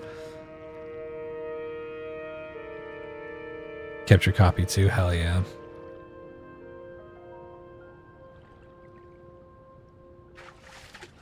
Oh no, you're good. You're good, Jada. You're not, as long as you're not like straight up like, I really only have an issue whenever it's whenever it's like someone I don't know coming in and being like, hey, come watch my stream. Or if someone is like trying to post a link in chat to like go over to another stream while I'm streaming or something like that. Like that's a little weird. But both of those things I think most people understand are not cool. But just like mentioning that you're doing that, I think that's fine, Jada. Perfect picture in general. We had to take our dog bed, put in the cart so he could sit comfortably. So happy, and hell yeah. Hell yeah.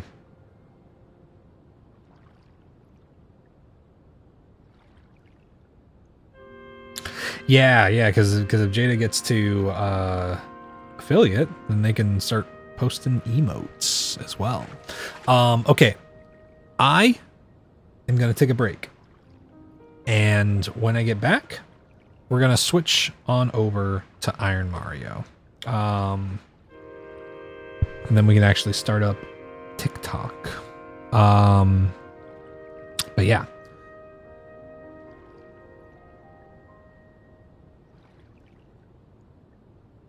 All right, y'all enjoy the clips. See y'all in a minute.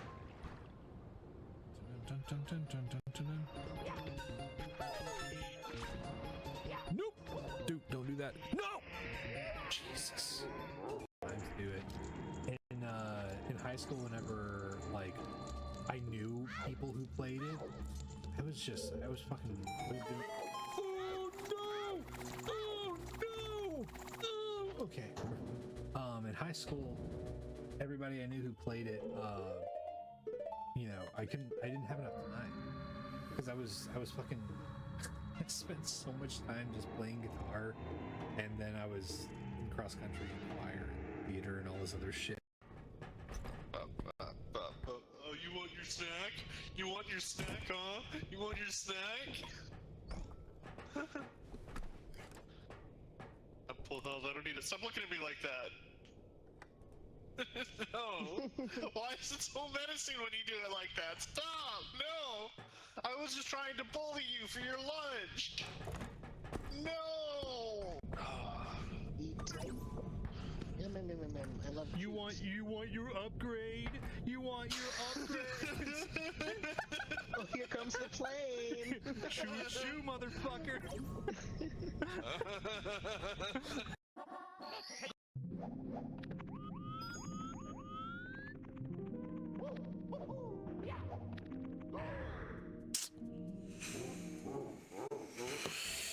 Yeah, I don't really have an excuse for that one. Temple, Stone Tower.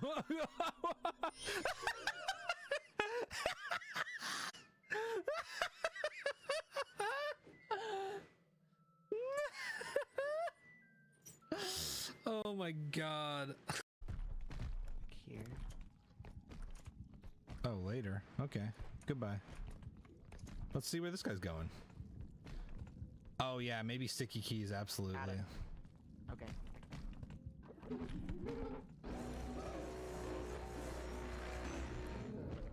Nope, not gonna work, dude.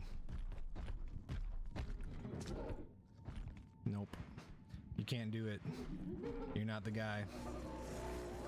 You're not the guy.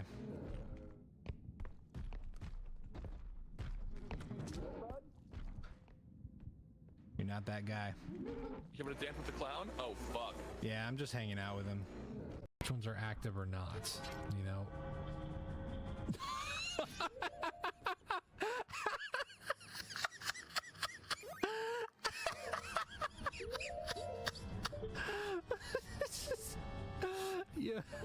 You okay there, buddy?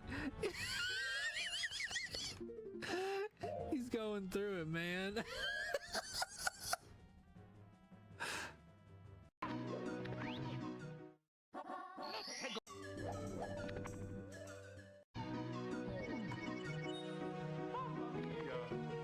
What? I think if we actually take No. this doorway, we could check out the top Oh. right corner. Got it. We're good. Okay, so the evil eye is one of the other things. Oh! Haha! Yeah! Yeah! You Not get this it in the time, you car. motherfucker. You motherfucker. Blaine, why would you do this? think- What have I done? You're drunk behind you. Oh no, that's just Tia. I got so scared for a second. I was like, oh no, the Reaper. They're just standing there, menacingly. Oh shit. What?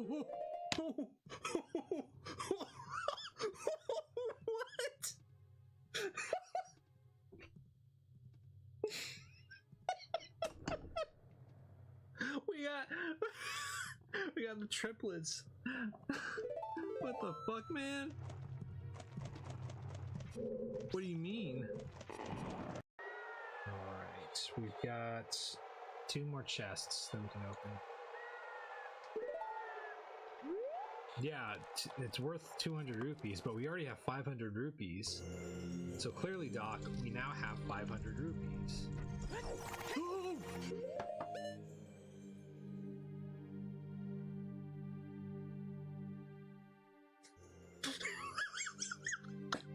I forgot those always respawn.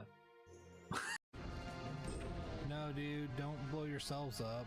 I need you. I need you, homie.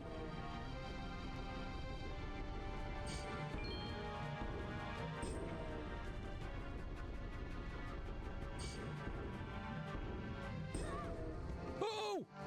We got it. Unbelievable, dude. Holy shit. The rats saved the fucking day, dude.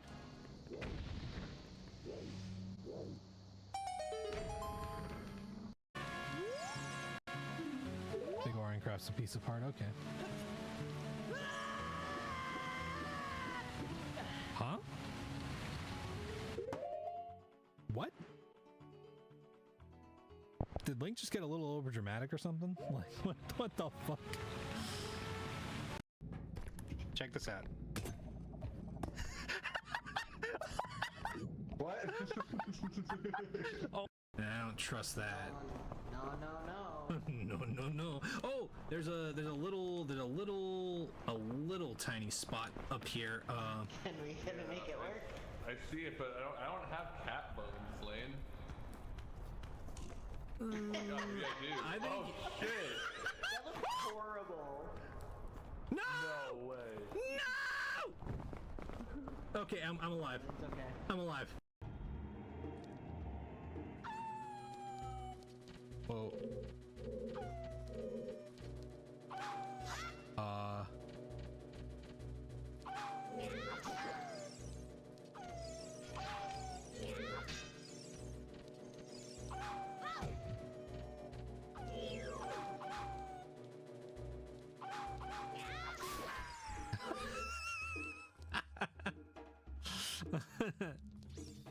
Dog stuck.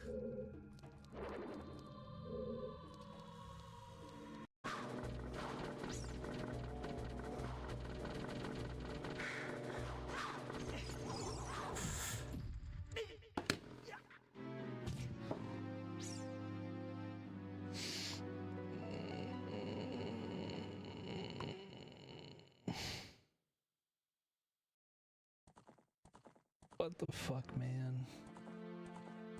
So much gold. Oh god, the jester. I'm gonna fall over. Achoo! Oh no. Achoo! The Pishyuk! You should have blocked the door. Run, I don't think you fight. I don't think you fight. Oh, you take damage. Arrow. No! Oh my god, I'm a fucking idiot. What the fuck? I was trying to do you. Tell a look. Tell a look. Holy shit! Squirrel fucking killed me! I'm looking over here. Have a plan. Tempest.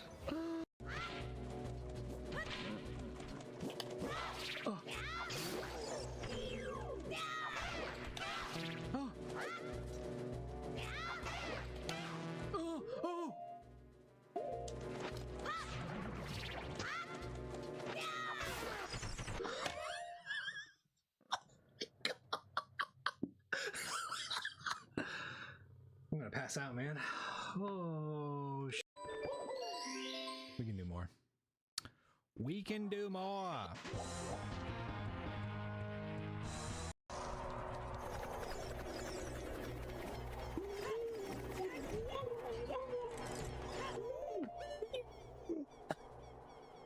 Brother, what the fuck, man?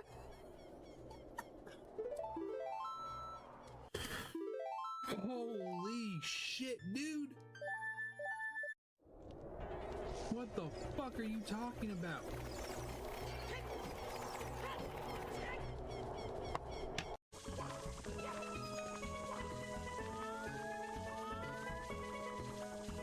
What?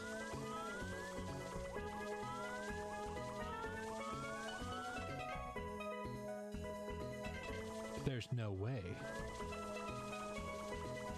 There's no way, man.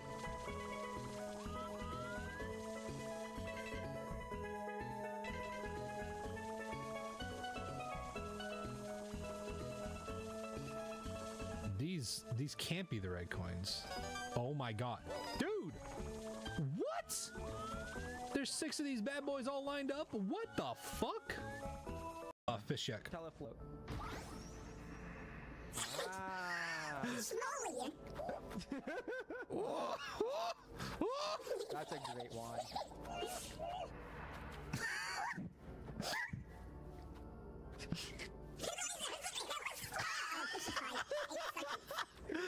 It's incomprehensible. It lasts forever.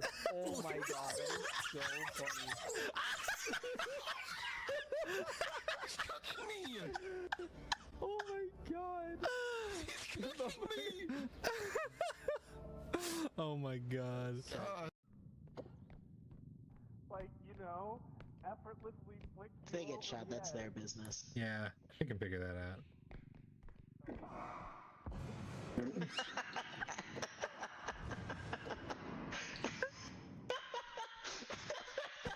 Someone clip that? Yeah, can we get a clip of that? Whoa. about to kill this old man. Oh yeah, we beat me by not 1, not 2, not 3, or 4 or 5. We beat baby by 6. Oh yeah. This will probably... I don't think I'm gonna make this. Oh, I got it. Cool. Sometimes you get a surprising lunge. See, when you're over the age of 30, you either lunge the right way and something good happens, or you lunge the wrong way and something bad happens. Either way, it's a surprise. You're either like, wow, I didn't know I could move like that anymore. And the opposite, it's like, wow, I didn't think that would hurt me. I barely moved. What? No, I need to be embiggened, Mario. Embiggened Mario. Oh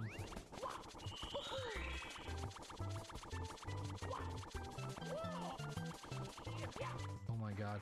Oh my god!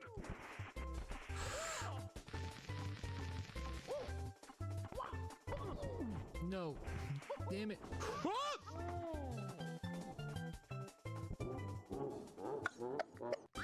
Game. So far. Yeah, about halfway through. That feels right. What's that? Oh no, Ghost Chef, get away from me. I can't do anything about that right now. Oh my god, I don't have a pot. It's just gonna suck all my money away. There's nothing I can do about this except for the screen. There's like no other screen except this is the worst time for this to happen. I'm getting in the mine cart. Please stop. Please stop. Okay. Liddy's in the freezer. Help them.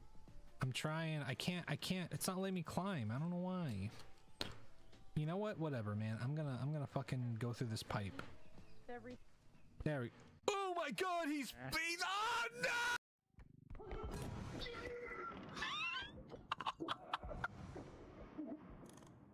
Get in.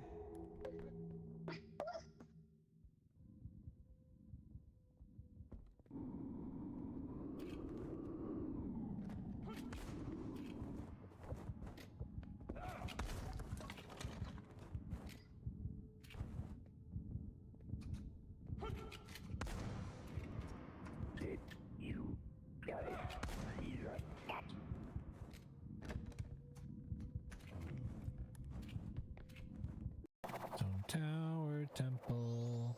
Stone Tower. Stone Tower Temple. Stone Tower. Stone Tower Temple. Stone Tower.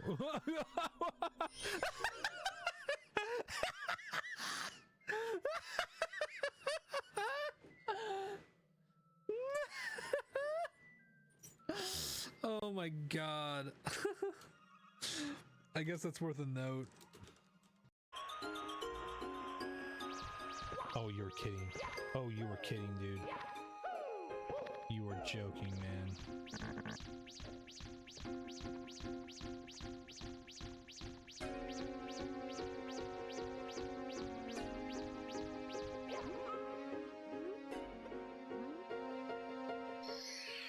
Slide mips, man.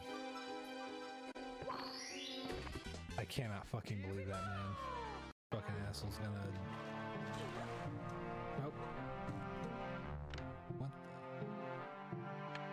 the... Did he... Is he bugged out?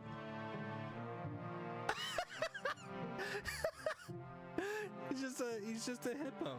Look at him. That's so good, man.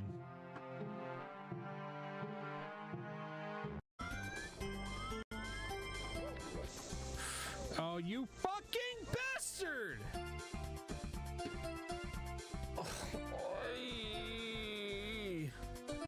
Holy shit, man!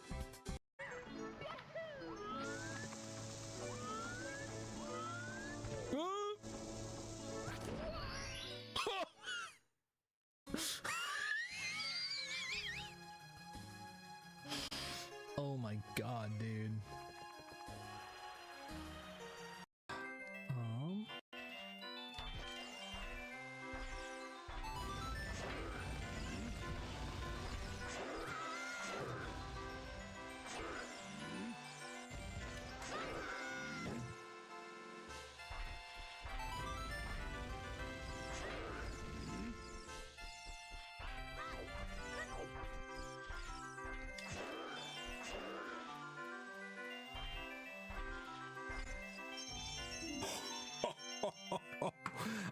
fucking gaming, chat.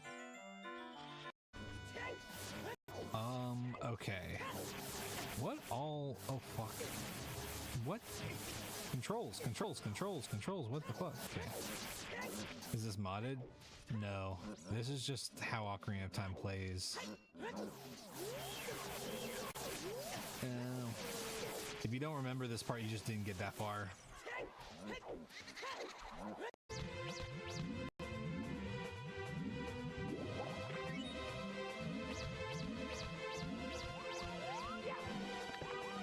Mips on the water?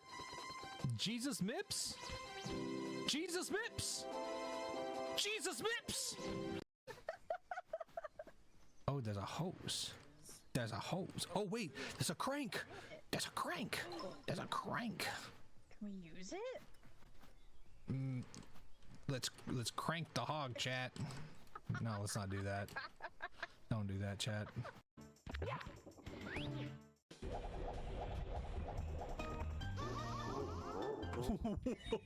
What the fuck, brother?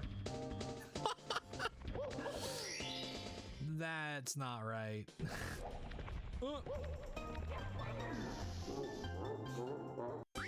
Game over.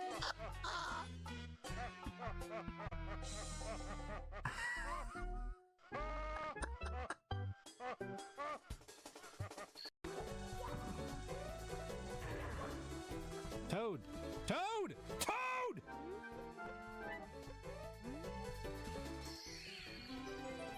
Oh, we're fucked.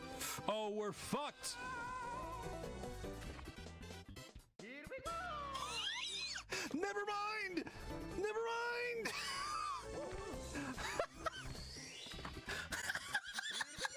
What the fuck?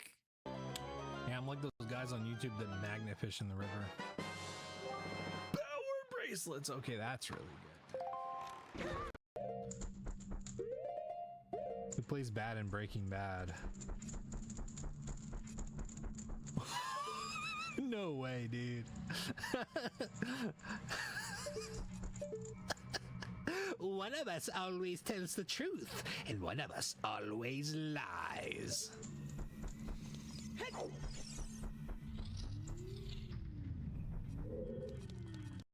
Okay, we're trying to go up, Ancient right? luggage. There's a gem on it.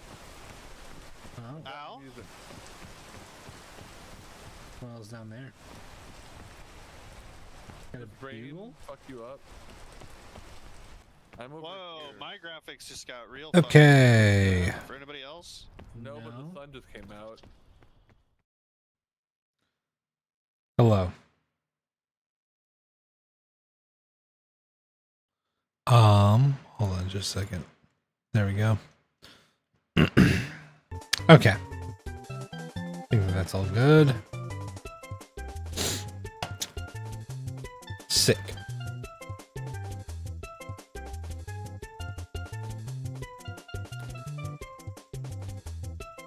All right. Who's ready for some Iron Mario?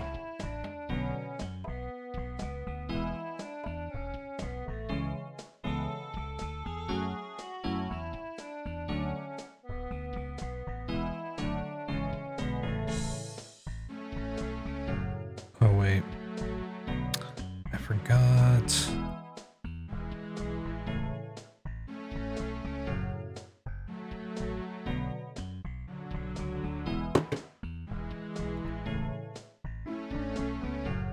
Where is... There we go. Parallel. There we go. I forgot to set this up.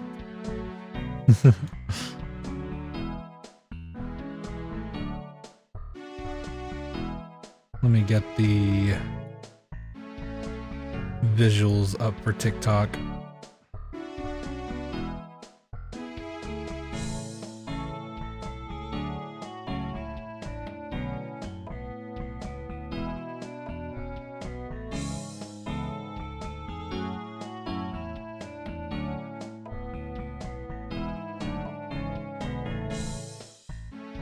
Okay. There we go.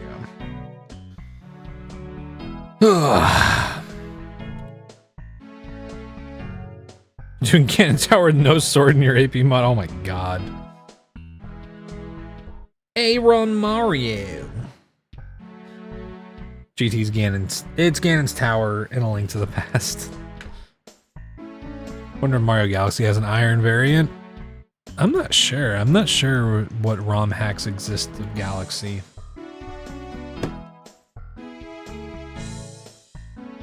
Okay. There we go.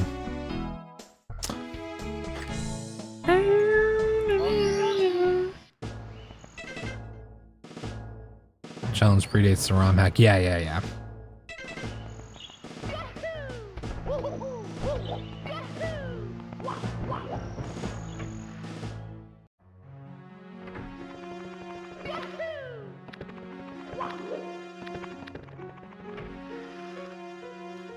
Oh, I just realized I need to make the tracker visible. Bam. Also, let me see if I can get this working on vertical for TikTok. Iron Mario tracker.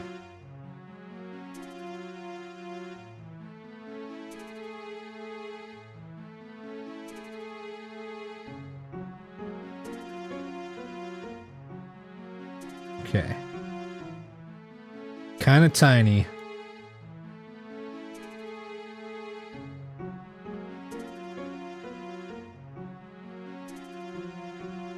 Okay. Hopefully that's good enough for you, TikTok. Hopefully that's visible enough.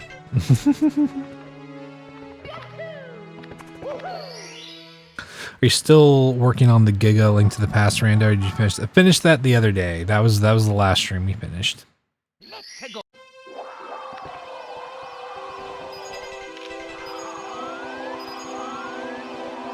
I hate this.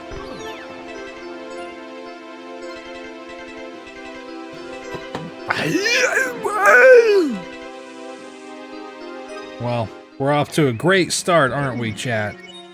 Mamma mia! Oh, man.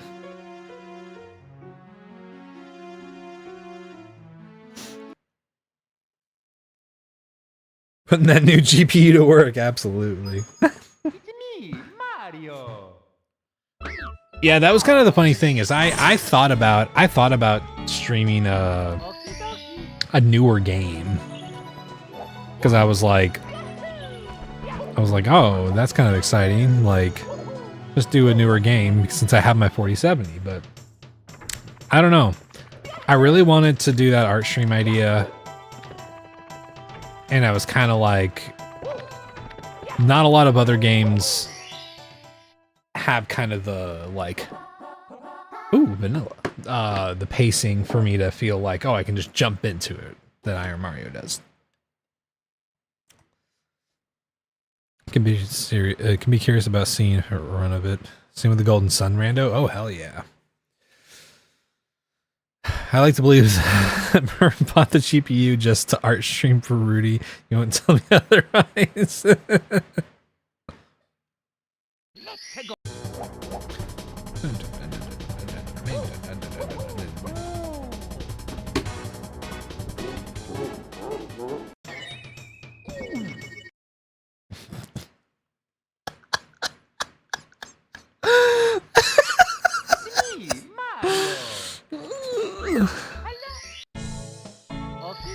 Let's try that one more time.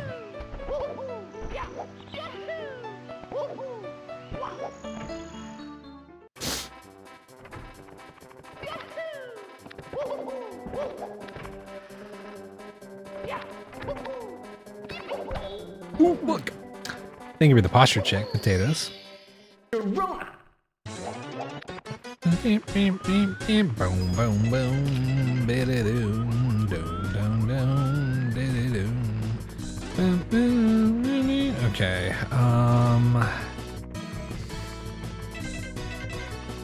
let's do this first.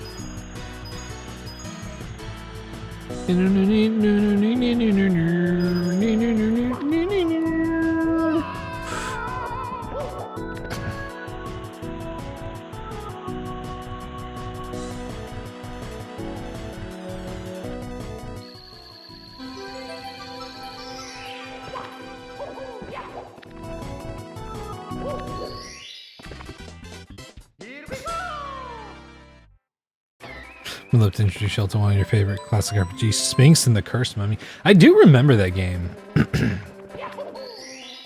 I remember seeing that game around.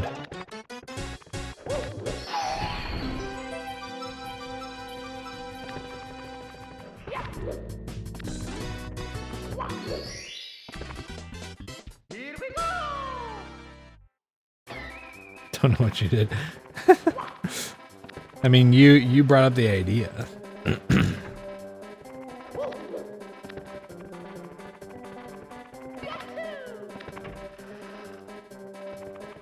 it was your idea, Doc. Boom, boom, boom.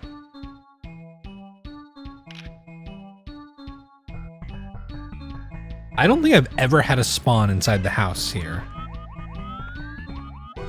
What the fuck? That just threw me off. Down, down, down, down, down, down.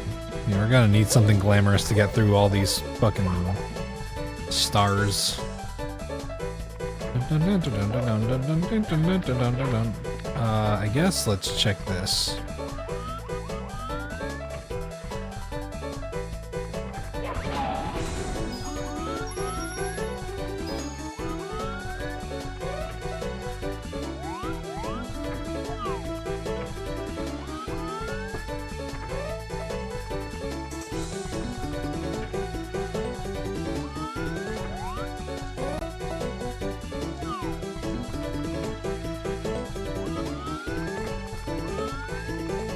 Yeah, I didn't even know you could spawn inside the house.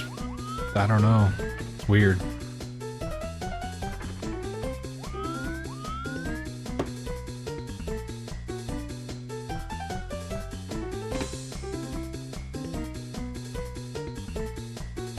Gonna ask, have I been in sports? Are you talking to me or talking to Jada? I ran cross country whenever I was in high school. Didn't know what you're referring to at first. Oh, okay. Got overshadowed by Wind Waker of the year at least. Ooh, I actually don't want to do that.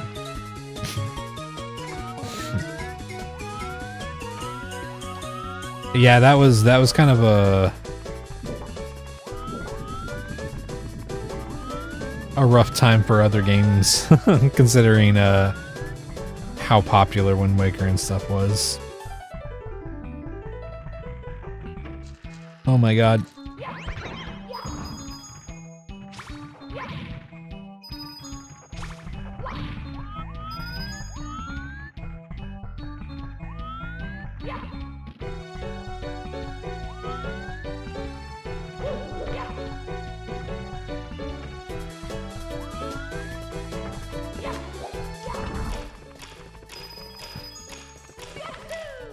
Across the entire country. Wait, is that response to something that I said, or?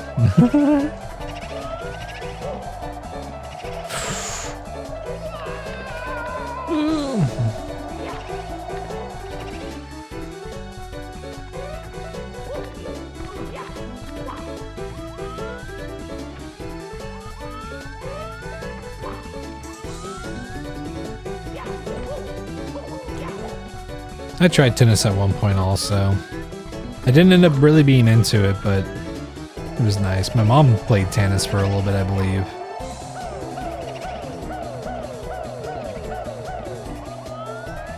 Oh my god, they're everywhere up here.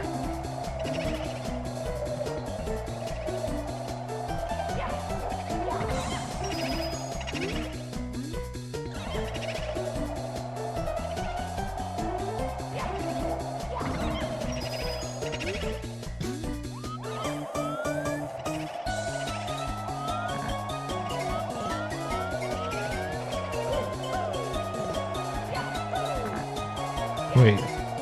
Huh?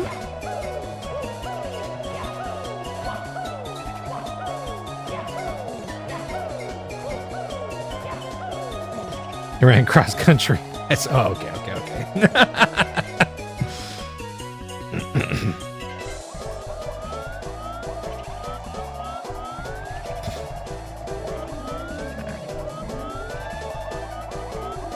TBI, more like TB nice. I'm kidding.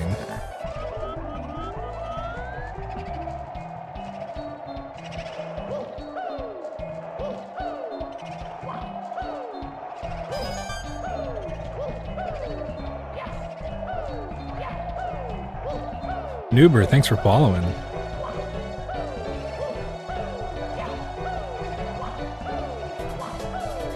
Table tennis is fucking hard.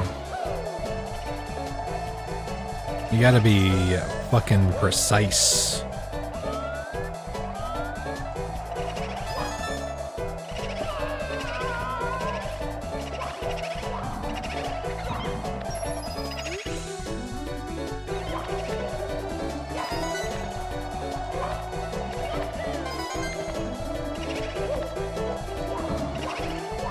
Dude.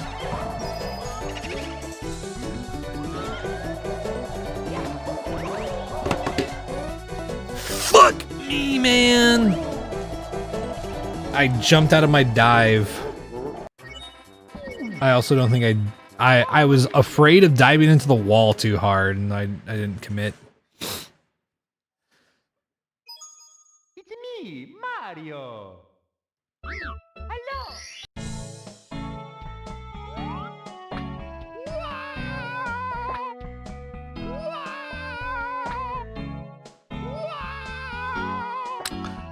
Yeah, I've heard church camp can be pretty boring. There was a point where I think that my parents asked if I wanted if I wanted to go to a church camp. And I forgot what happened, but like I remember I went to like a camp thing one time when I was a little kid and I really didn't like it and I was just like, yeah, can I just not do that? And they were like, okay.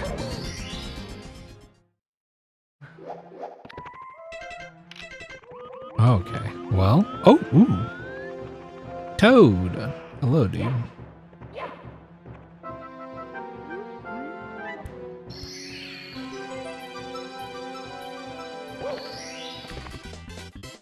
we go.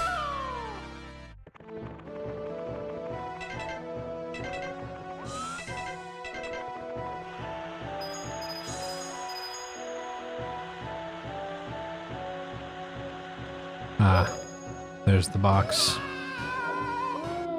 No, dude! How was I too far off? Dude, I'm fucking rusty right now, man. It's me, Mario. Hello. Okie dokie.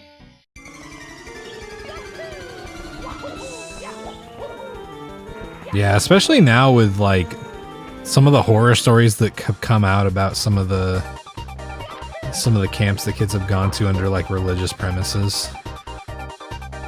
Some of them have been really fucking awful.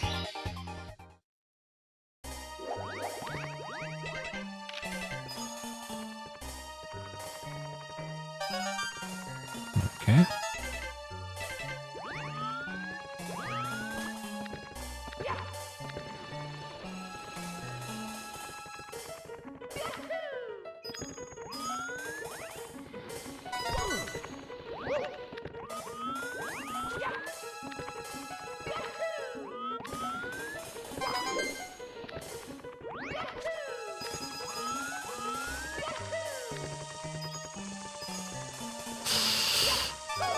Yep.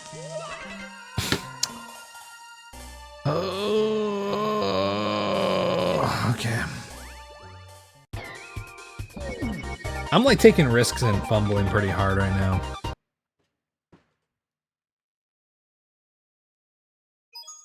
It's me, Mario. Hello. Okie dokie.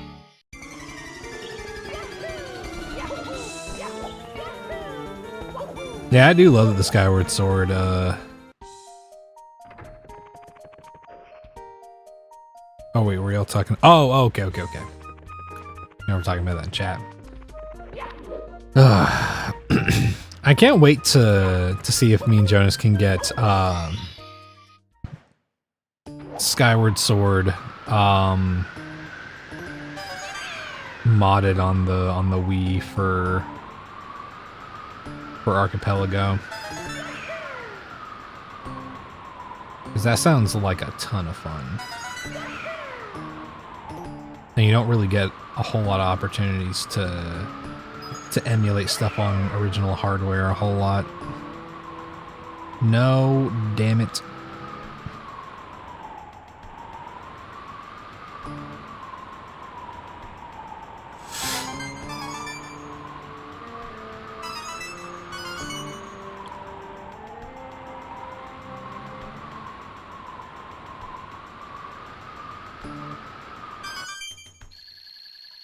Okay, please. Please let me turn around.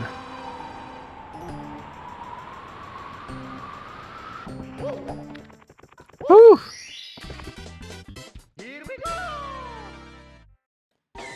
If I buy an electronic wind instrument since they're cheaper. Yeah, I really want to learn the iwi.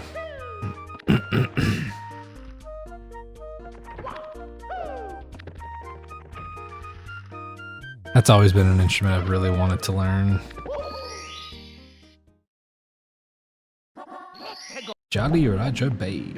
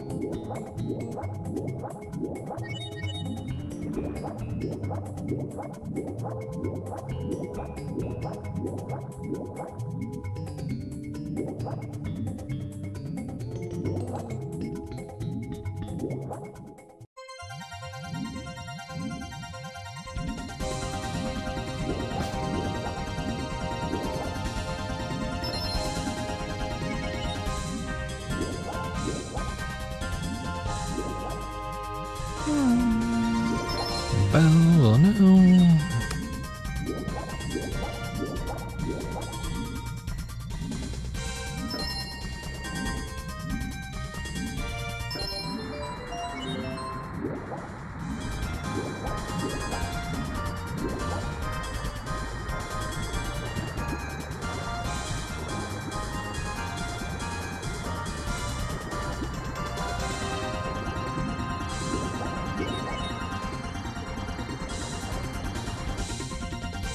Okay.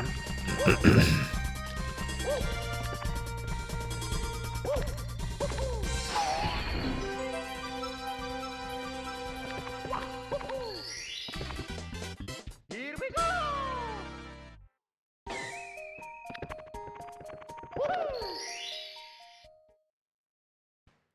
Let's go!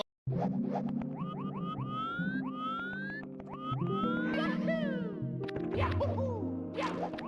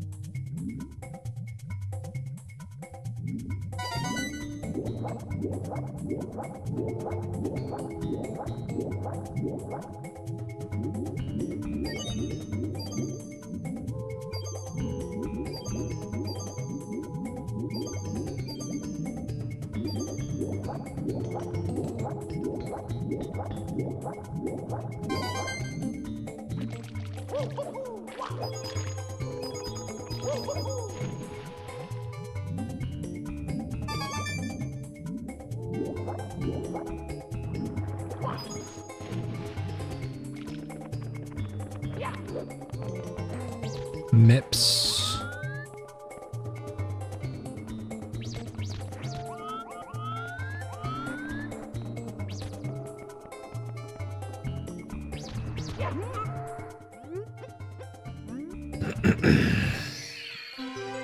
Hell yeah. Here we go!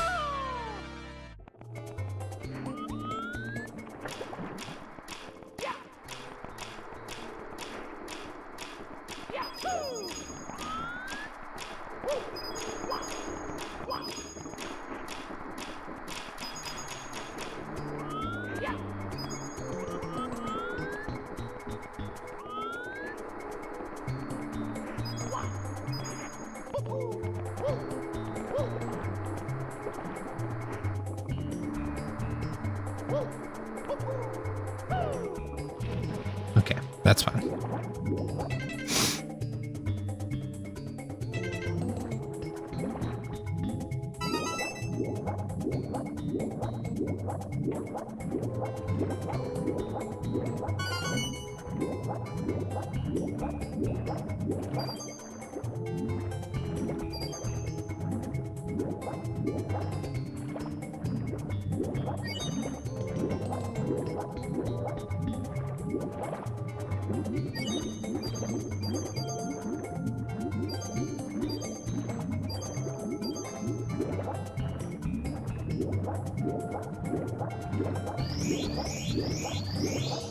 Okay, what do we got over here?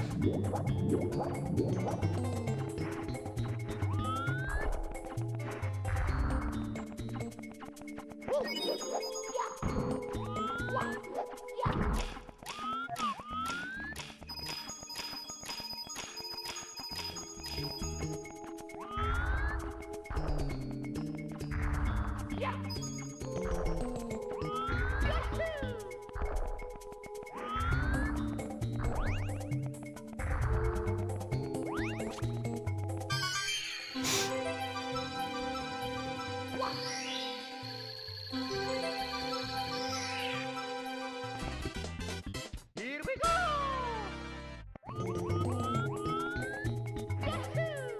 Yahoo!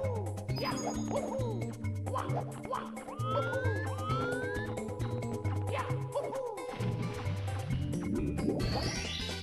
Here we go! Okay.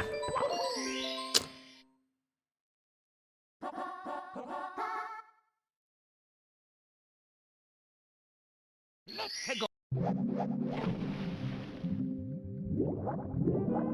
Ah, there's the open star. Okay.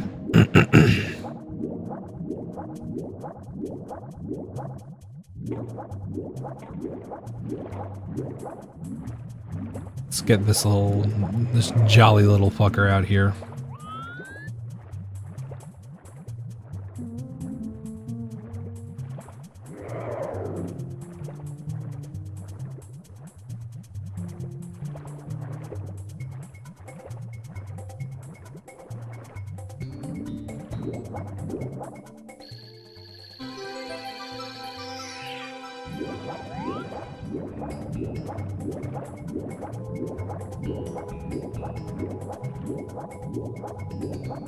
Jolly little fucker, eh?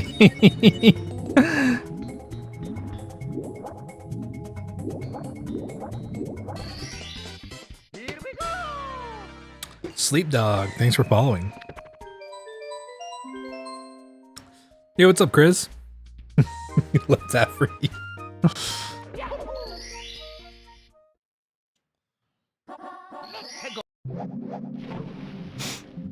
All right.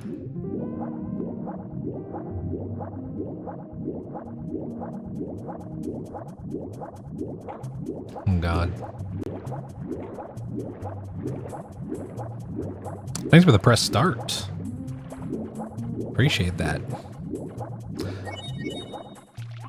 Also, Chris, I hope you enjoy the new format. We don't have widescreen anymore, but I don't think I'll have as many stream issues now because I'm streaming from OBS to TikTok. So all of my TikTok, YouTube, and Twitch stream are all coming from the same spot.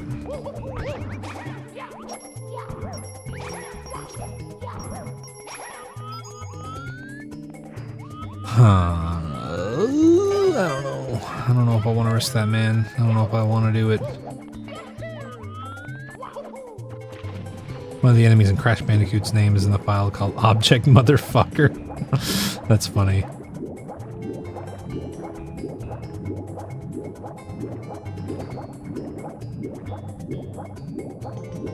One of the scientist guys. Okay. Interesting. I did not know that. Okay, there's a box over there. Where is the last box?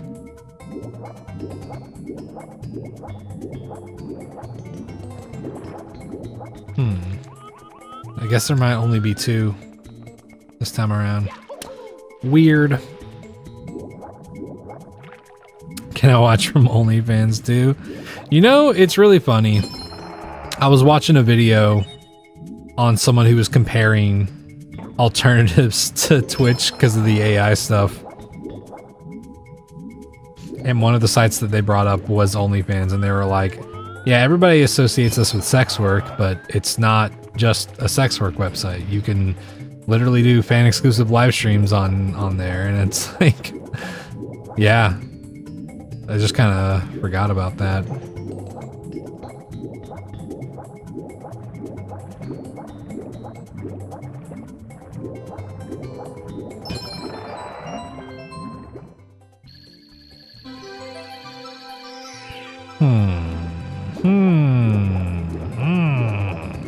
Well, I don't like that.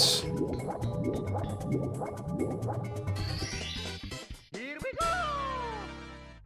Bird sounds worse than OnlyFans.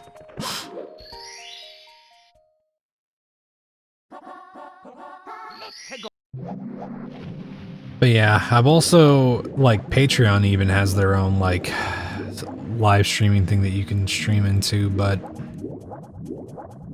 it's a much worse interface to work with than Twitch and whatnot. Only peeps.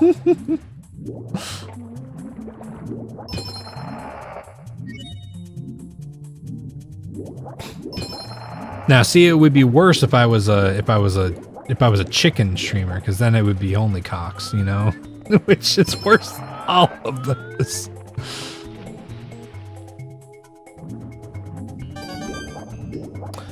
He got banned from Twitch because I was trying to record a sex worker stream and actually hit broadcast instead many years ago. Oh no.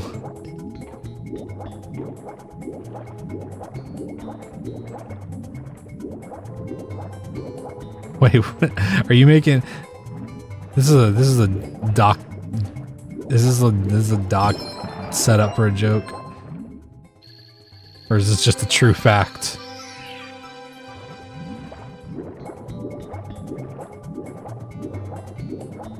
The real thing that happened? Oh, damn.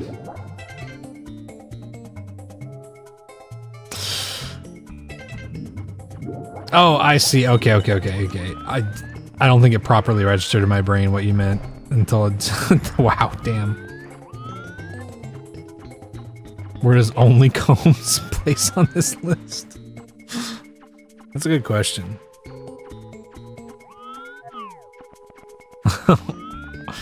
Oh my god.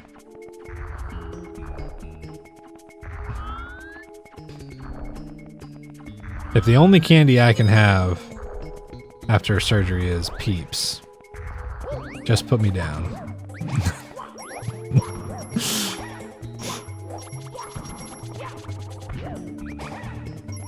You're using OBS and try to stay with Natalie Marsh. Oh god. Oh no. That's pretty awful. Here we go!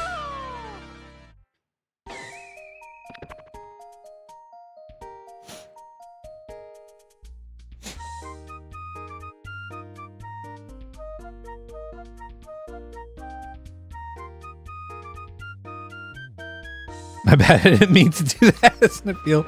Well, that's good at least. Yeah, Did y'all hear the story of why Why Maj and Phil had to change the Discord name, the Discord page name, because it was originally called the Majin Sex Dungeon.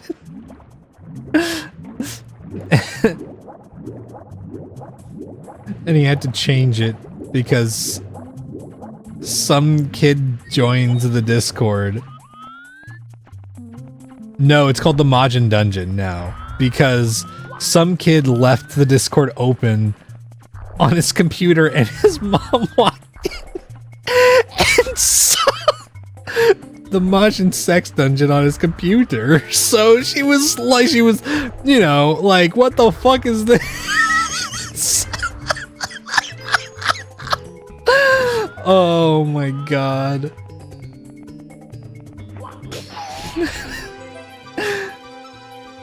Just a very funny situation, considering that he's just about playing Zelda games for the most part. But yeah. Oh my god.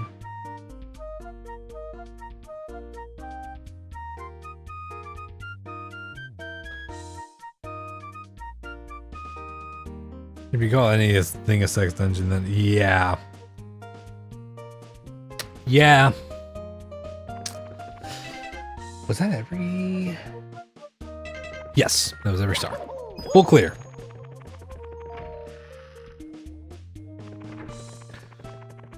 Makes sense why it was a funny joke in the moment.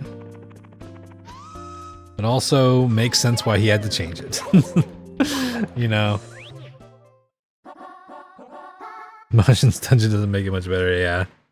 Hey kids, visit my well, at least then it's like it can be like a D&D thing or a fantasy thing, you know, whatever, like. I wouldn't change it. I would make it sexier.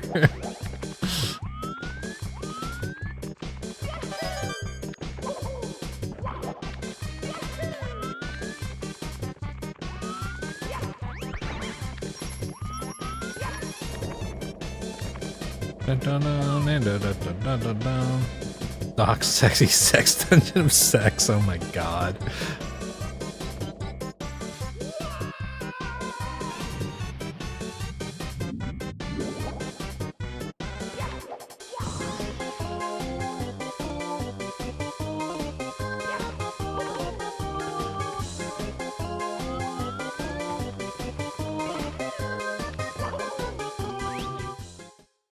Wet Dry World.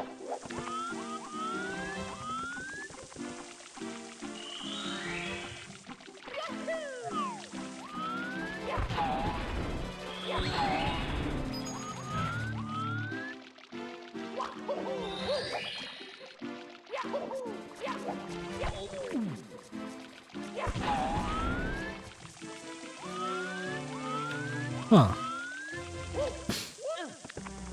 Okay.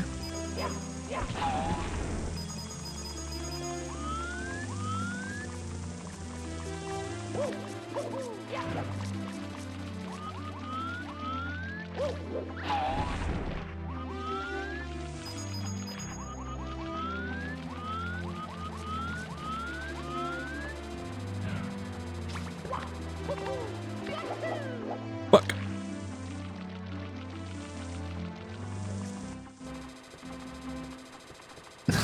Doc's $12.99 back alley dungeon supreme.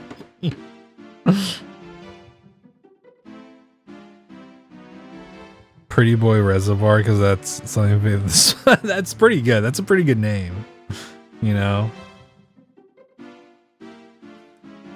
Because Discord, we don't have a porn channel.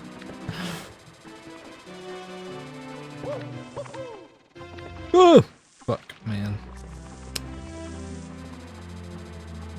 Trying not to aggro the fucking fireball.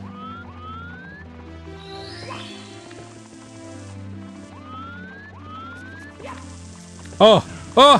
Whoa! Holy! Fucking hell, man.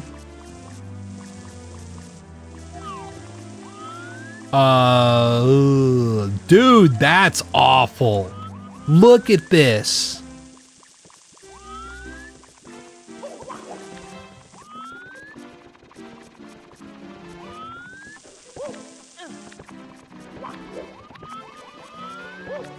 Okay.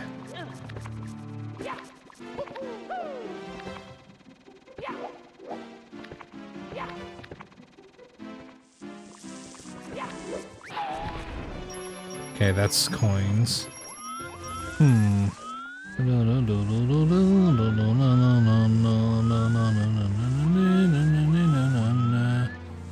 Damn, dude. These boxes are in fucked locations, man.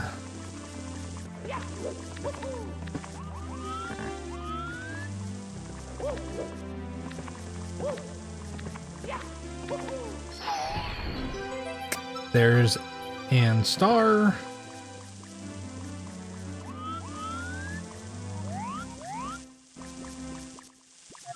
There's one over. There's a box over here.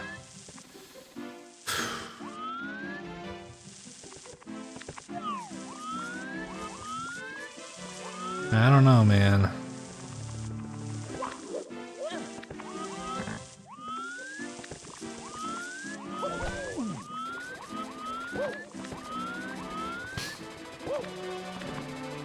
Okay.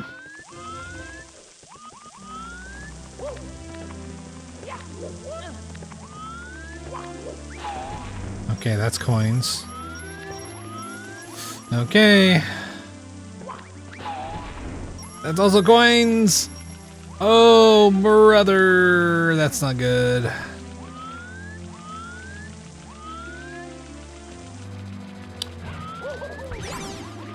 Hmm. Happy Meal, the happy ending. Jesse, we need to farm.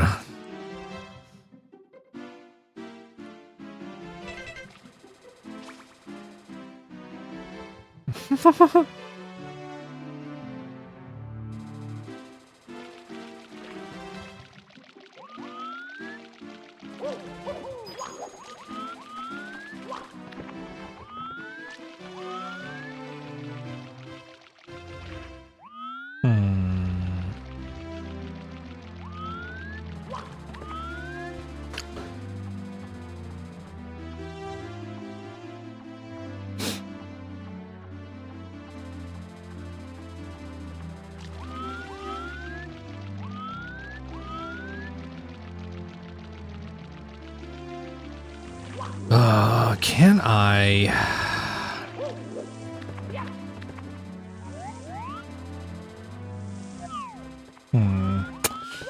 Let's see where the secret star spawns, because maybe that's going to spawn down on the ground, which would make it so much easier.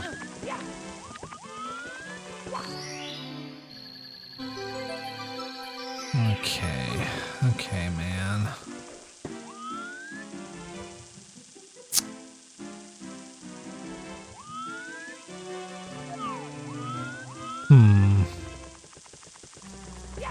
I wish I knew of a way to get over there.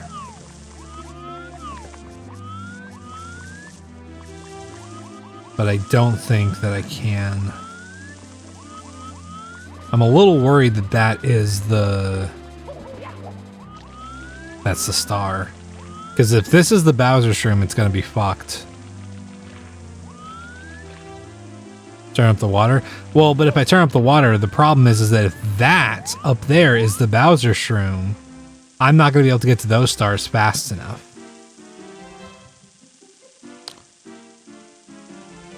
So I would most definitely die trying to get over to those.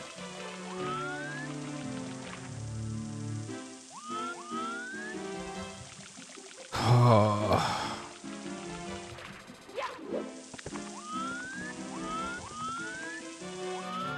I might have an idea.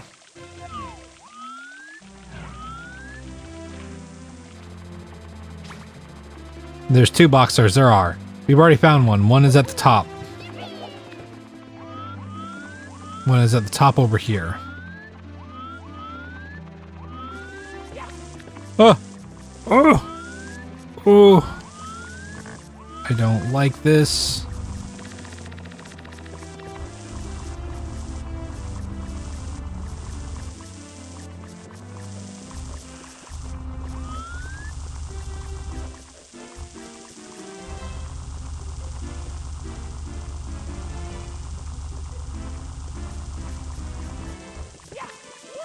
Well, red coin star will not appear over here.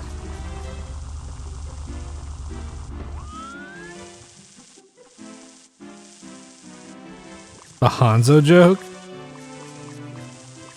I wish I knew a way to get over there.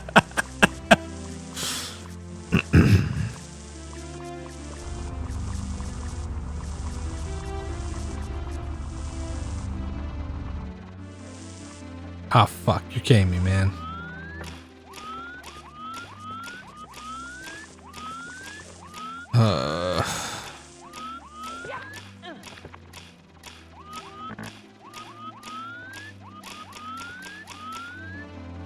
There is a box right there, but I don't know if I can get it off of that spot. I was trying to find a really quick way to get up onto this so that I can make my way up and grab one of these stars, but I don't think that I can. Oh, he's Scorpion from Mortal Kombat. That's funny. Never actually watched it. Breaking Bad's pretty good.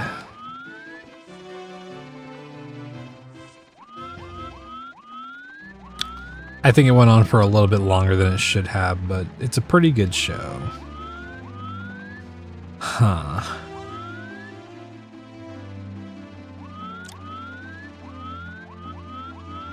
Damn, dude.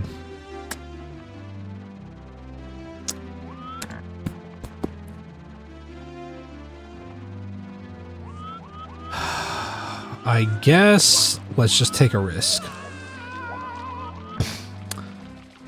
Alright, chat. If this is the Bowser Shroom, we're probably gonna die, but...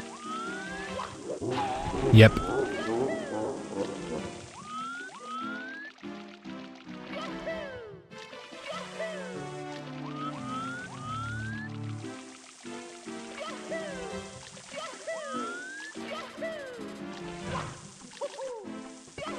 Oh god. Nope.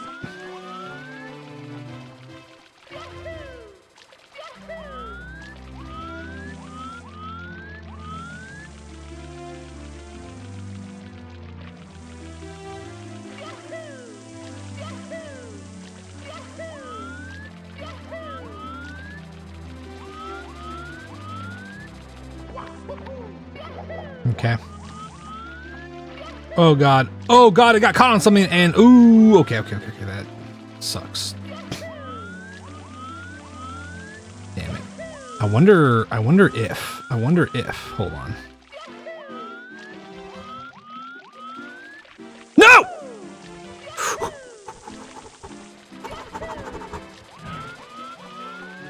Oh my god, dude.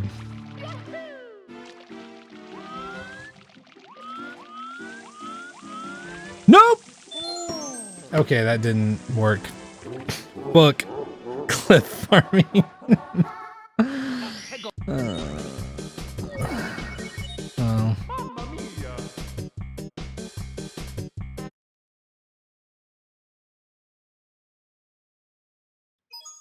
It's me, Mario. Hello. Okie dokie.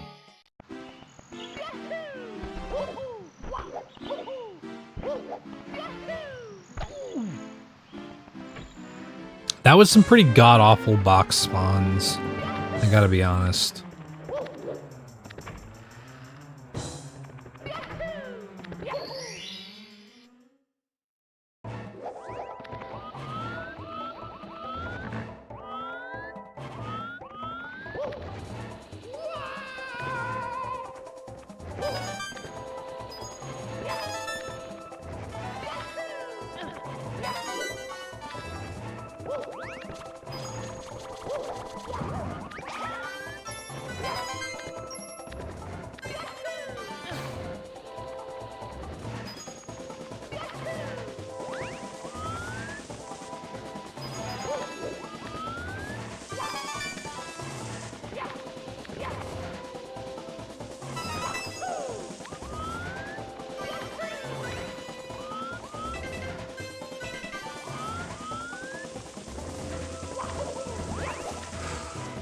Ooh, okay.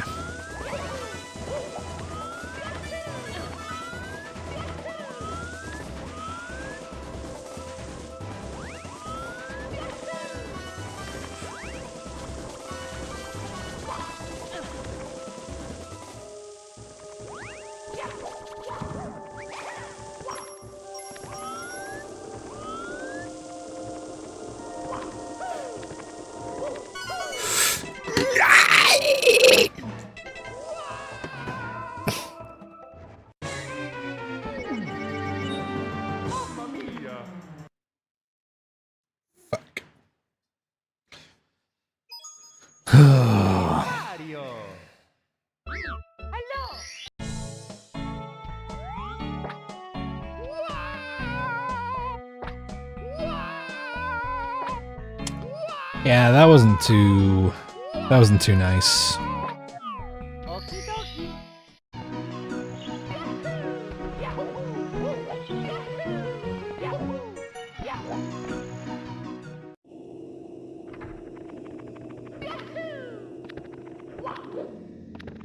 Stimpian, do you know where your swords are? Yeah, book.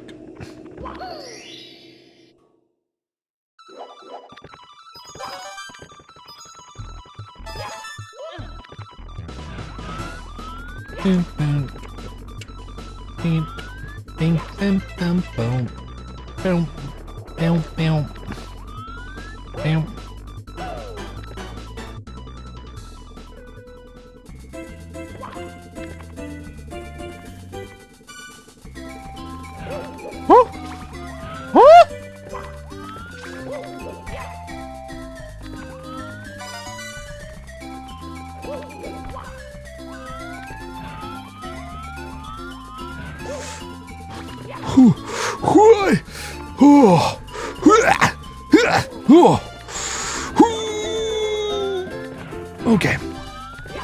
I'm alive. Ugh.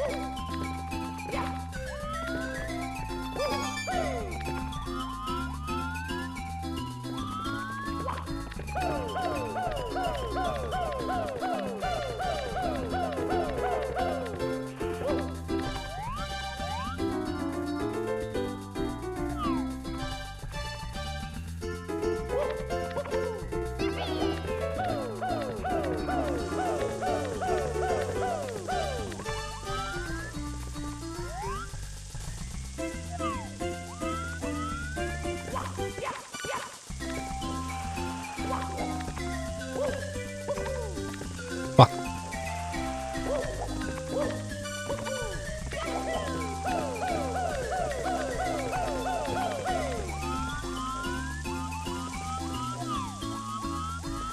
Ah. Woo.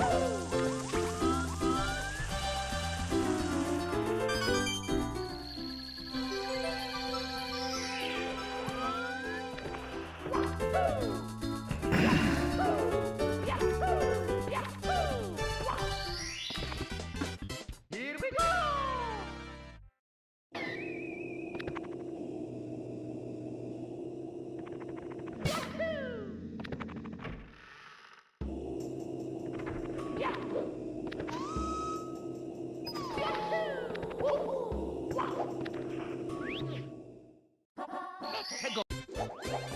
Oh my god.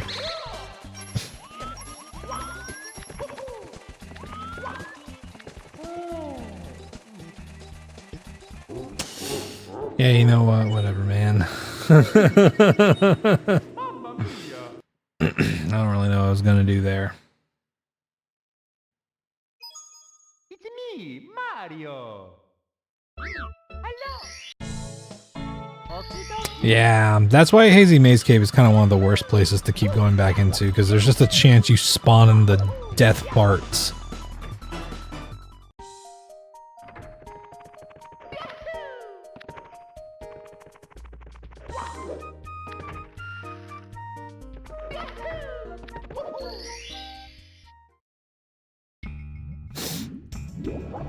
Okay.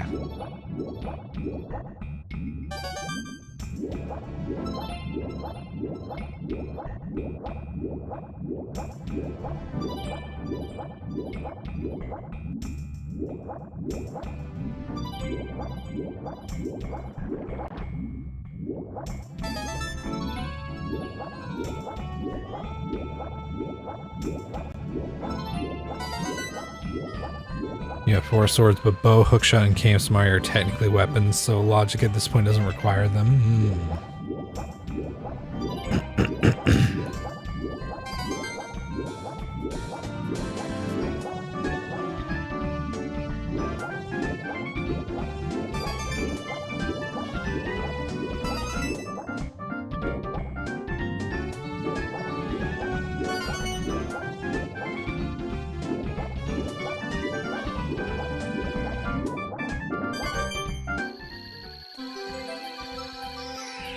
It's a song. Pokemon Diamond and Pearl, Route 216.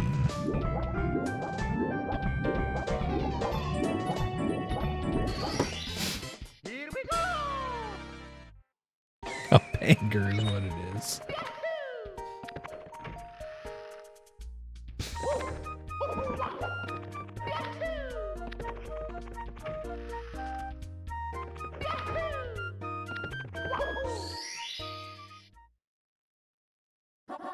CCM.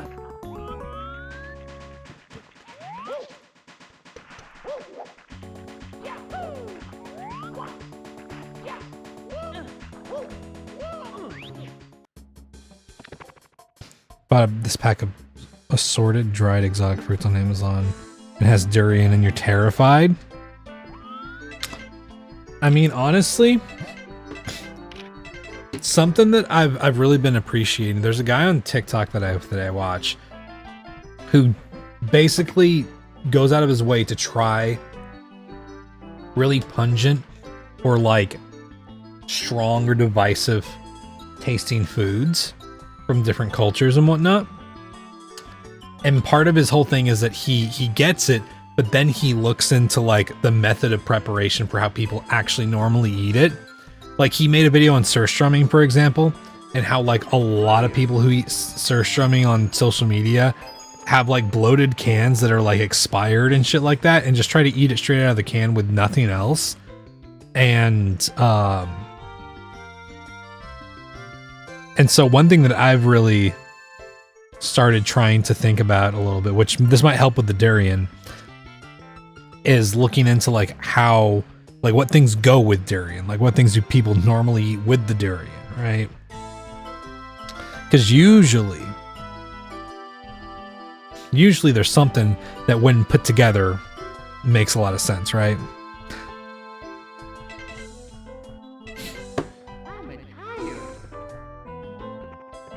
You'll eat durian, but you'll not bust one open. Oh fuck no. Sir, why are you Sir, why are you strumming?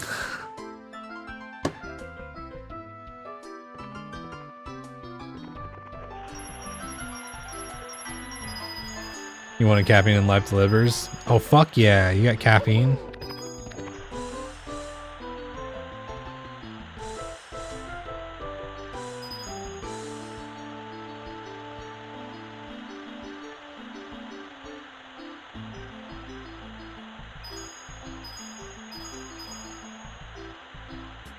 Jackfruit is really good.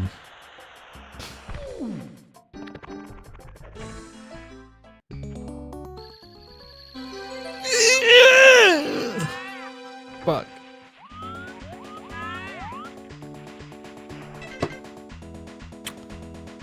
Thought you drank all your Celsius drinks, but you found one unopened? Fuck yeah.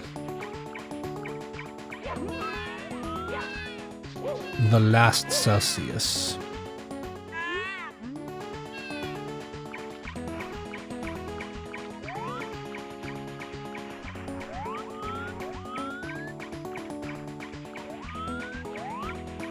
Okay, let's find the pink bomb.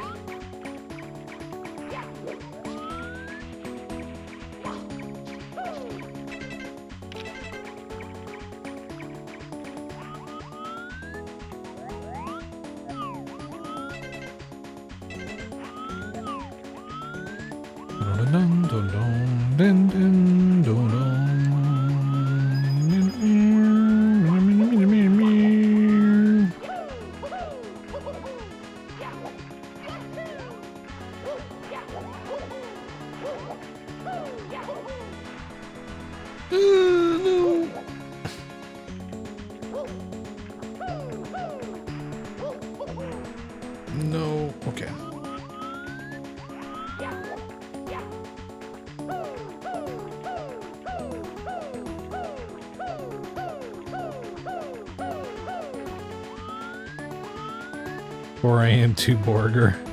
Too Fast, Too Furious. That's funny.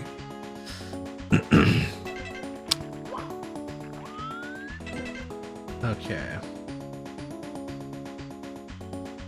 Yo, Kyra. Hello, hello. 150 fucking streams. That's wild. Thank you for that, Kyra. Oh, oh, oh. Sometimes you just need a late night burger, right?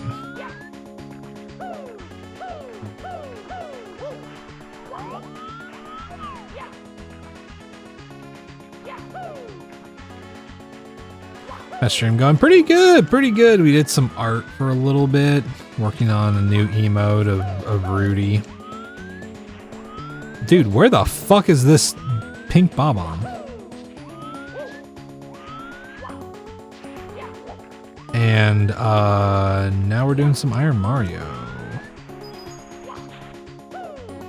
It's very clearly I enjoy pain.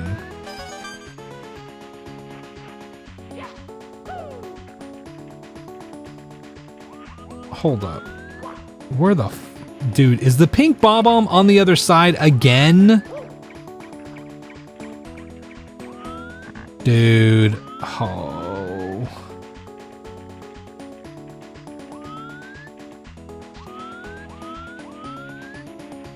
Oh no, he's right here. There we go. You were just hiding behind the tree.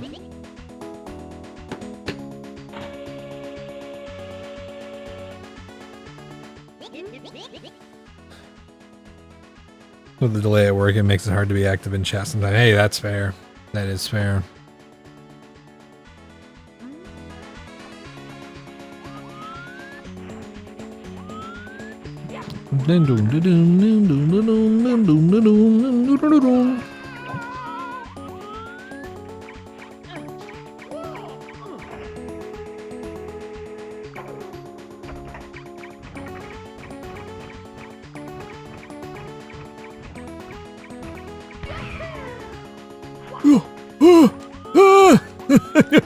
What the fuck, man? Okay, well, there's the other penguin. I don't think we can get across. It is not. It is not a crime to be hungry.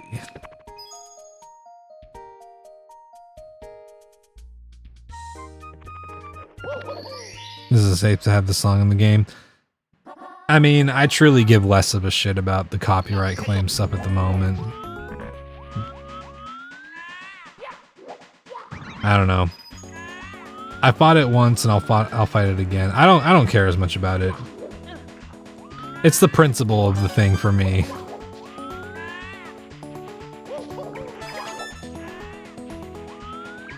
If this fucking classical guitar covering motherfucker thinks that I'm gonna let them fucking scare me out of having Gerudo Valley in my fucking games.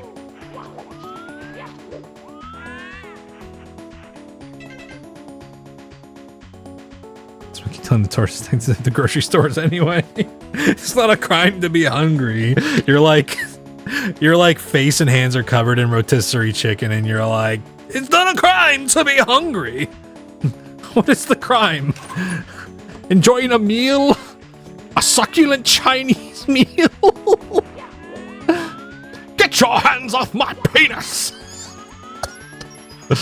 Ah, yes. I see you know your judo well.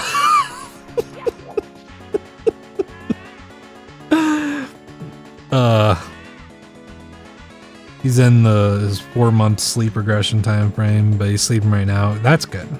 Good. What is the charge?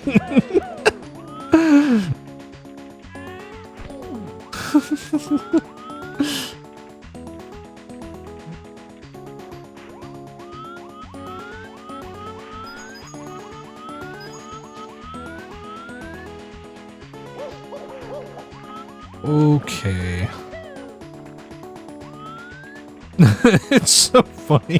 One of my favorite things about that video is there's a podcast. can't remember of who, but someone interviewed that motherfucker. Someone literally interviewed him. They were like, oh yeah, you know, it's they're talking about what's going on. And then like at one point the guy goes, did they really grab your penis? And he's like, oh no. And he was like, why did you say that then? And he was like, oh, you know. It was so funny.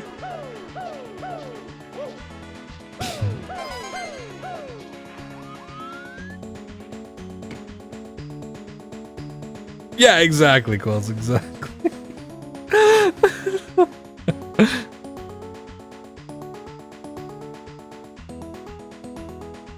Can't dress your burger and can only grab a cold fridge patty. Damn.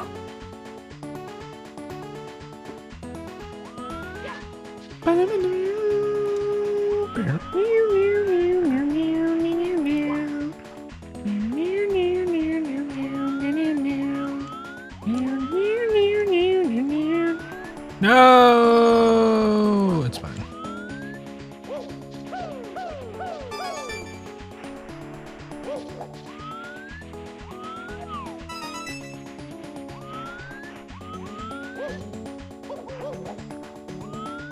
Wonder if the other... Oh, God. Yeah, we're not doing that. We're not doing that, brother. Fuck, man. I don't think that there's... I think we're kind of screwed here. Because... Okay.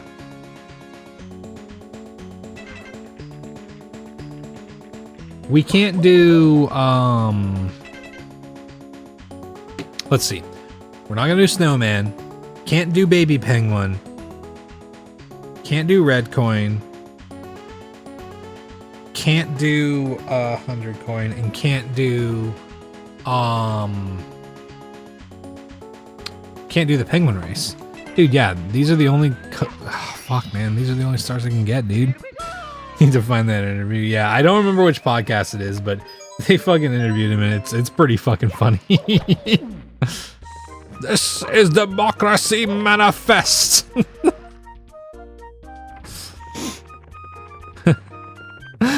So you know your judo well. Ah, yes.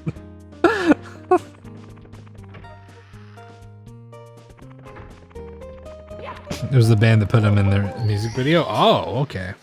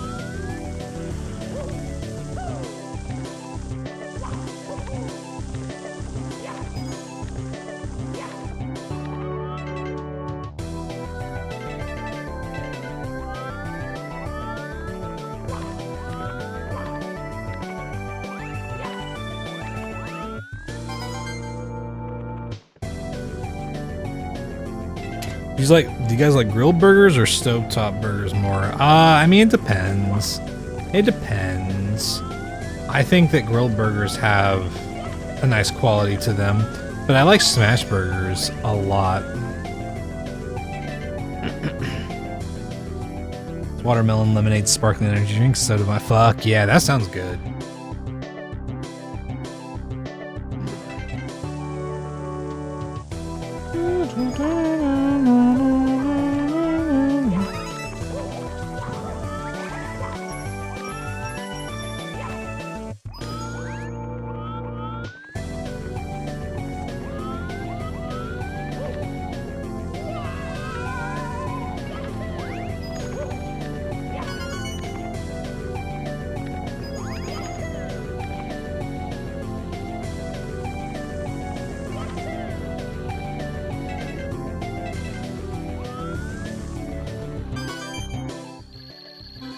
You want to use chart as fuck. Definitely go for a stovetop one right now. Hell yeah. Ooh! Ah! Fuck.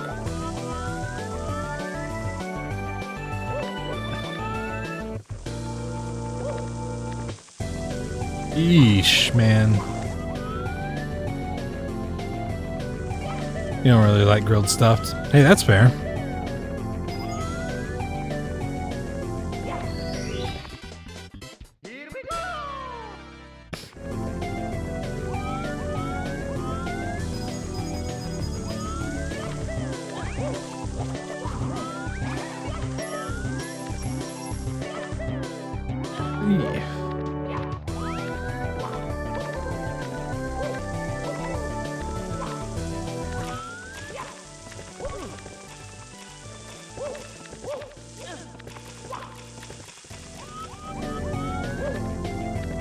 One of these days, there's a restaurant that, like, they claim to have the best burgers around.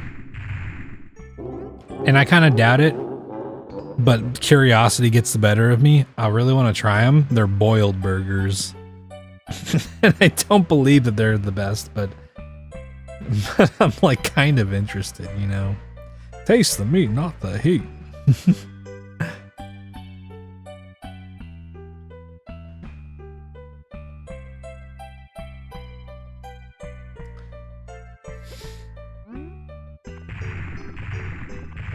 Like sous vide? No. Straight up, like they're cooked with so much moisture on the, the thing that they're cooked on that, like, it's just a bunch of water on, like, a flat cooking surface, like a griddle almost. But it's like, it's got, like, walls on the edges, so there's just, like, a pool of water that they're sitting in and boiling. That's what I'm saying, is I'm like, I feel like I gotta try this, but I think it's gonna be bad. That's how White Castle does it, I think. Ugh.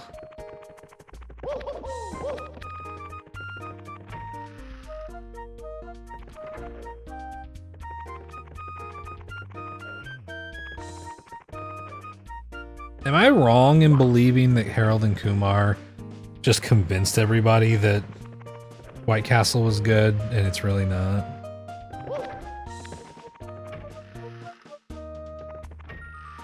Oh, they make steamed hams. Hell yeah.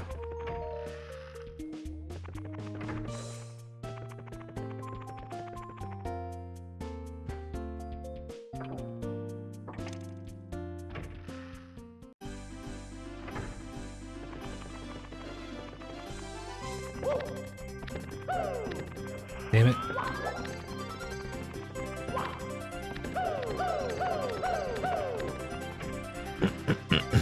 Does anyone know about Crystal? I do not. I've never been to Crystal's. Arby's is your favorite fast food joint? Oh no, Flux.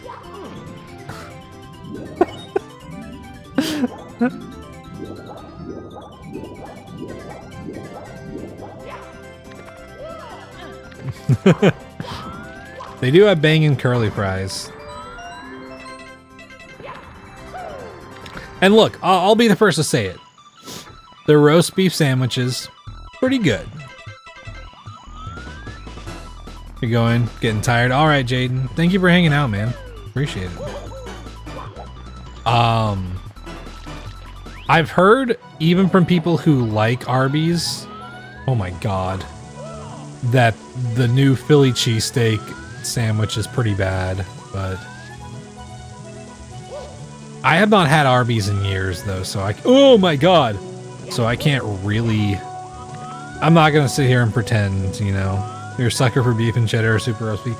Yeah, I think it's just I just don't like the cheese sauce, you know, like the roast beef sandwiches are pretty alright, but something about the cheese sauce just like doesn't do it for me, you know.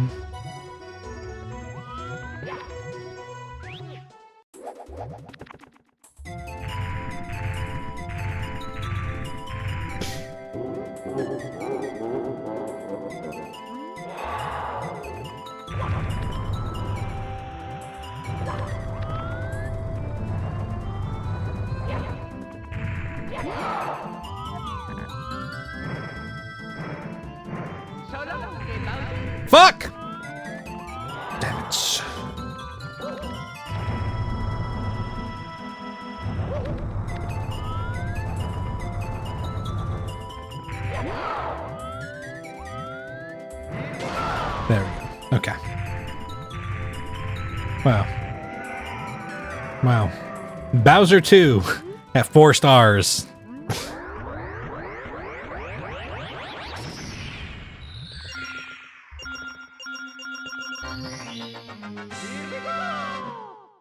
It's one from 2 years ago, but there were more about. Oh, okay. He died that year, sadly. Damn.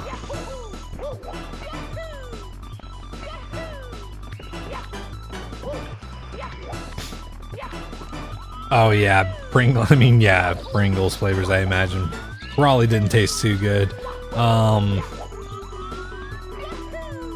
But genuinely, 2 things I will say. 2 things I get the hype over. The first is pizza from New York. If you find a good pizza joint in New York, it's like you might have pizzas that you enjoy for various different reasons, but pizza in New York is like a unique experience and very good. Philly cheesesteaks in Philly, also incredible experience that is pretty unique.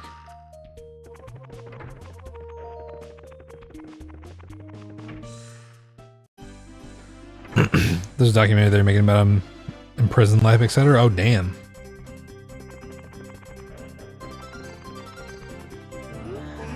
Five more stars.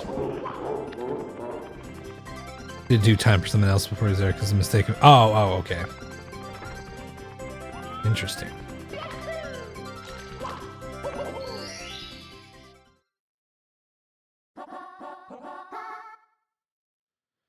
I think I would pay extra if I could have some Spider-Man personally deliver a pizza to me. Yeah, you gotta... Honestly, like, here's the thing. Unless you have, like, a trusted source, like when we went through New York on tour, we had, a New York native show us, like, a good pizza spot to go to. And he mentioned, like, oh, yeah, go here. And we went. But if you don't have something like that, genuinely finding, like, hole-in-the-wall places, like, half the time will be really fucking unbelievable. Good night, Jaden. TikTok clock. Oh! Dun dun dun dun dun dun dun dun.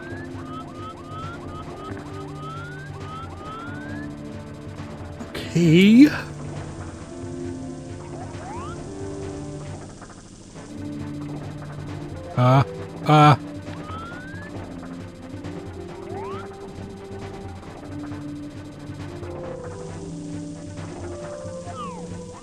Okay. Well, this is gonna suck.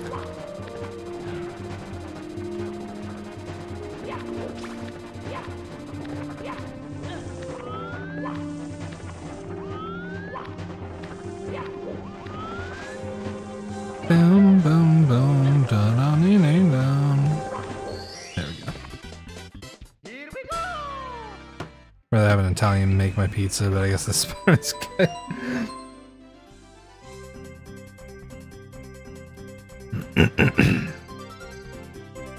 100% Smash Melee is impossible.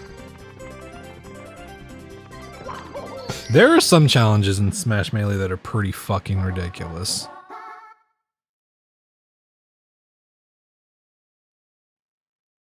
I told your other brother your new name you're going by, to myself and online at least, so he's gonna refer to me as... Oh, fuck yeah, that's awesome.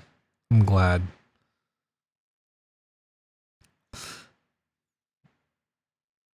Yeah, play a million versus... Yeah, that was one of the funniest things whenever I've done Archipelagos with my roommate William. She's like, man, some of these challenges are fucking ridiculous and like damn near impossible.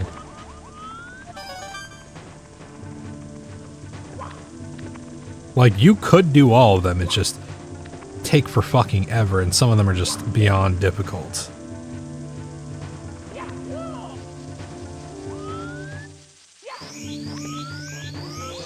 Whoa, dude! All these boxes? What the fuck? Okay, there is a star there, but I feel like maybe we should go to the the top.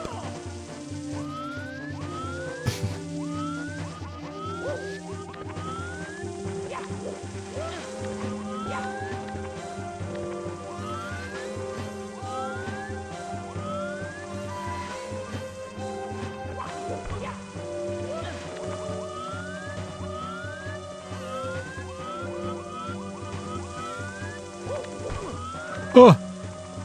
Don't do it.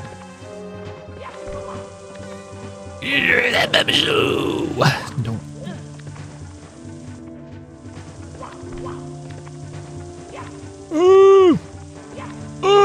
Mario, come on. There we go. Okay.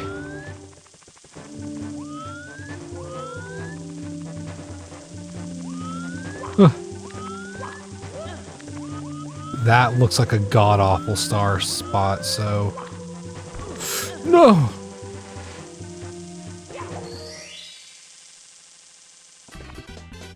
Here we go! Okay.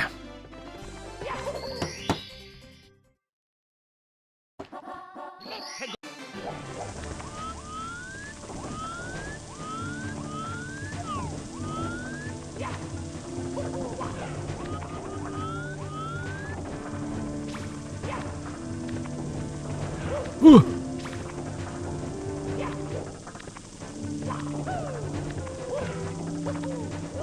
No!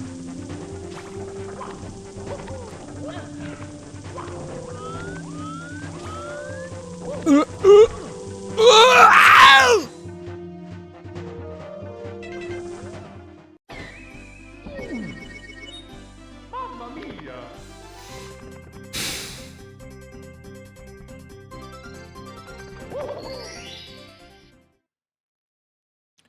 I would normally reset.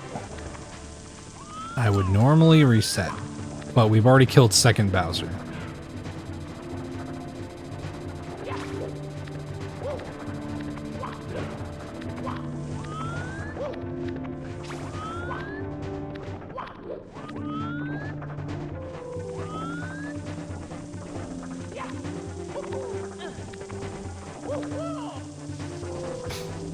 And you know how to make so your microphone actually picks up your high-pitched voice.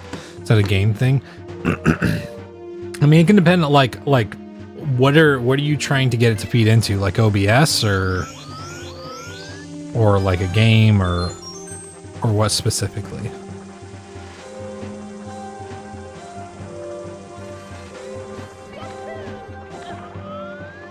Because some programs, OBS and Discord, okay, so yeah, so if you, what kind of microphone do you have Electo?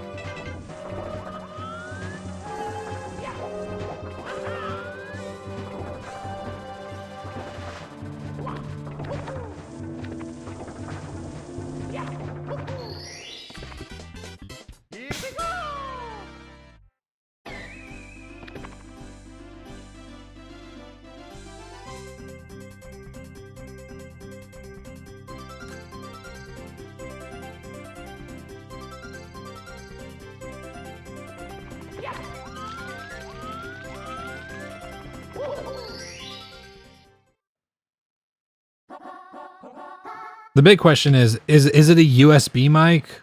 Like a mic that plugs directly into your computer? Or is it one that you've plugged into like an interface or anything? DGM20 USB? Okay. Then, yeah, is there a game knob on it? Because, I'm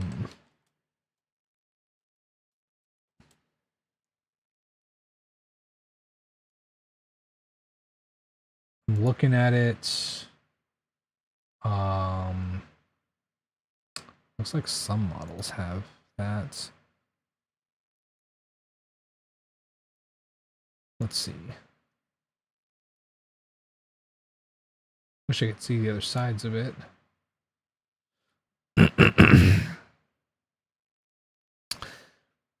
Yeah, especially this is a condenser, so like USB mic quality is not as good as running into like an interface, but it's a condenser, so it should easily pick up even your high-pitched voice. Like dynamic mics will normally do the job just fine. But even if your voice is super soft, the whole point of condenser mics is that they're super sensitive, right? This is what I'll let you know.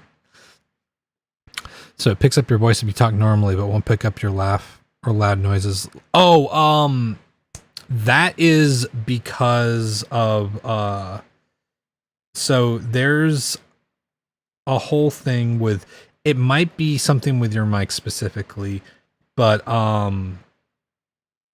so that is basically your voice overloading usually whatever limiter is in place, either in your computer or whatever it might be, because that happens sometimes. It's why people will cut out in Discord calls whenever they get really loud too, you know.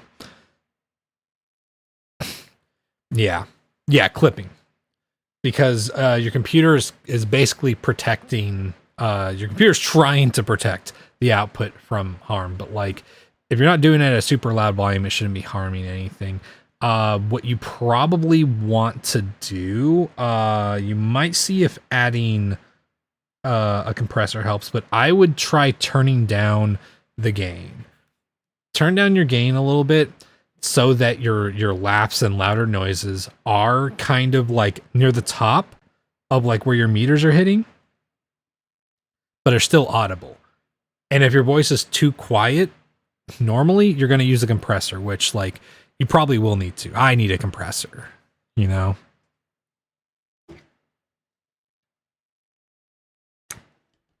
Gain is all the way down the microphone. Oh, interesting. Okay. How close are you to the mic, Electo? Because you might need to back up. 3 to 6 inches is usually the recommended range.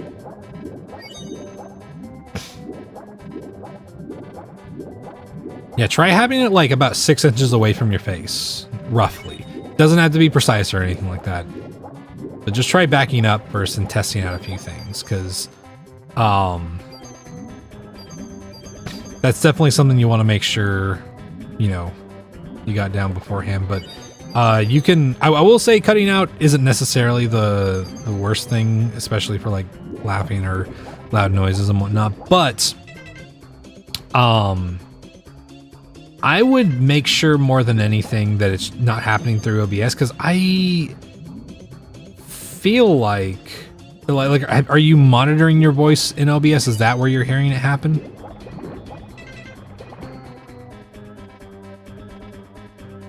You put it away, then your husband says you can't hear me. Okay, so if you can't be heard, then that's fine, because you're going to use a compressor to raise your voice up.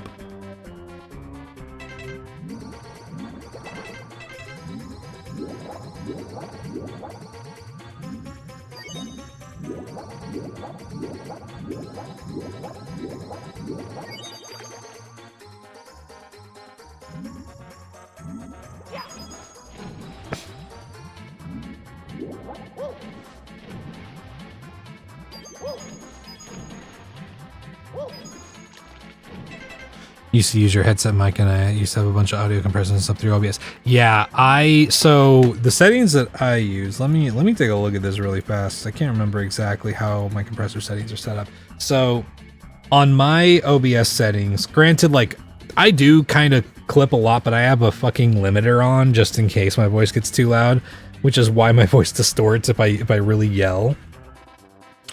But I have a compressor on with I have a 6-to-1 ratio, and it's kind of hard to tell where your threshold needs to be if you're not seeing the active amount of compression going on, but you can usually watch your meter and see the reduction going on in real time. But you want to lower your threshold down to where it's capping the really loud stuff, right? Just enough, and then make the attack really fast.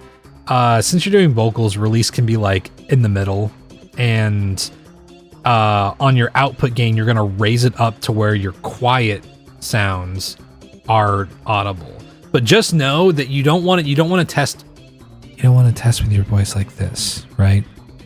Because if you're talking like this all the time, you're gonna have to go back from, you know, being this close up to being this close, like a little bit further away. And unless you're gonna do that, you're gonna wanna find a good just like projection level for your like normal like vocal level, and adjust for your higher volume with like a compressor and whatnot. Just get an SM58. It's like magic. Everyone on Twitch is screaming.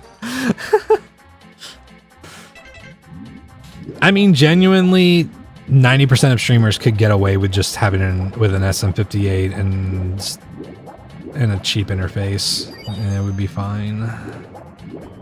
People really do sleep on dynamic mics a lot of the time, but they're pretty great, especially, ooh, don't touch the fucking chest. Especially if you're trying to smooth out your voice at all, you know, in terms of EQ and whatnot. Oh yeah, the Blue Yetis, yeah. Oh yeah, I mean the SM7B is nicer for recording and whatnot. I always just tell people that unless you know why you're buying the SM7B, don't get an SM7B. Get an SM58. And then if you hear sound quality differences and whatnot, and you know what kind of difference it's gonna make, and like whatever if you have the money, but like a lot of times people are like looking for budget options, and I try to recommend people you know, pick a good baseline option, but don't worry too much about equipment upgrades unless you know the kind of difference it's gonna make, right? You know? No, you're good, Alexa, you're good. Yeah, no, you're good.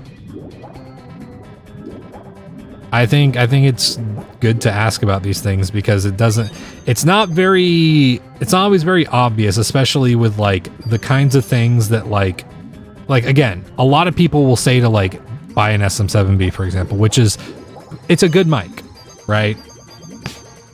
But it's not always the mic you need for like a podcast or even streaming and whatnot. Sometimes you can get by with, you know, whatever, but a USB condenser is probably going to serve you pretty well.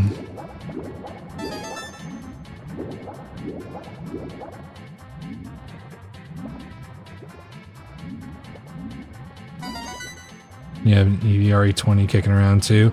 Oh yeah, RE20s are pretty great. You ended up just using your acoustic guitar mic, which happens to be a small condenser. Hell yeah. Yeah, I mean, the mic that I use is, it's, I guess this counts. It's, my roommate uses it as a shotgun mic, but I kind of, it's like a small frame condenser. It's, AT87 5R. Oh. I didn't mean to do that, but that's fine. And it works fine, you know.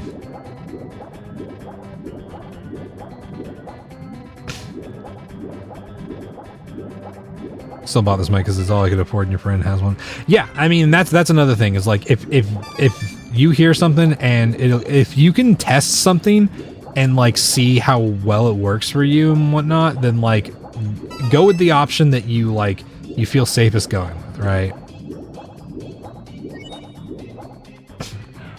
Because like sometimes people agonize over choices with stuff like that, and while I do understand it, I am also just like, trust me, most people are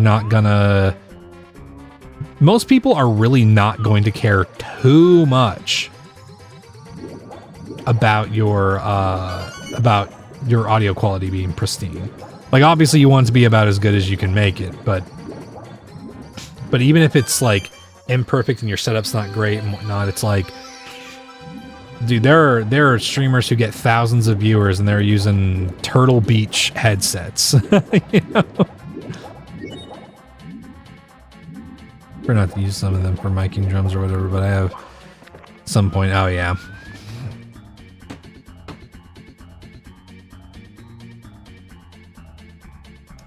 Yeah, SM7B is pretty... the biggest problem with the SM7B is it's gain hungry as fuck. You either need a cloud booster or you need to turn your fucking gain all the way up to fucking 4 o'clock.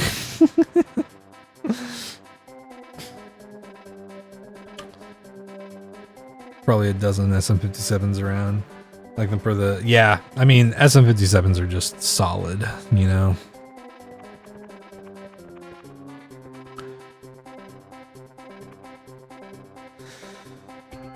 I want to know how SM57s have remained $100 since 1965. They seem to be inflation-proof. I mean, they're super cheap to manufacture.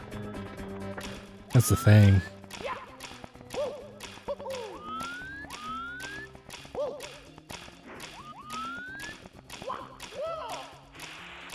They've always kind of been one of those mics that have been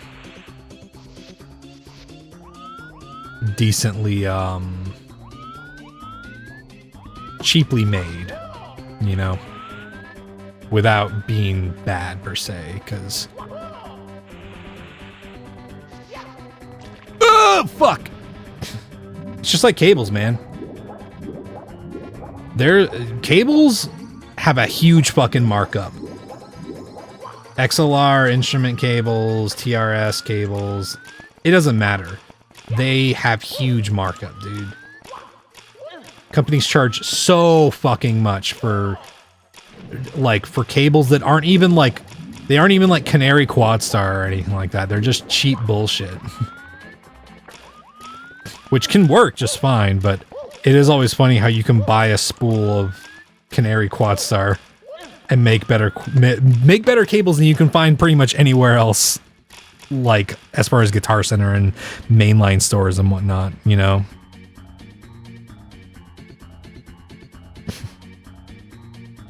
Yeah, cables just have gotten so expensive. Oop!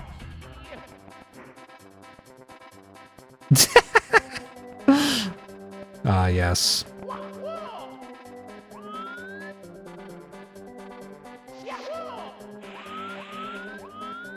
My favorite new guitar astrology thing is guitarist... Ah! My favorite new guitar astrology thing is guitarists looking at coiled cables, the coiled instrument cables, and being like, yeah, the tone's just better. Oh, the tone's just better. Oh, the tone's just... It's like, just say you like the coiled cables, man. Say that they itch something in your brain. Like, you're saying a fucking coiled instrument cable was the secret to your tone? I call fucking bullshit, dude. Oh yeah, diamond plate. Yeah, it's literally the monster cable gold plated fucking connectors all over again. You know?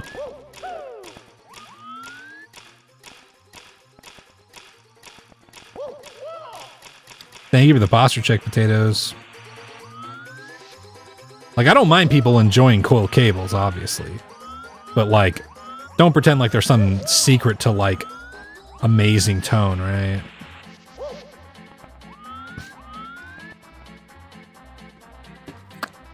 Exactly, Flux.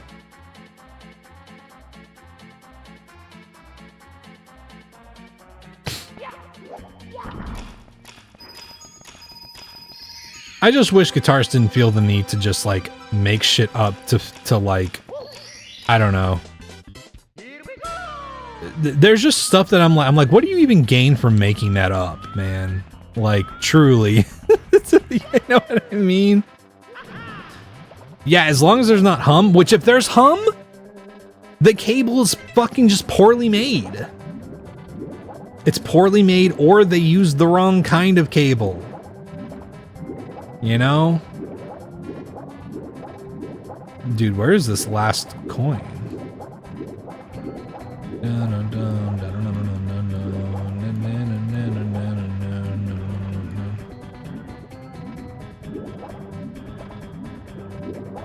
Is it in one of these?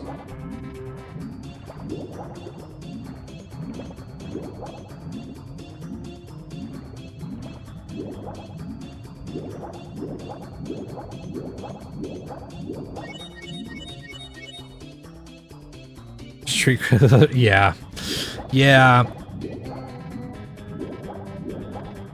I don't know. It's always weird to me because I'm like, because I obviously don't shame people for like, if you see something expensive as a guitarist and you want it, that's fine. Like there's nothing wrong with that. But it feels like there's an entire like subculture of guitarists who make expensive purchases and then they have to be like, oh, this is why this expensive purchase was necessary for me to achieve legendary tone. This purchase was necessary for me to be a good guitar player. And I'm like, okay, man, whatever.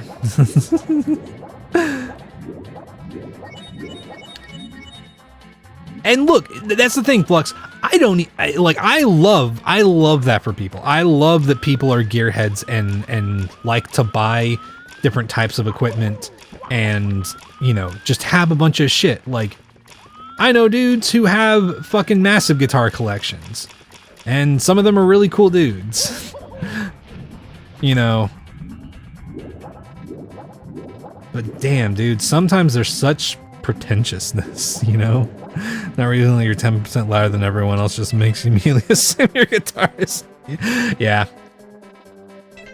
Is it in the clams? That's a good question. Where are these fucking clams?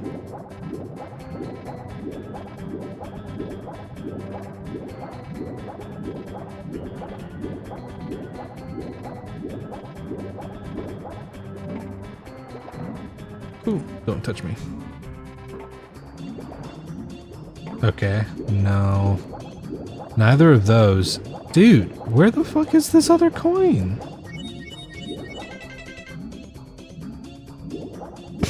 Different tone. Yeah, different tunes, different tonalities. And that's the thing. Pickups, amplifier, and hands. Those are the things that are affecting your tone more than anything.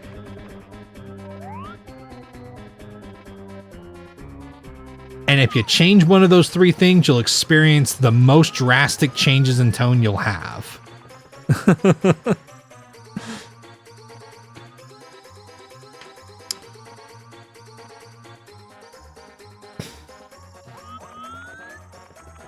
Man.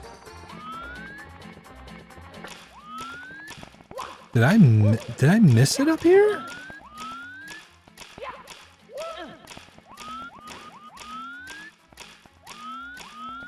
No. Brother, where the fuck is this other coin?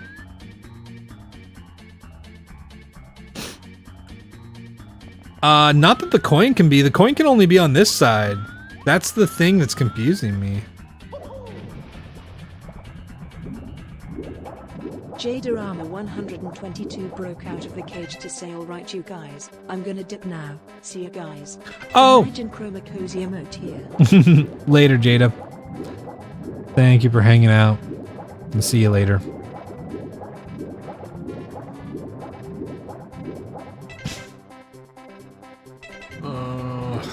Dude.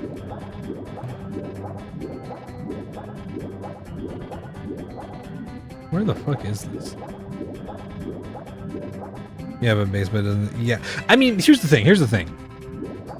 I will say this.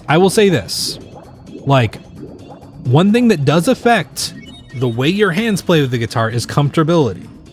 And I will say that, like, that's the thing that matters the most, in my opinion, when playing guitar. You can upgrade pickups, you can plug into different amps, you can learn new techniques, but if you don't have fun playing an instrument, then it's a bad purchase.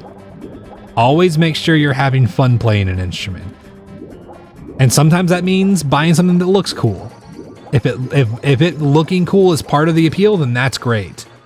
But that is a big part of it, in my opinion.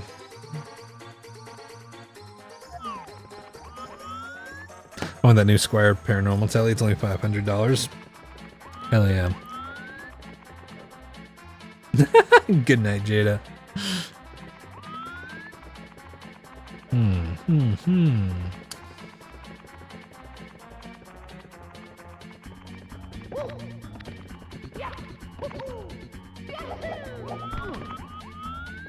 Man.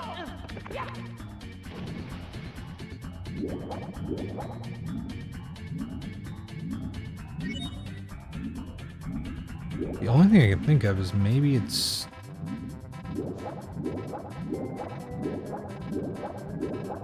Under somewhere over here? No.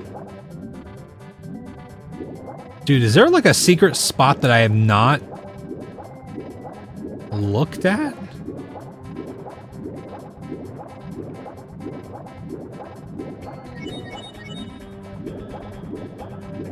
Wait.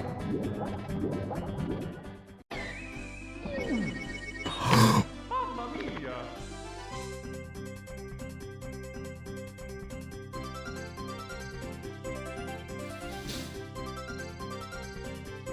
I didn't know it would do that.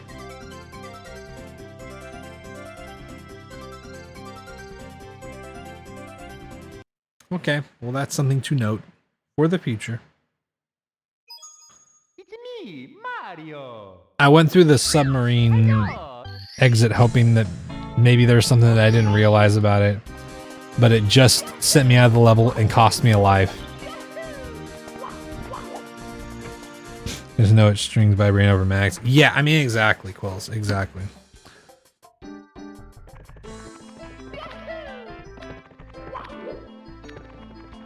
And again, no shame to people who drop tens of thousands of dollars on an amazing guitar, right? Now, if you're a rich asshole, that's a different story. But spending a lot of money on a guitar, even if it's just because it looks cool, I think that's fine. You just gotta own it. You gotta own it and not make up other reasons as to why you got the fucking guitar.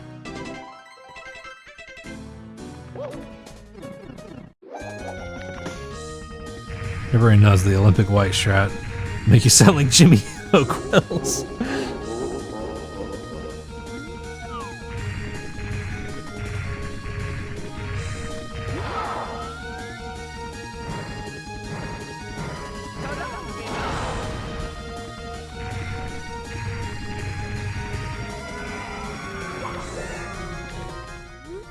It is kind of funny that, like, it is funny how much throughout history a guitarist playing like really cheap equipment like led them to like making a tone or like a guitar part or whatever that people like praise as amazing and whatnot. And then because of that one famous thing, the very cheap equipment they operated on skyrockets in like cost because of its association.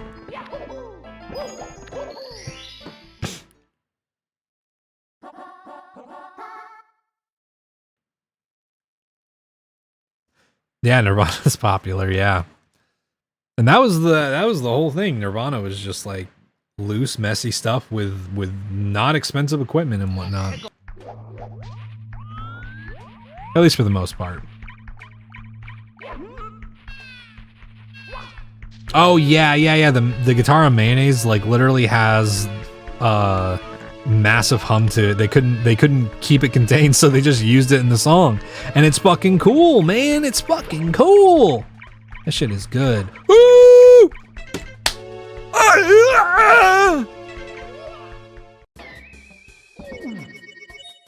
Mamma mia!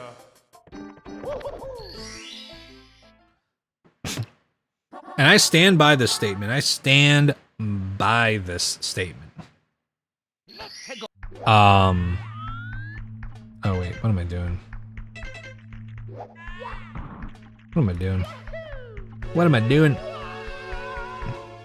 I'm starting over. I stand by the statement that when you start to become a better guitarist, there's a point where even if you get really clean and pristine with your like fast playing, an individual skill of guitar playing is learning how to slop it up a little bit.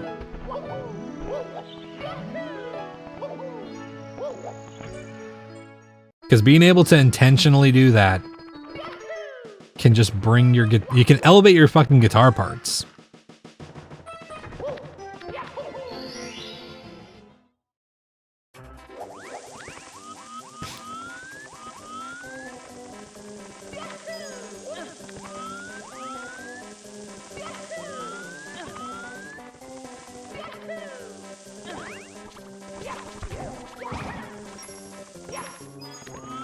Okay, I'm not grabbing the red coin.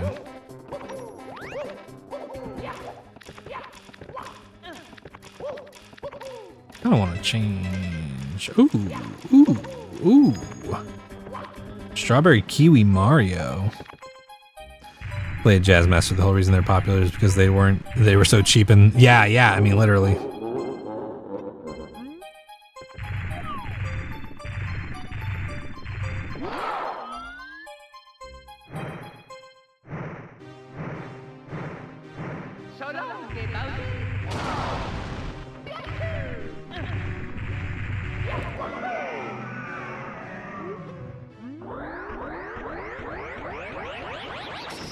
Oh yeah, the Mustangs are sick too.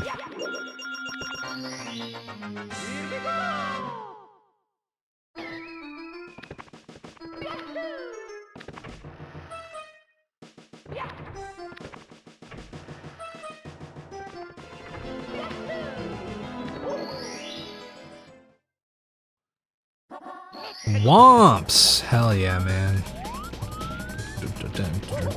And Katamari music? Let's fucking go, man.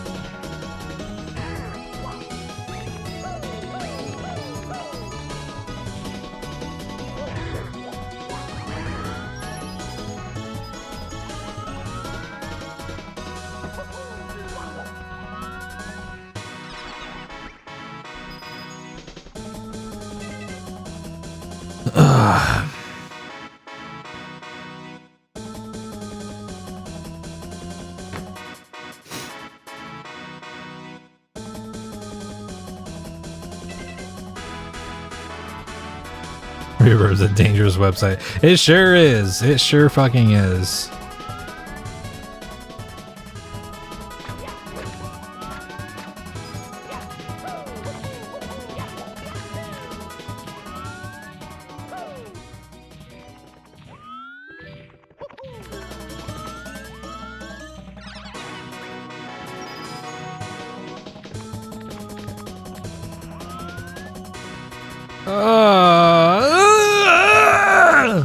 Fuck, man.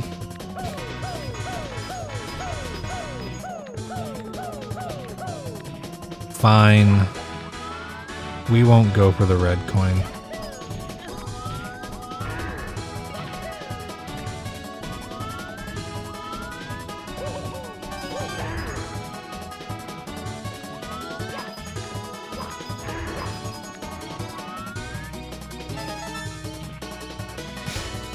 Okay. You're just gonna be annoying, aren't you?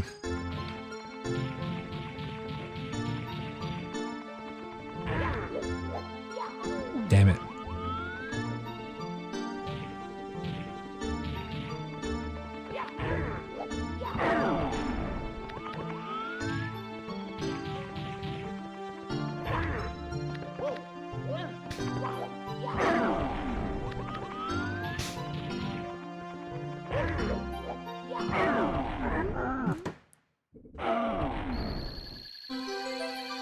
Okay.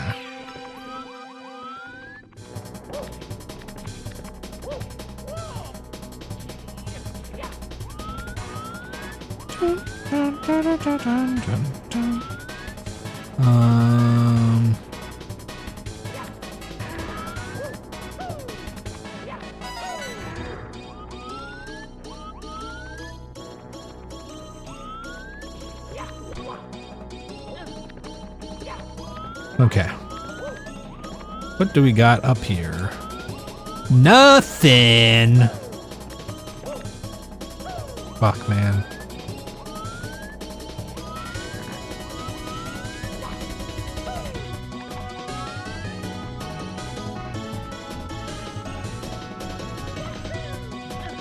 Oh, wait.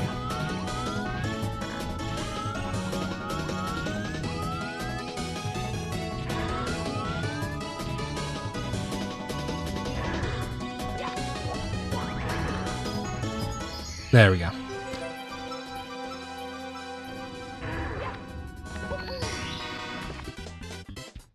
Woo!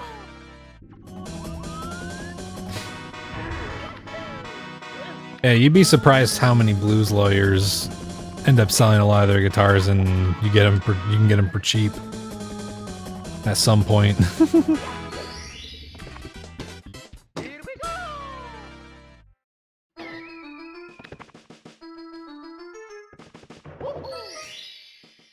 Also, the most expensive guitar in my collection, and like of the guitars I have, is maybe the most like unique thing that I'll ever buy in terms of guitar stuff. Because it's so it's a JP13, a Music Man JP13, but it's a it's a prototype. It's a mass production model, because you can see on the JP13 silver sparkle finish how the headstock has the silver sparkle finish on it. But the one that I have does not have the silver sparkle finish on the headstock, and I kind of prefer it that way. I actually really just like the rosewood neck by itself.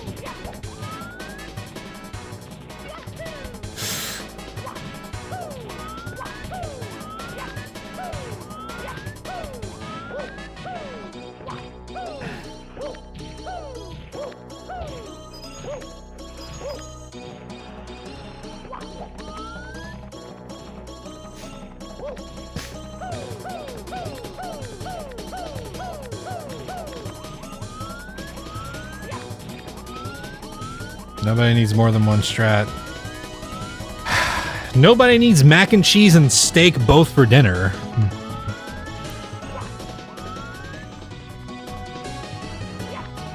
No one needs more butter on their lobster. I'm just kidding. I'm not trying to make you spend more money. Especially not on Fender.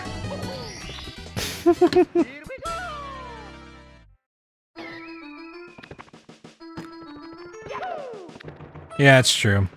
I mean, honestly, I get pretty much any tones that I would need from a Strat out of my Music Man.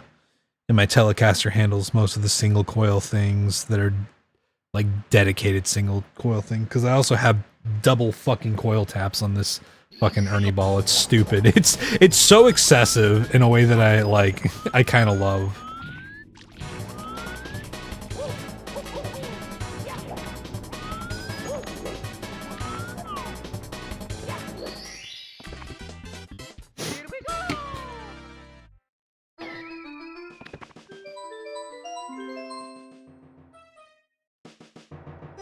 Oh yeah, P90s.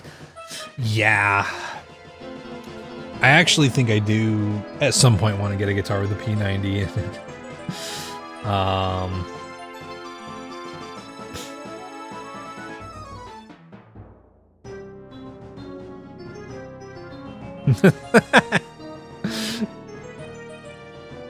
Quills, I support that.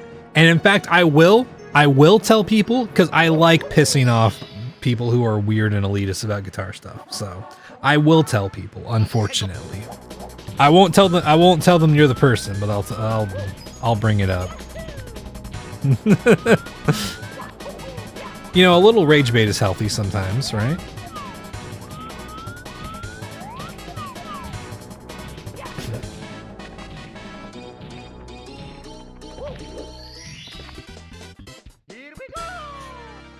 Wolf speedruns. Thank you for the good luck. Hello, hello. Guitar's like a car. I modify and take care. Yeah, exactly. Exactly.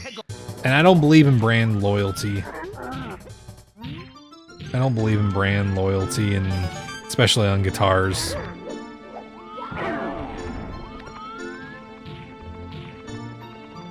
Like, it's cool if you're a Fender guy, that's cool. If you're a Gibson guy, that's fine.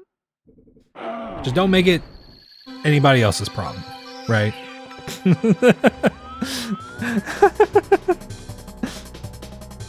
Les Paul studios are great, man. One of my buddies got a one of those chambered body Les Pauls, and it sounded fucking sick, man. That thing ripped.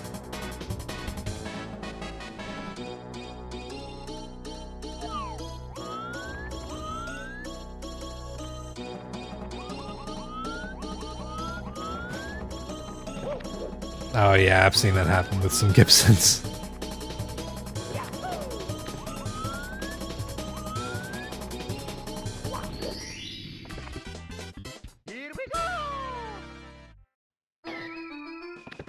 Thank you for the hydrate, potatoes. Yeah, Flux, it doesn't make much sense.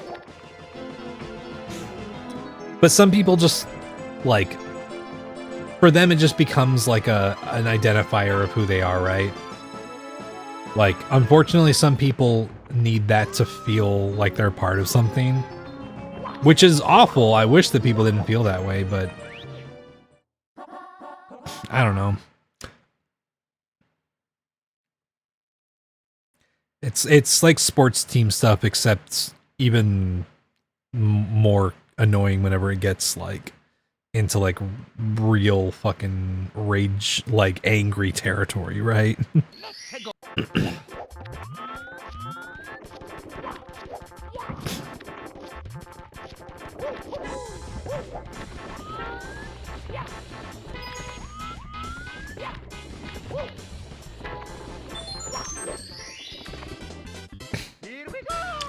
Yeah, the funniest stuff about vintage gear half the time is just that like most musicians and audio engineers and people don't like to admit that so much of what they adore about vintage stuff or like older stuff is how much like either wear and tear or repairs or all these different things just kind of add an element of a little bit of chaos into the mix, which that's cool. That stuff is cool. But so often it has to be like, oh yeah, this specific thing from the 1960s is so much better than everything else. And it's like, I don't know if it is. I think you just like the elements of like the vibe that go with it. Like a guy that I really respect, Nolly Get Good, who's produced a lot of or recorded and mixed some of Periphery stuff. He has a guitar in his like studio guitars that he's like, yeah, this thing, the intonation's never right. It's like, it's always kind of out of whack, but it's got this fucking mojo, man. You know?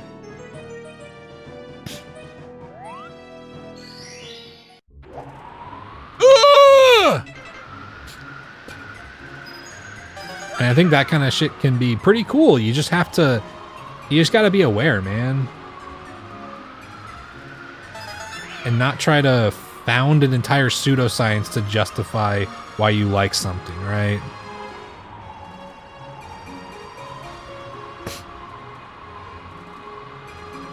I like floating bridge trends. Do I give a shit about stability? No. I like floating bridge trends. And if you don't, then that's cool too.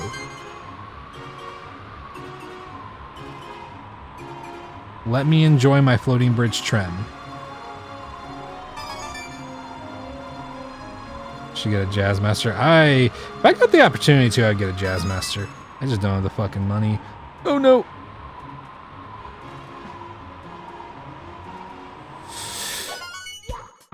Ugh.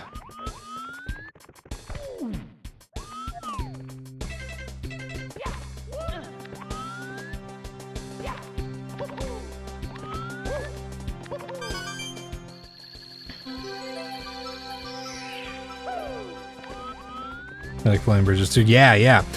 Okay. Here's a hot take too. Floyd Roses are one of my least favorite floating bridges. I like Ernie Ball's floating system.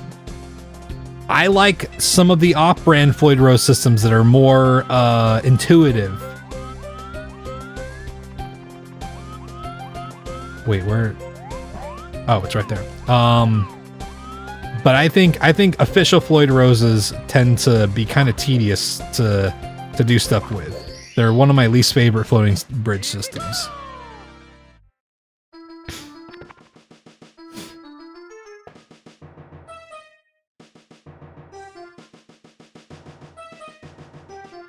And that's the sort of stability with a floating trim, in my opinion. Yeah, and like genuinely, that's why I prefer my JP13 floating system compared to the newer ones that use official Floyd Roses. Because I don't know, man. I like Ernie Ball system. It's simple. It's easier to put together and it works great. Has great stability. You're doing bad. No, I think you're good with something less. I mean, yeah, exactly. That is one thing about it. Cool is you gotta be using it. Obviously, that's kind of the big thing. I like mine for doing. I like mine for doing a lot of like weebly noises and shit. Yeah, what's up, Vanilla? PRS does have some nice ones. Spring tension, yeah, adjusting the spring tension. I know some people that sometimes remove a spring to give a bit of a looser feel to it, which understandable, but also, man, I played a guitar with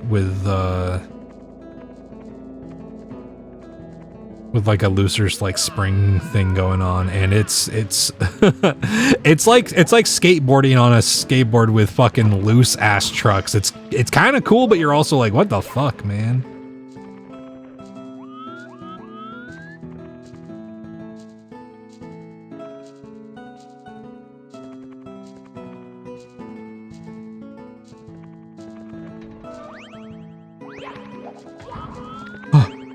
Get away from me, you fucking bastard.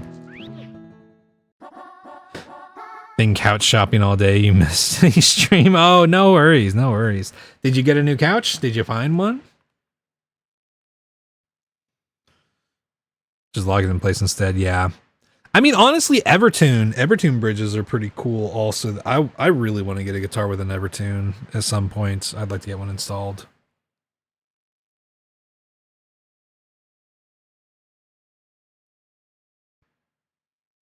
Oh, that makes sense, Quills.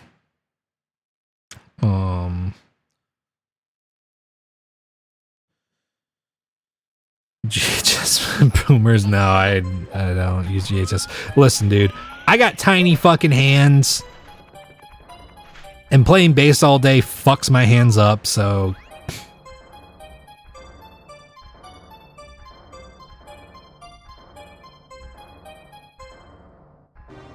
I'm going pretty light on my bass string gauge most of the time.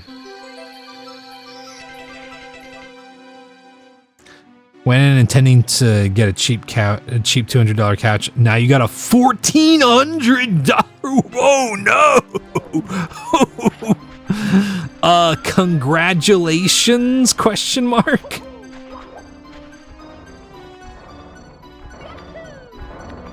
No!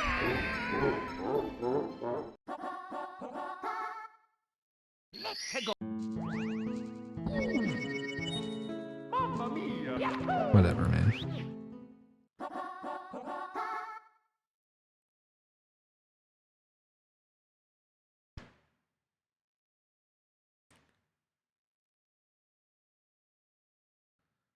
Couch prices aren't like they used to be. I mean, honestly, prices, period, ain't like they used to be.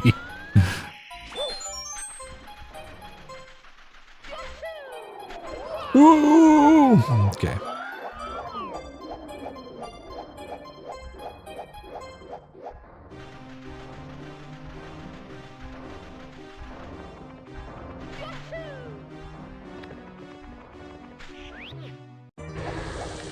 I'm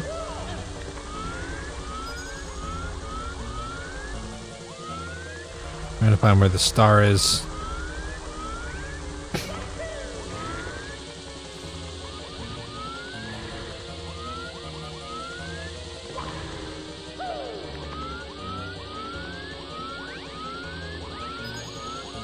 Oh man.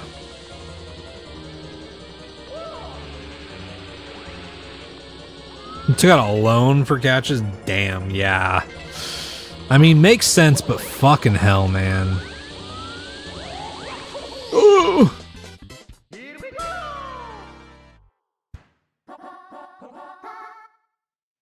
Went down this rabbit hole about string gauges in high school and how sets are not actually optimal for keeping tension across the strings. Yeah. Yeah, I use a custom set for at least one of my guitars, you know. Figured why get a cheap shitty one, price later on we can get a bit more now. Yeah, I mean that is true. That is true. If it will outlast the shitty couches you would buy, then like, you know, by all means. I think that makes sense. And sometimes, you know what, you just want something nice and new, you know. No! No!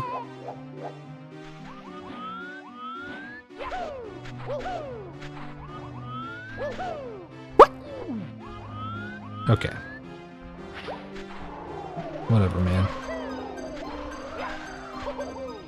Woo! Don't do that.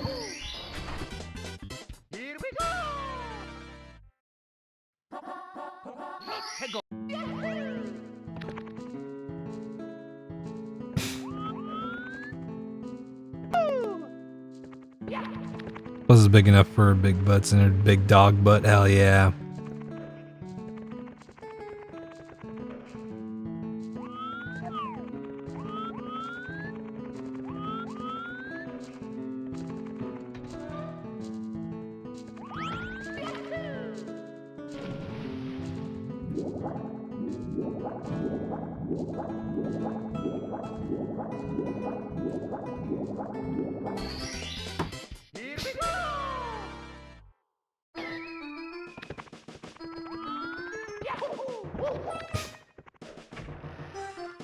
I mean, honestly, nowadays I feel like slapping and popping technique has advanced enough with the guitar that you could probably make that feel pretty all right with the right technique. But granted, a lot of bassists aren't learning like kind of the exact like spacing and stuff that guitarists use with their slapping and popping, you know.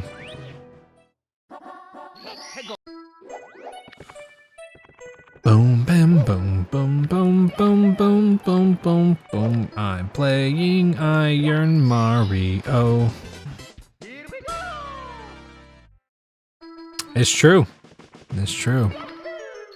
You can make pretty much anything sing if you're good enough. Oh my god, they're handing me all the shit stages.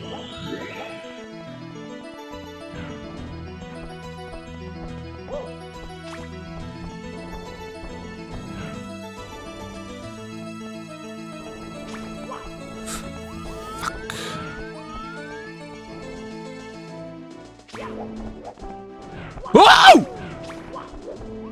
There's 3 of them!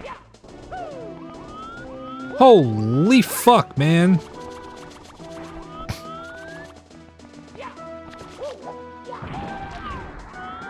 Don't really like Korn, but I always thought their use of bass as a percussion was really all executed.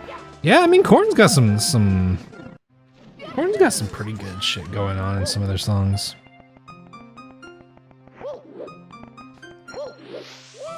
No! Fuck. I wish some of them didn't turn out to be really weird Christian right-wing weirdos, but you know. Primus from Wish. Yeah, but Primus sucks.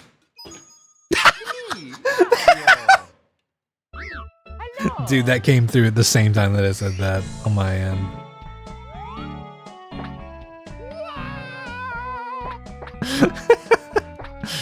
Yeah, Primus sucks.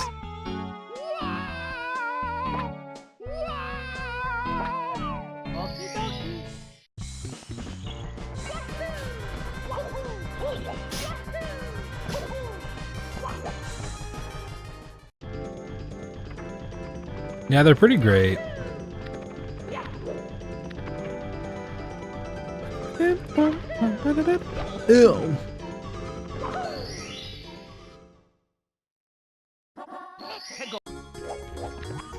Okay.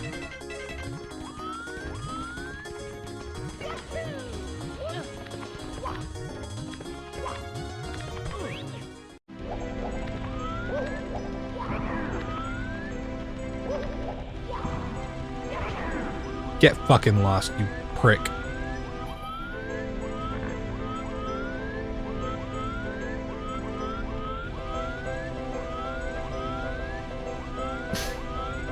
Aim for the bushes. Ha! Here we go!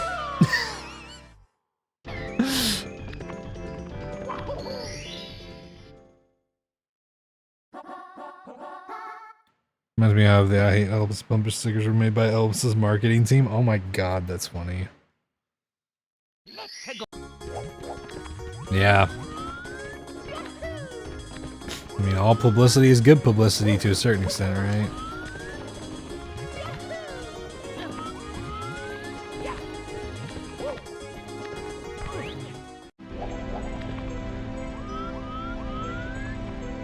Oh, great, man. Yeesh.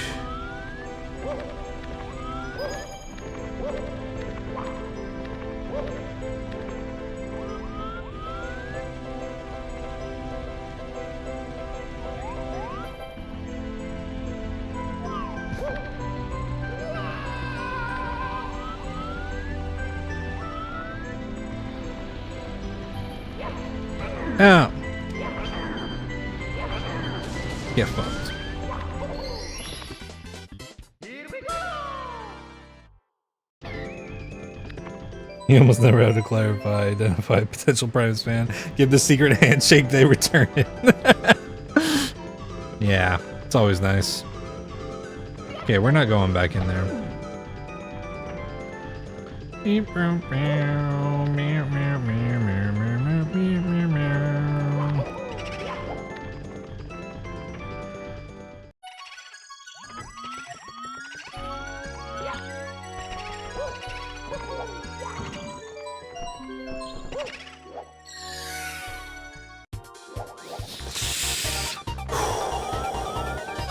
Okay.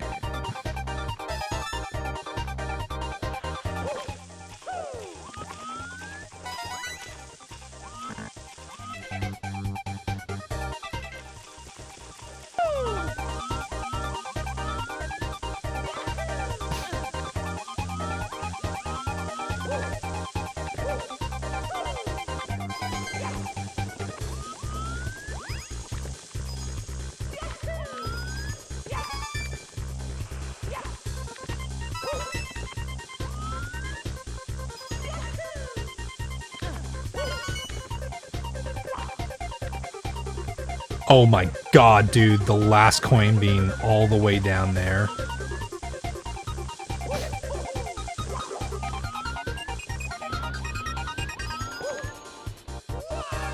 Whew.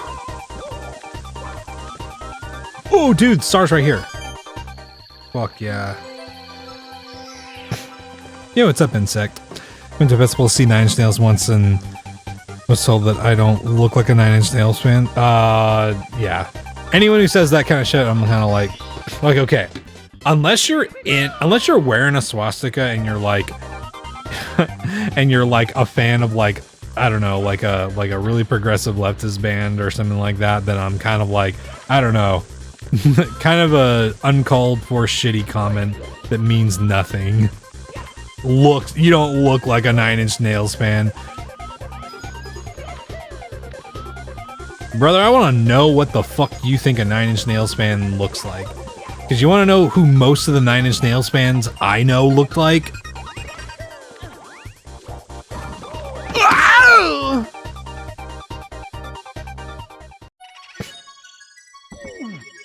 They weren't guys, I'll tell you that much.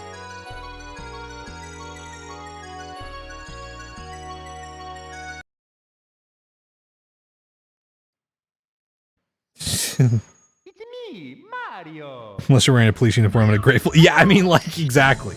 Okay, dokie.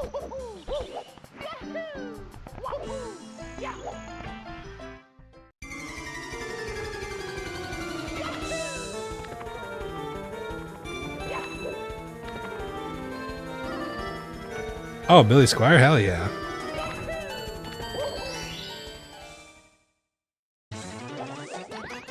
Oop.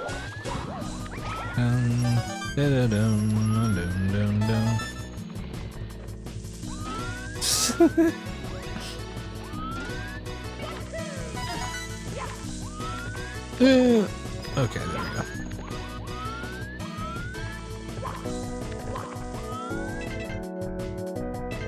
Okay, I think the rest of the coins are probably up here.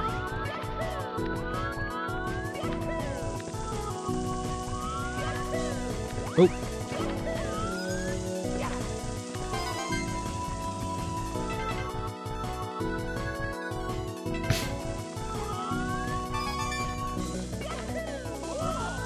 Yeah, I gotta be honest though. Anybody who's...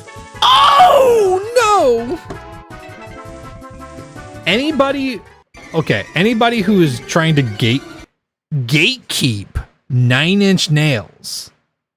That's like... I gotta be honest, Flux. I wouldn't be able to get on my feet fast enough because I'd be laughing too hard. Because that's some of the nerdiest loser behavior I've ever fucking heard of. How much of a fucking loser do you have to be to try to gatekeep 9-inch nails? I'm like, what the fuck?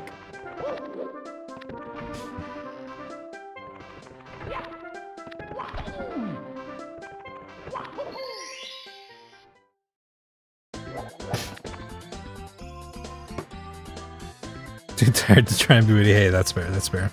Isn't David Lynch a Trent Reznor fan? Yeah. Yeah, I mean, that's the thing. I gotta be honest. I'm like, I don't know, dude. Trent Reznor's not gonna fuck you, man. Like, I don't know. Like, he's not gonna give you a pat on the back for gatekeeping 9-inch nails, man. I don't know. I don't know what you could possibly think. Oh!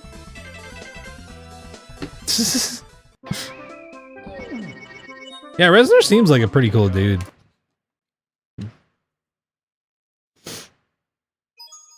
It's me, Mario. Hello. Oh my fucking god.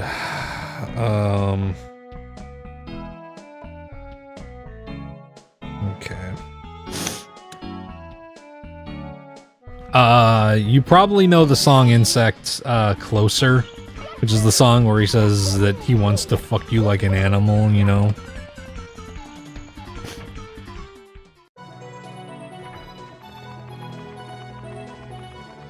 He also, if you know the cover that Johnny Cash does of Hurt, that's 9-Inch Nails originally.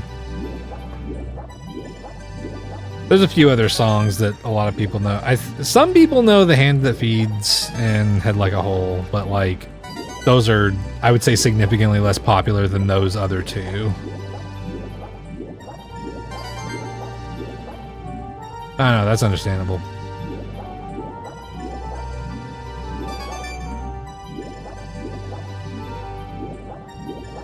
This is perfect music. Ran into Quentin Tarantino in a Die Barnola once. Oh, damn. Did you kill him?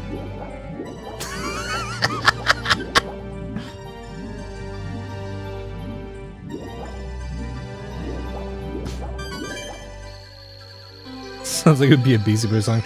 Definitely a lot more industrial and less upbeat than a Beastie Boys song, I feel like would be about that.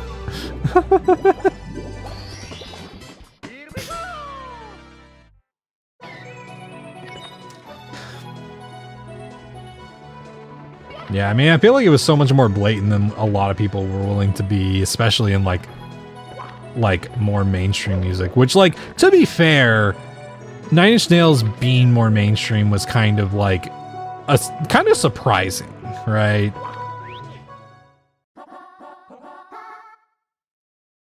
At least for the time, you know.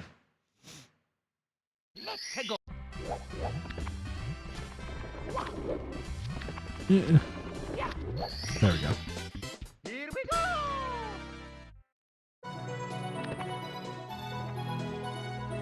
Oh, well, fuck. Okay.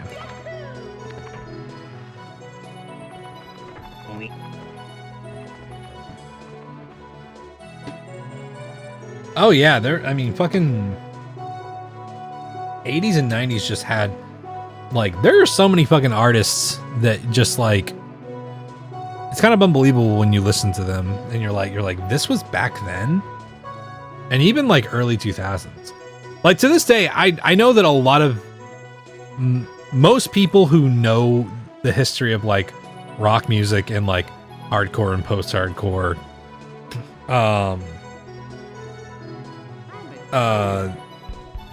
you know, they know about Refused. But, like, genuinely, when you listen to Refused and you look at the time period when it came out, it's kind of unfucking believable. Like, 90s and these guys were doing things that, like, post-hardcore bands, like, didn't pick up for, like, a pretty long time, you know?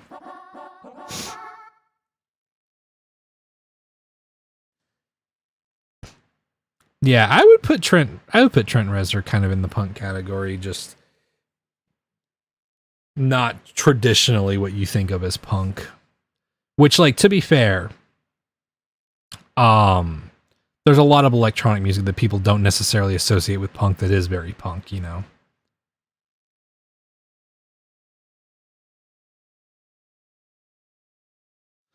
Manson got big because of Nine Inch Nails. I 100% agree with that. And it's unfortunate that he got big from that, because that dude fucking blows, man. Real piece of shit who capitalized off of the whole aesthetic.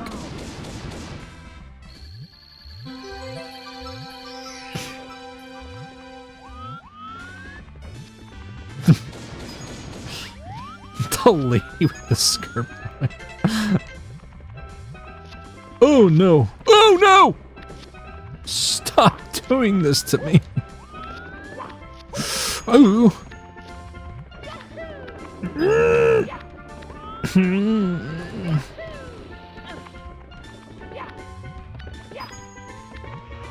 No!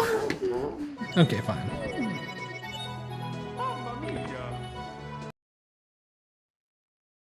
When I am at church, yeah, it's unfortunate. It's unfortunate that the guy was rage baiting people who actually deserve to be rage baited. Yeah, but, like, to be honest, like, that was kind of the thing. Marilyn Manson came around with the whole, like, nu metal thing and whatnot. And unfortunately, there's a whole thing to dissect with a lot of the sort of appropriation and kind of profiting off of aesthetic that a lot of, at least a chunk of nu metal artists were doing, you know?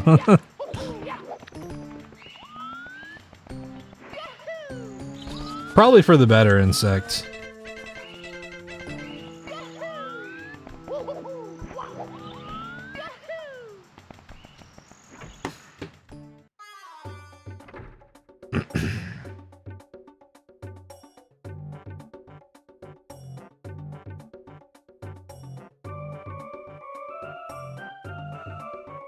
Oh, man.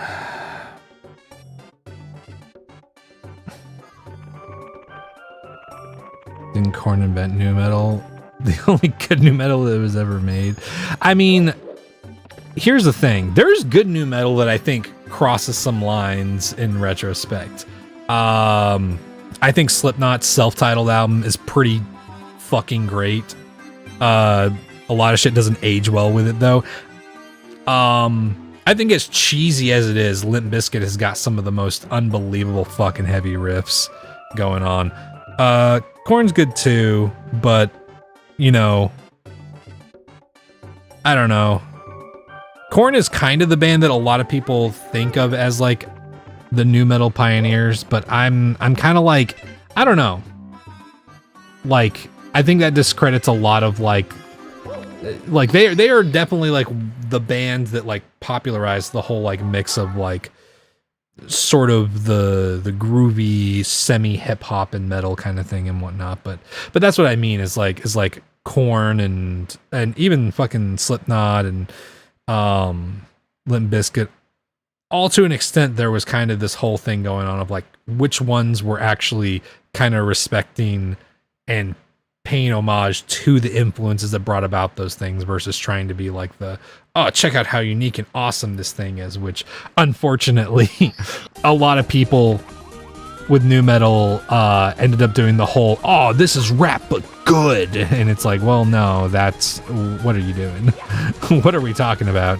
There was plenty of good rap already going on. You know. How's the weather up there? Getting any rain yet? Not yet. We have not gotten rain recently, unfortunately, you know. It's a lot of music I don't like. Why does Metallica Saint Anger sound like a snare recorded in an empty public bathroom? Because Lars Ulrich is a fucking idiot who insists on certain things sometimes, and if that album was mixed better, it would sound fine, but the songs fucking suck. And unfortunately, the mixes suffer because of that. The snare sound is good, okay? The snare sound is good. It's just extremely tight and not mixed well. There are hardcore bands of all kinds and metal bands of all kinds showing off that you can use that snare tone in a way that sounds good. Metallica just has the insistence on having every one of their mixes sound like shit after a certain point. And even their best sounding mixes, I'm kind of like, that's debatable.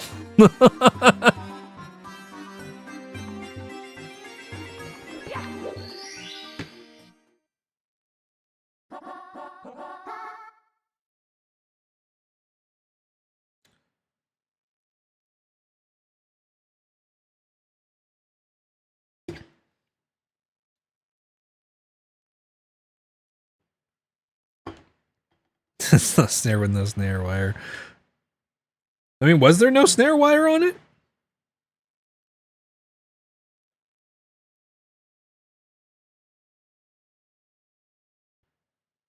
I don't think that was the case. I think that was I could be wrong. I'm almost positive that wasn't the case, but it's still just, it does sound like shit, but it was, they just were not really present in the mix, which I don't know how they mic'd everything up, but it's very possible that they only recorded snare top and no snare bottom, or the snare bottom just sounded like shit, and so they just kept it out of the fucking mix, you know? You did put it on the Ritz better. Taco. Rage Against the Machine has some of the best. Yes, Rage Against the Machine. One of the nu metal bands that I not just respect, but I think that they did great things for the genre of rock in a lot of ways. Especially their debut. Their debu's fucking unbelievable, man. Something was in the air whenever they were cooking that shit up, man.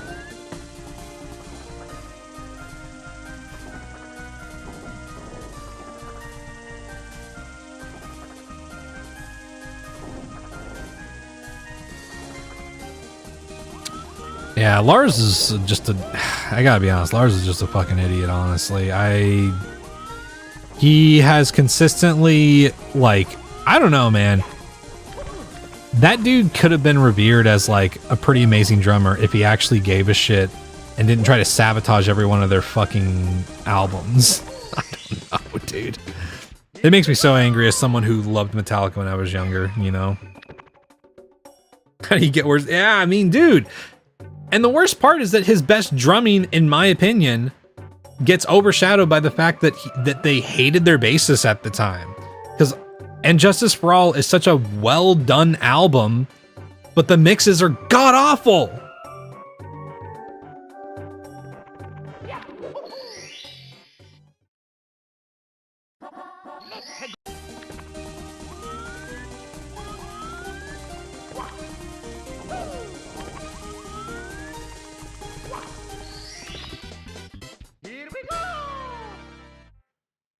Yeah, I agree. I love Cliff Burton. I think Cliff Burton's amazing, but I think that Injustice for All is their best written album. It's one of their worst mixes, but like, I don't know. Pick a name out of a hat for fucking worst Metallica mixes, and you're gonna probably pull like 3 different valid contenders. You know? Yeah, they were kind of just dicks to him, unfortunately.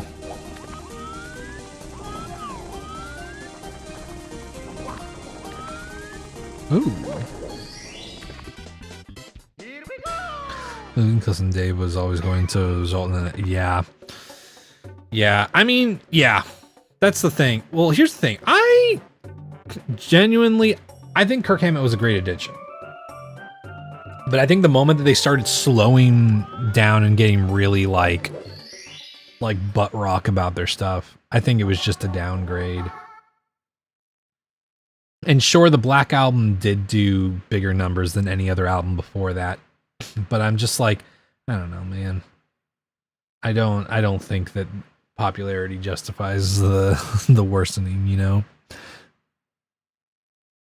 You're questioning the quality of the band. They give us a smash hit, Invisible Kid. Oh, man. Give me fuel, give me fire, give me that what I desire. Oh.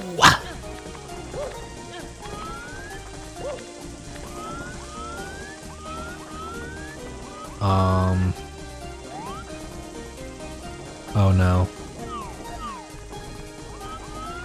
I did this wrong. No! Fucking hell, man.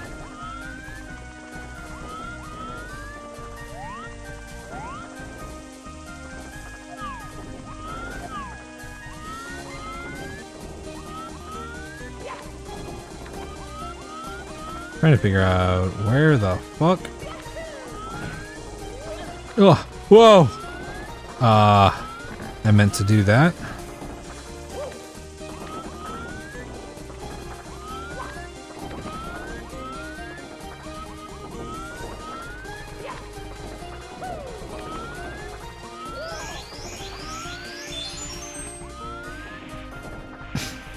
Not to be mean, but Kirk Sutz is playing classic rock in a tin can on the whoa.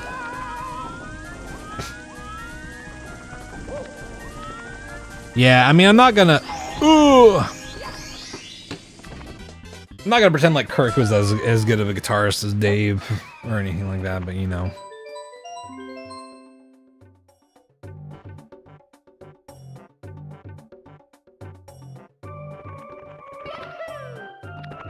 Yeah, Trujillo is a lot better. Like, unfortunately, the best musician in that band, I legitimately do think is James, but I don't think that James has always had the best judgment sometimes.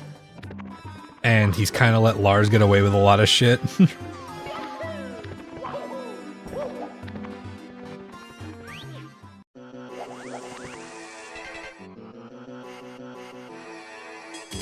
Doesn't mind who's there is in a good guitarist. I mean, genuinely, like, is he the worst guitarist of like that era? No, but he's not like, you know, he is better than like the average guitarist, sure, but he is not, you know, an unbelievable anomaly that stood up against Titans or anything, you know.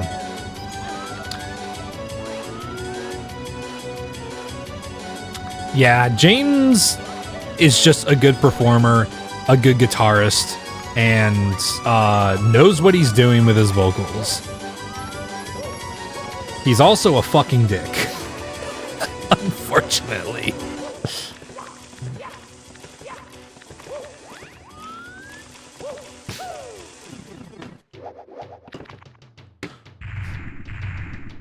You know, he has, yeah, I mean, his fucking, if I'm not mistaken, his mom sang opera.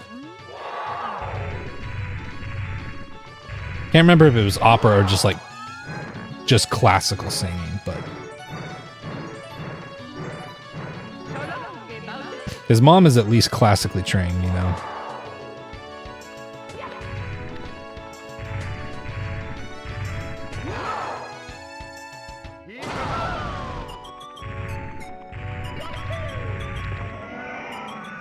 Yeah, but unfortunately, I think that a lot of bands that really started to like become globally massive around that era just kind of like fell into the corporate band trap, right? Where they just really became a business more than they became a band, right? You know. Hey, PJ.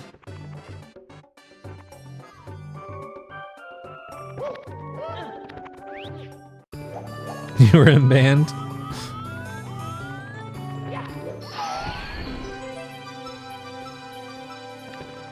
I at one point thought about joining band, but then just like I can't remember what made me not want to be in band. There was something.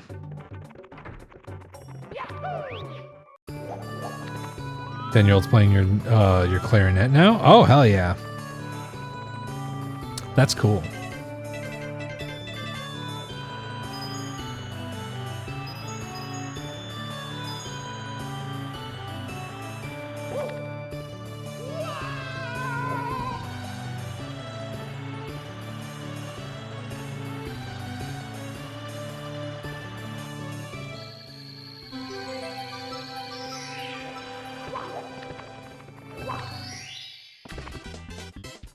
Got it all fixed and cleaned up for him. That's awesome. Big Boo's Haunt. Okay. Wait, what? Oh, Wumps. Okay, okay.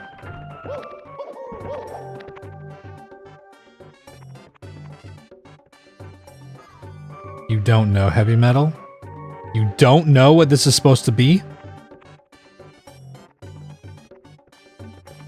No, it's yeah. The hat does give Luigi. I do see that. I actually don't really like this color scheme. I think I'm gonna change that. Yeah, no, this is this is Iron Mario.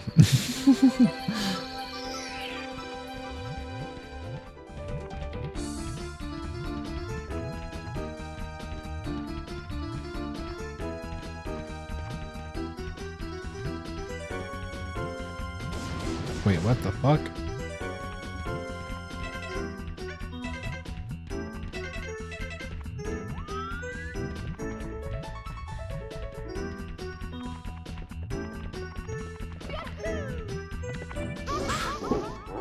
Wait, hold on. Something's happening.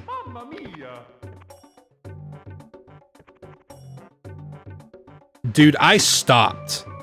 Did y'all see that? How Mario was like walking forward slightly? Dude, come on, man. I was not doing that, man. What the fuck? This is Mario. This is the mod where Mario gathers scrap to build a suit in the cave.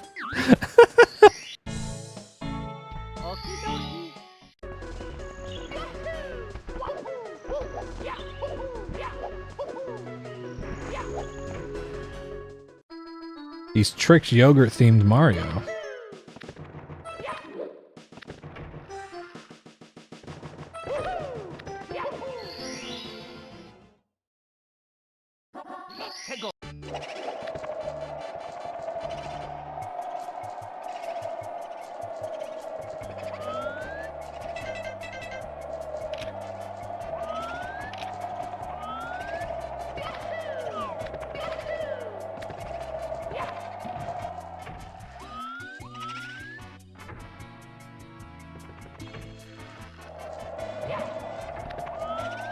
Trick yogurt is when you let your friend think you're giving them yogurt when you give it. Really, when you fill the cup with.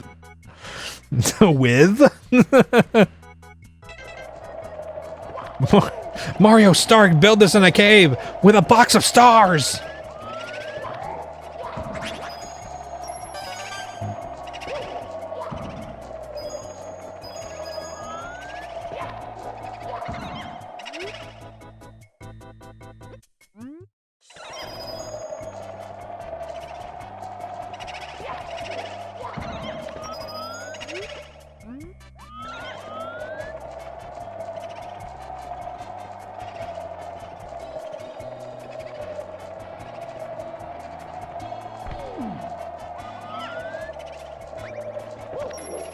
Bam.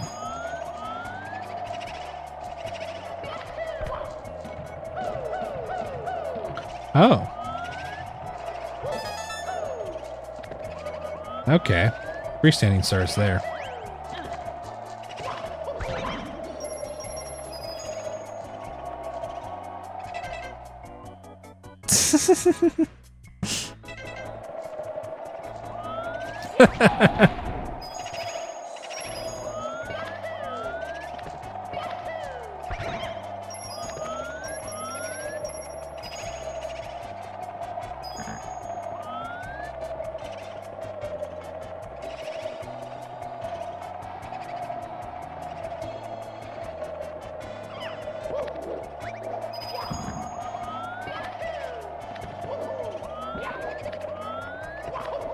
Okay.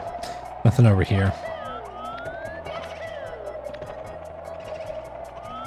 I think I want to change coin colors because those coins were kind of blended in with the background.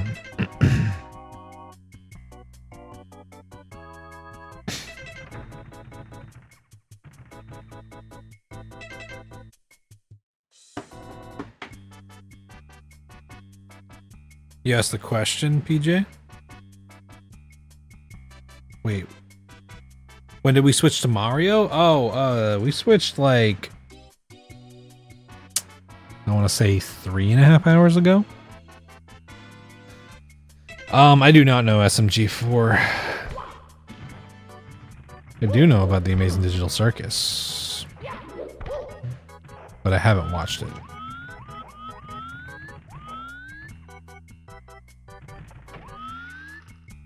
Just move to your desktop and the bass in this song is fantastic. Hell yeah.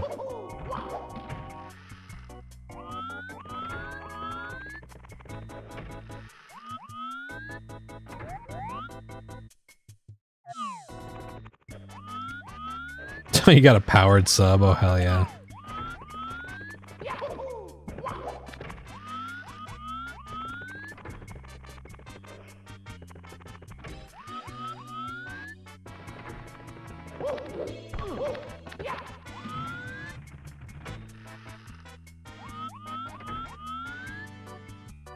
They made machinima by recoloring Mario. Oh, by recoloring Mario in Super Mario 64 and use Source Filmmaker. Oh, okay.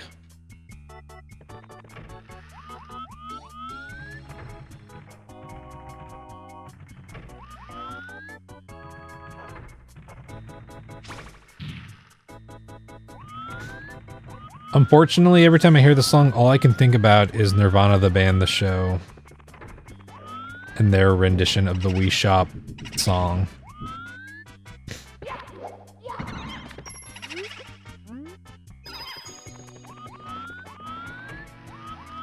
Yeah, well, it wouldn't be the only thing that people on the Amazing Digital Circus had done that was shitty and controversial. Or I guess not. That first thing you mentioned isn't necessarily shitty, but something that is questionable.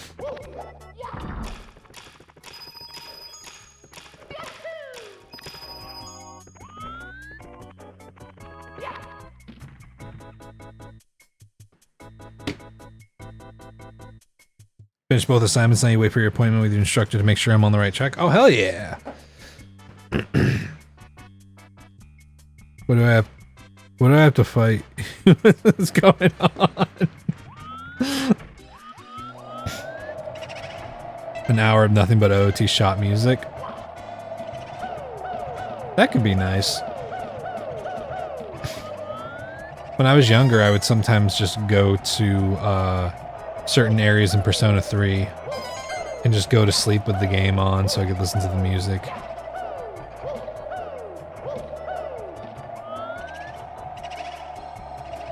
One hour of Marts.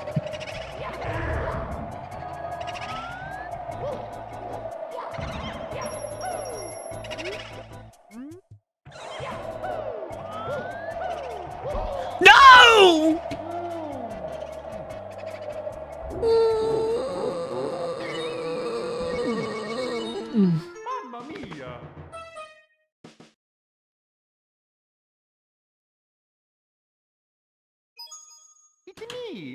Mario.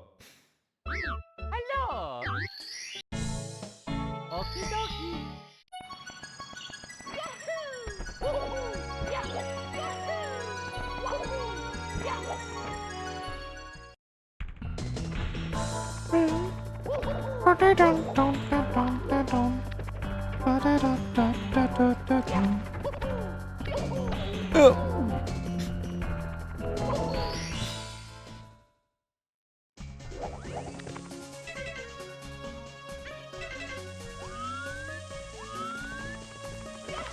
Really loves this level. Oh god.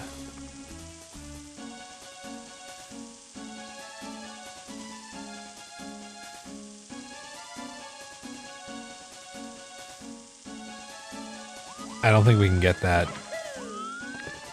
I don't think there's any way that we get through that cutscene and not fall through the level. Unfortunately.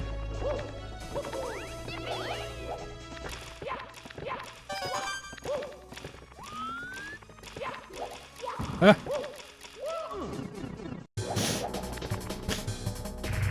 Can't see Rudy progress?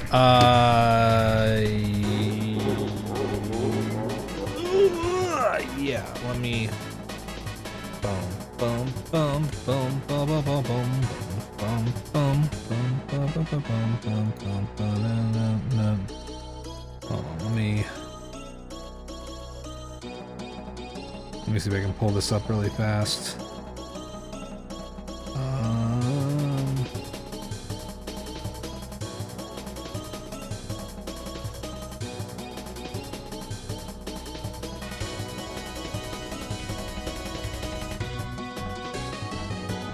Oh god.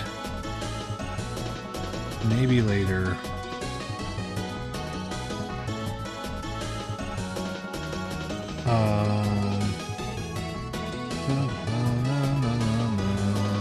Here is Rudy progress.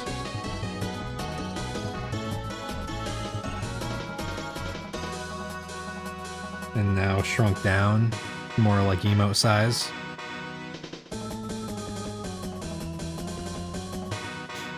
I gotta add some more contrast, but it's coming along. But yeah.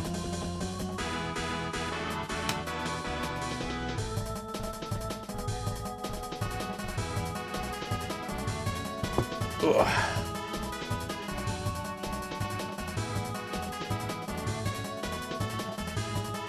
Okay.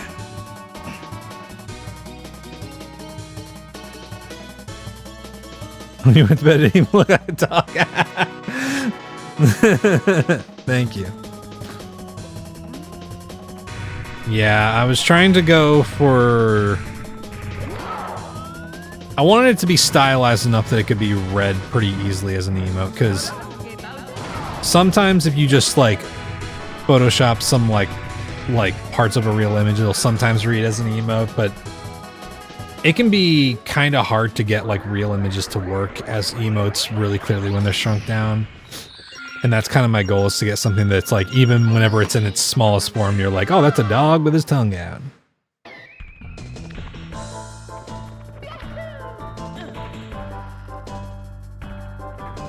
Because that's kind of why I like making emotes, if I'm being honest, is the fact that it's like you have a specific viewing size that you're making it for, right? Like a distance that people are going to be looking at it from.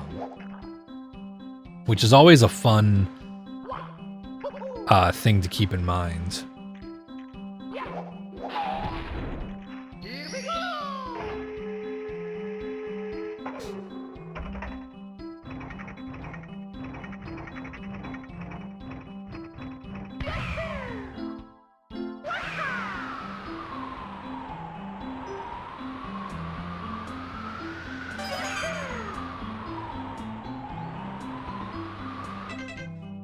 You're going to show your wife the bot if you keep them. Yeah. I keep them on my YouTube Flux just because Twitch is weird about some shit. You're gonna call a doc for like at least the last 2 hours and cried. Damn, dude.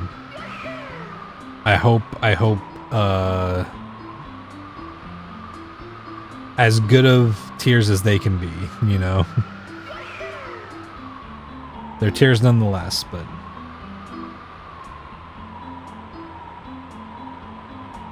I'm glad you're liking it, man.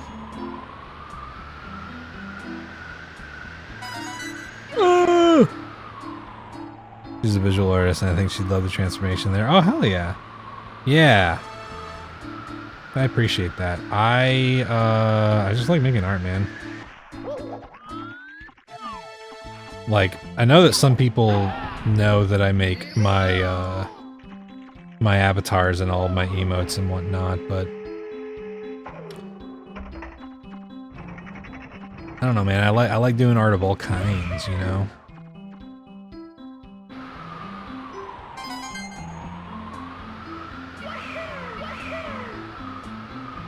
And it helps that I had a really good mentor for a little bit.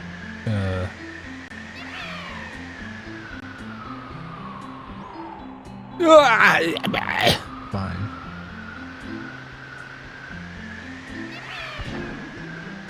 Wait, where the fuck am I, dude?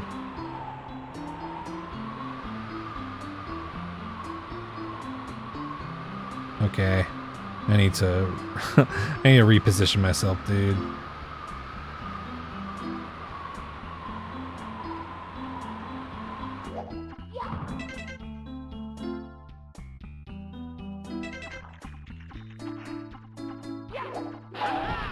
Hey, all I did was play a video game and draw some stuff that I find fun to draw, Asian. And I'm just happy that it's made your day in some way or shape, you know.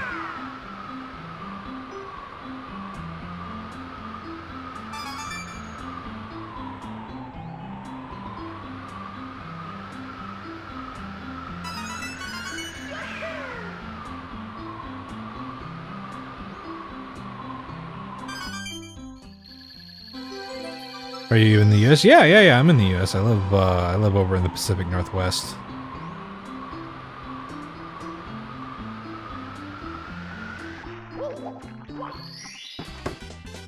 There was a point in my life where I considered trying out living in other countries, but I don't think that that's gonna happen. Probably not.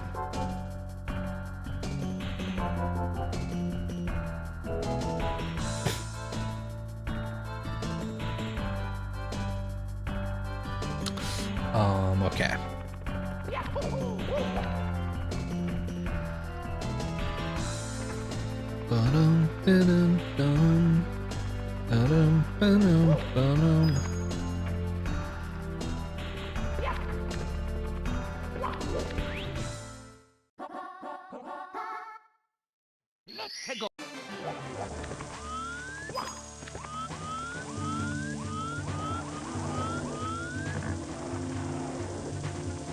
Flux, have you watched Celestial's streams, right?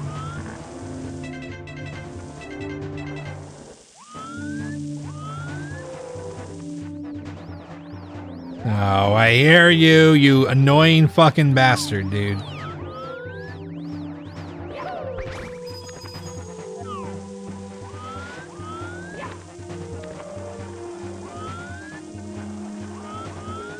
Okay, cool. I was gonna say that dude's got a fucking audiobook narrator voice if I've ever heard one. Woo!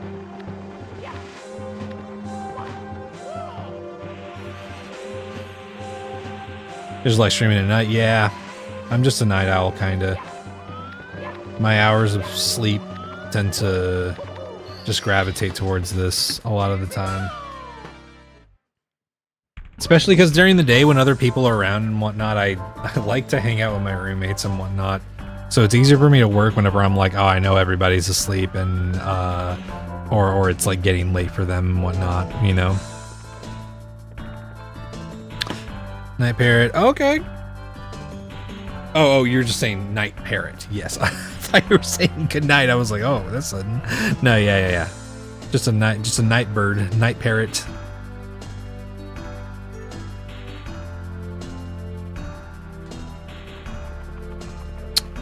Yeah, we're not gonna go back in there.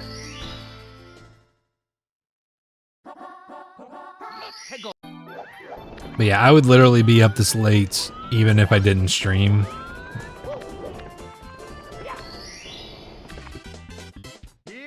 Still eating while your husband starts next to you? Hell yeah.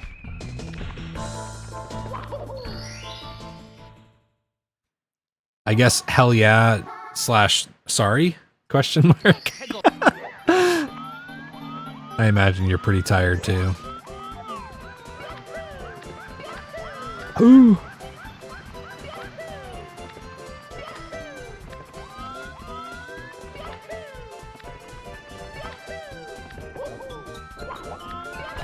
Eee.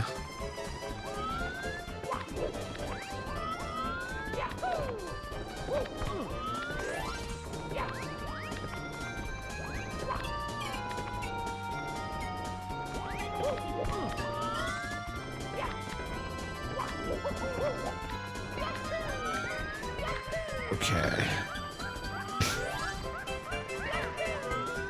Let's get monkey. Oh, there's a toad.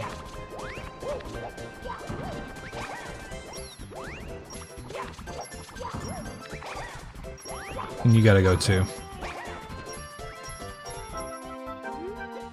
Woke your up your husband and he took Sheila to work and is making you food at the moment? Hell yeah.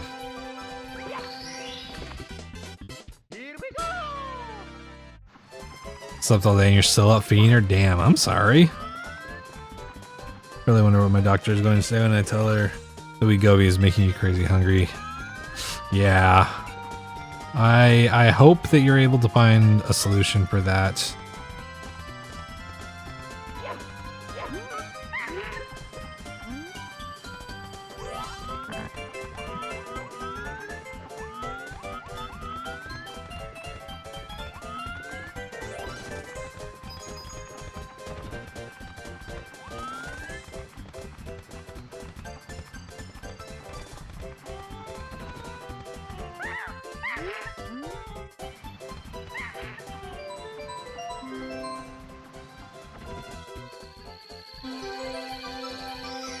Okay.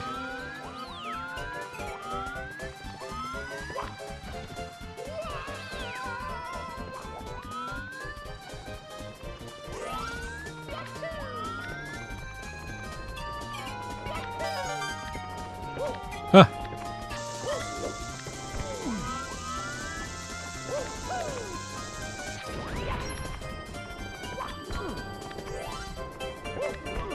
Look!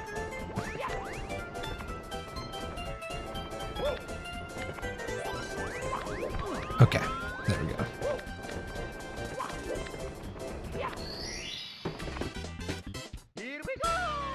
Been dealing with a situation for the last few days you can't talk about. Here might pop off and send some messages to older folks who I've been in a position to take care of everyone. Oh, okay, Quills. I hope that that clears up, man. Thank you for hanging out, dude.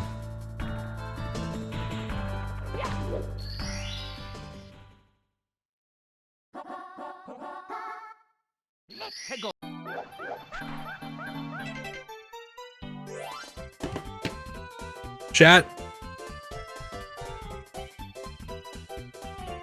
I need y'all to know something. For at least the duration of the stream, I just want y'all to know that I have had my shirt on inside out.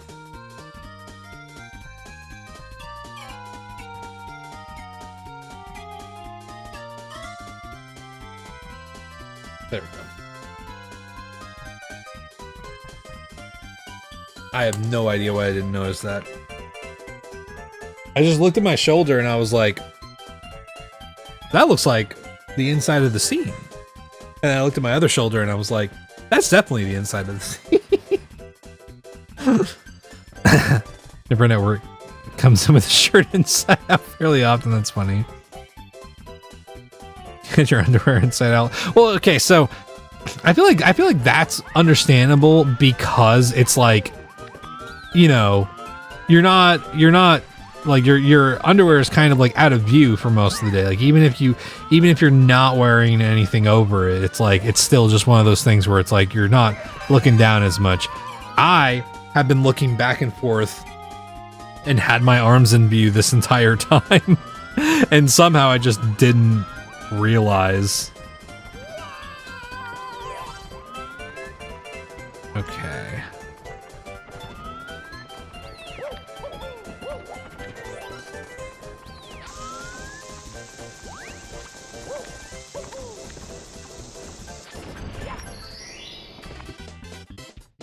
Not even wearing a shirt. You wear it inside out to get an extra week out of it.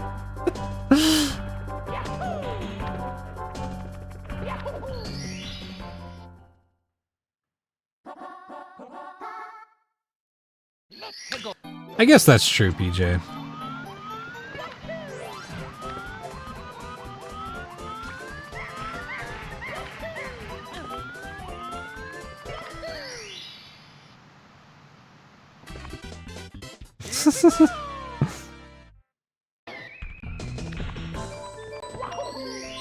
Inside out shirts for Rudy. Ooh.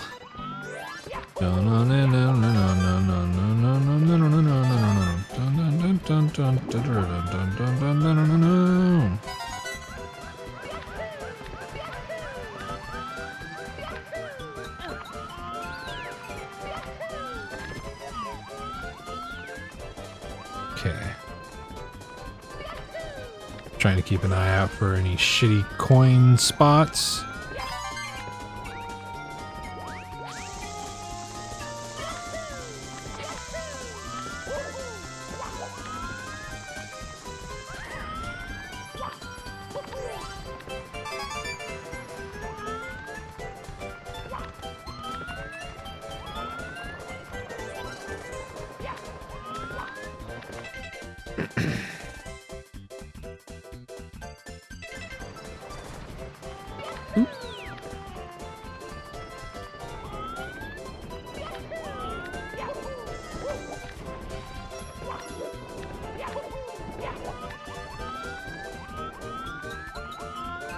Okay.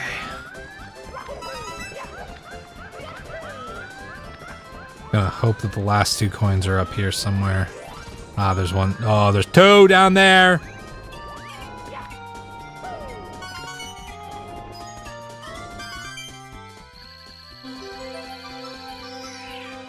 Great.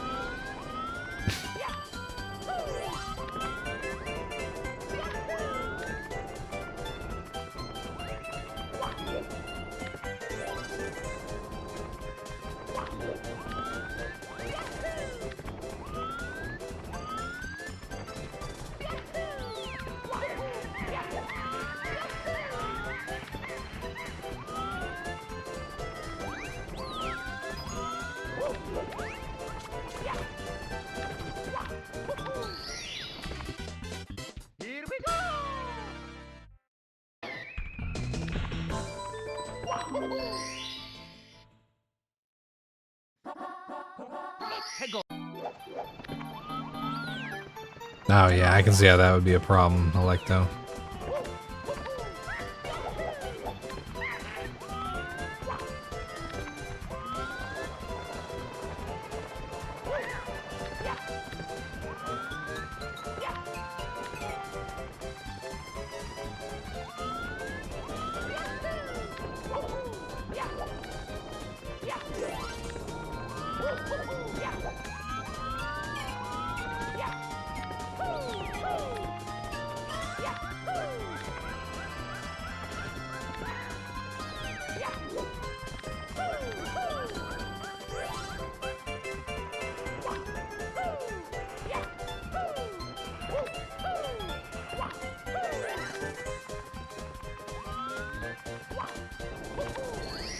There we go.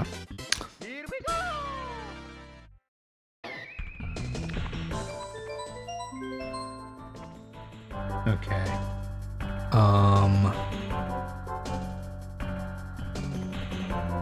I think that that's every one of them. That should be good. Okay.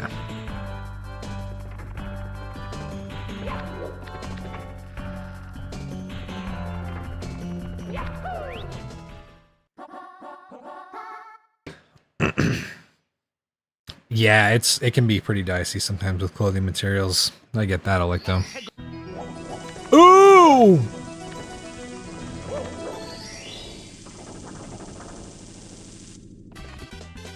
Here we go!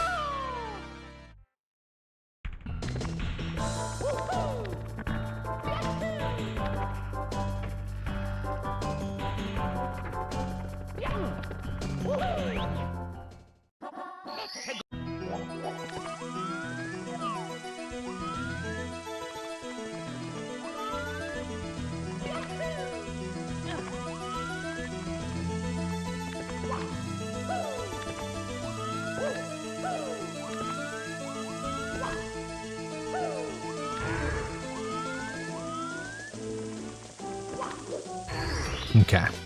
Here we go!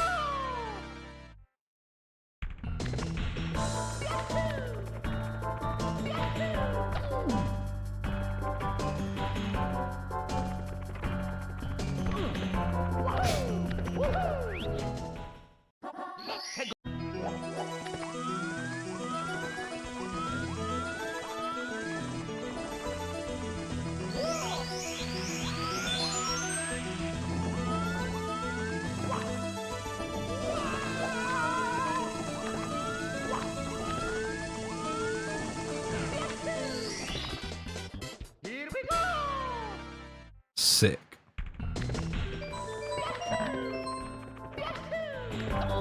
Ooh.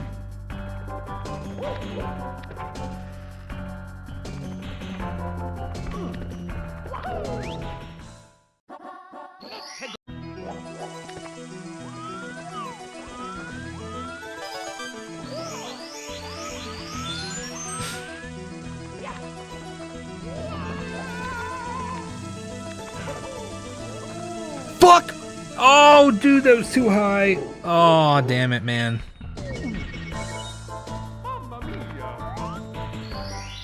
I thought I kicked at the right moment, but oh. Oh. Okay.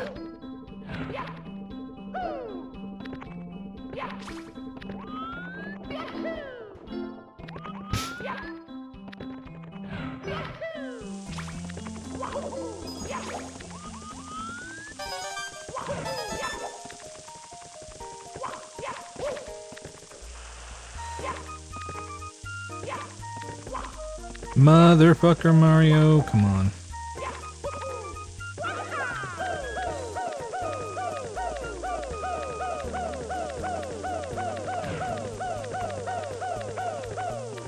No! You fucking bastard.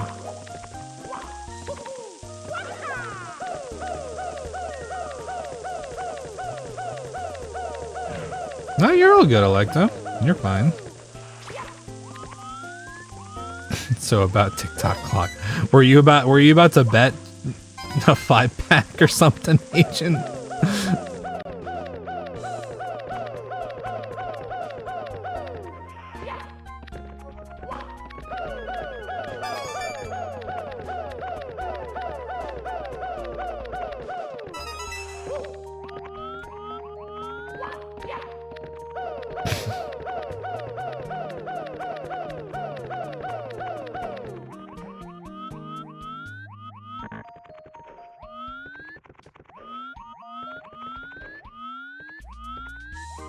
Okay, here we go.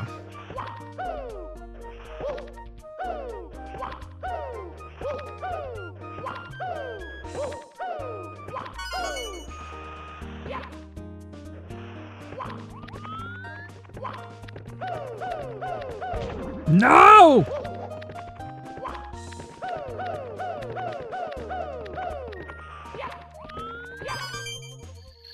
Okay. There we go.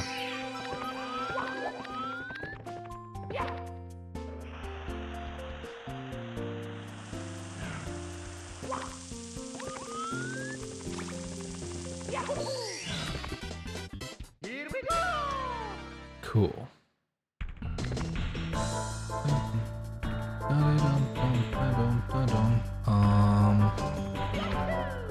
You don't know what's in CCM?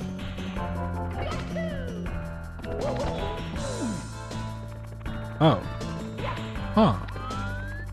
Why does it have a question mark next to it on my thing? Dun, dun, dun, dun,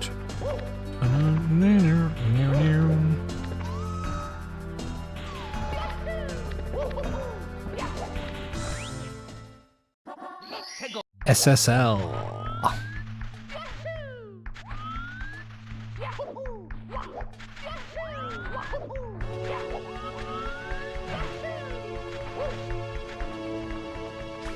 Oh.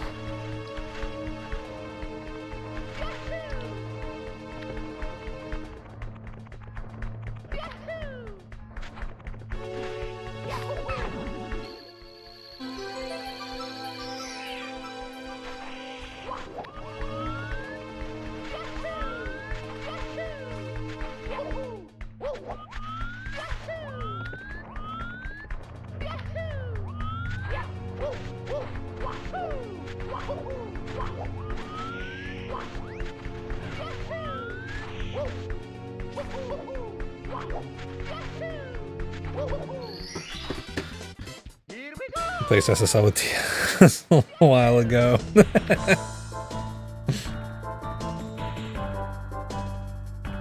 I guess I'm so afraid to start streaming because of social anxiety, and I don't think I'm very entertaining. I mean, that's the thing, though. Like, legitimately, the only reason I started streaming was just because it gave me an excuse to play games. And, you know, I had a few friends who were gonna show up to streams just, you know, because of, like, you know, friends I had online and everything like that. Who would hang out in streams and whatnot, but genuinely, like, I think the only way that you can become more entertaining is by trying to entertain more, right? And there's always gonna be people who are gonna fucking be annoying and call you cringe or whatever. I mean, fuck, we've gotten people here who come into the TikTok and they start getting weird about, like, furry stuff, assuming that I'm a furry and whatnot, and I ban them. But number one rule, just don't tolerate shit more than anything. Like, you're doing this for your fun at the end of the day.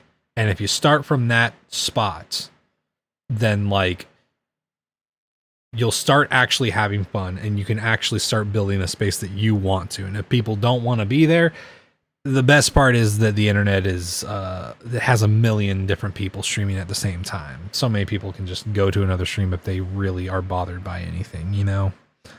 Best thing you do for your social anxiety is putting yourself out there, whether it's on stage or on stream. It really has opened you up to the settings and yeah, I mean, you know, what if you're half furry? I mean, that's fine.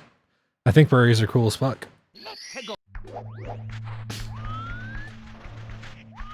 I think furries are fucking awesome.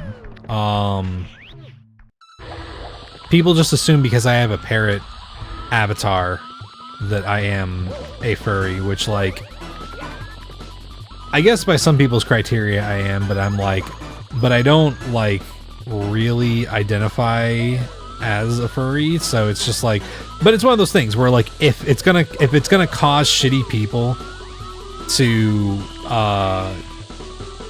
out themselves to me as being shitty, oh god, then, like, that's cool with me, man. Just like how I would rather someone assume that I'm trans than assume it's cool to be shitty about trans people in my chat, you know?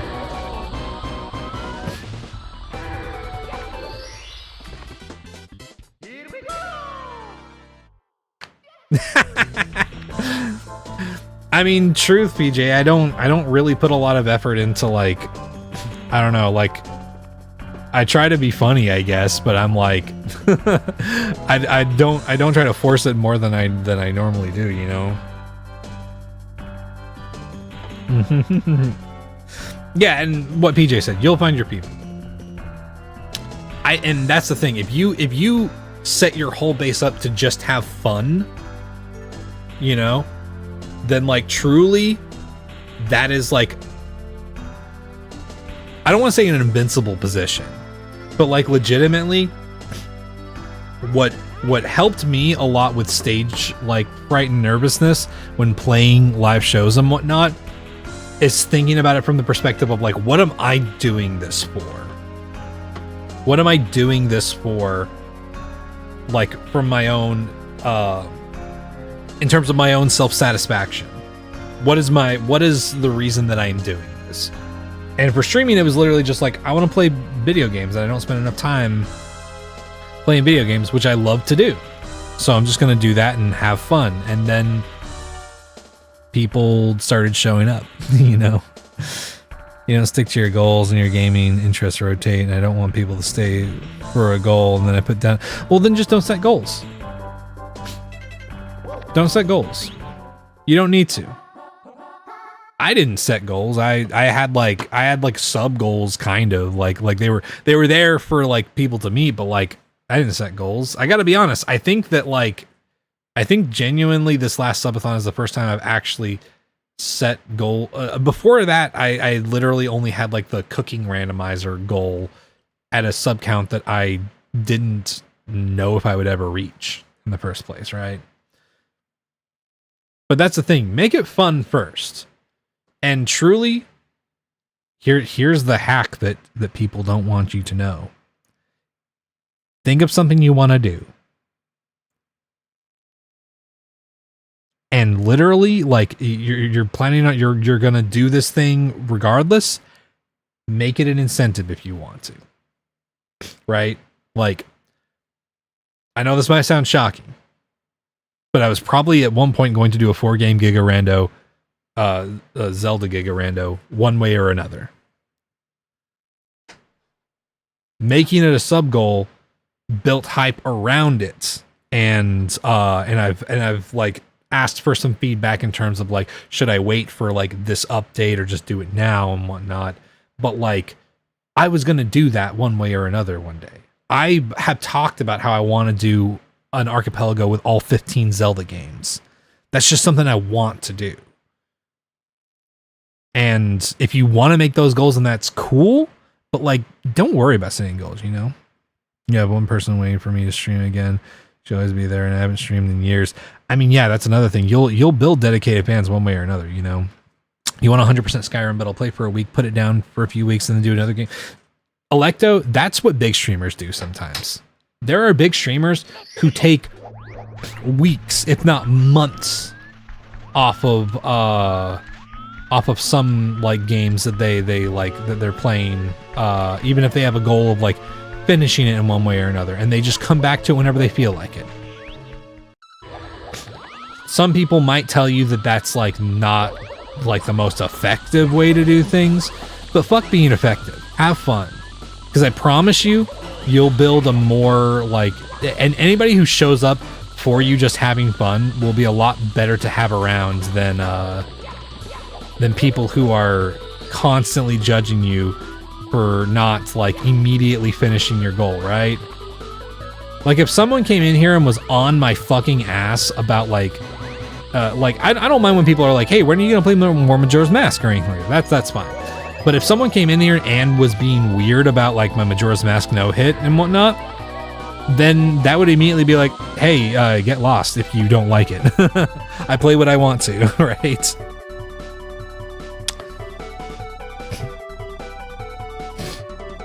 You used to stream 5 times a week minimum. It took 6-7 month hiatus. Your friends are still in your streams regardless. Yeah. You just laid Kendra down, went outside, and he quit snoring. Take care of herself. He started yelling, hey, that's fair, you know?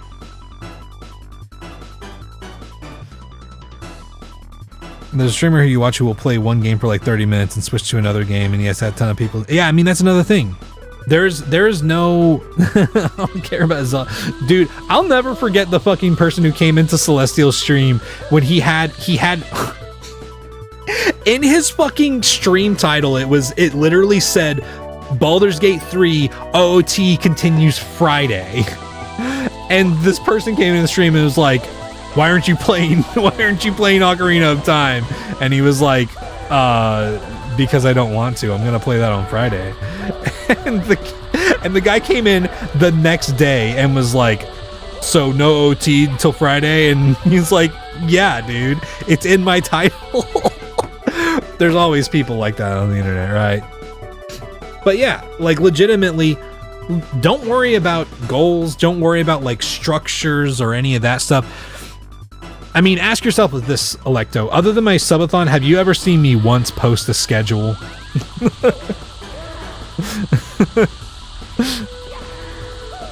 Because if you have, I would be concerned as to who's been posting schedules for me.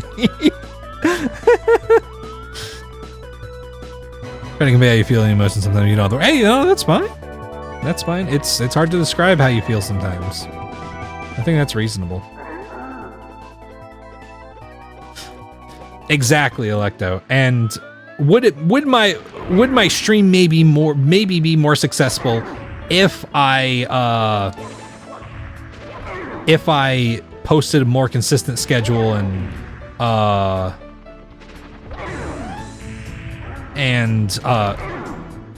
you know, had like very organized stuff going on and whatnot? Sure. But I gotta be honest, that shit burns me out, man. That shit burns me out, and the last thing y'all want, and the last thing I want is to ever sit down before stream and be like, oh, I really don't want to stream today. Because if I feel that way, I just post an announcement, not streaming today. And you know what? Y'all are cool. Y'all are really cool. Of course, you know, like, I understand whenever people are like, that sucks, but, you know, get your rest and whatnot. And that's fine. That doesn't ever bother me at all. Because y'all understand. And the last thing I would ever want to do is build an audience of people that don't understand whenever I just need a break from something, right?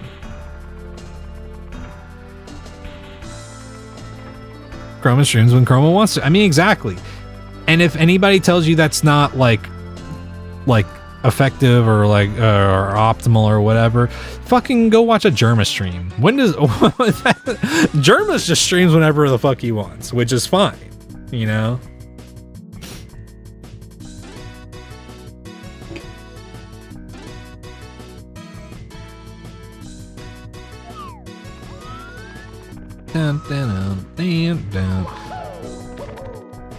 But yeah, just start from a place of doing what you want to and what you enjoy.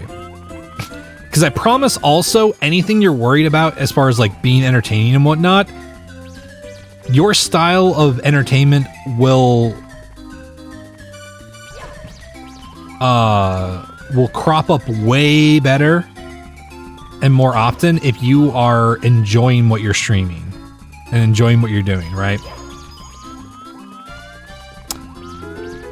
So bad at catching mips off the wall like this. There we go.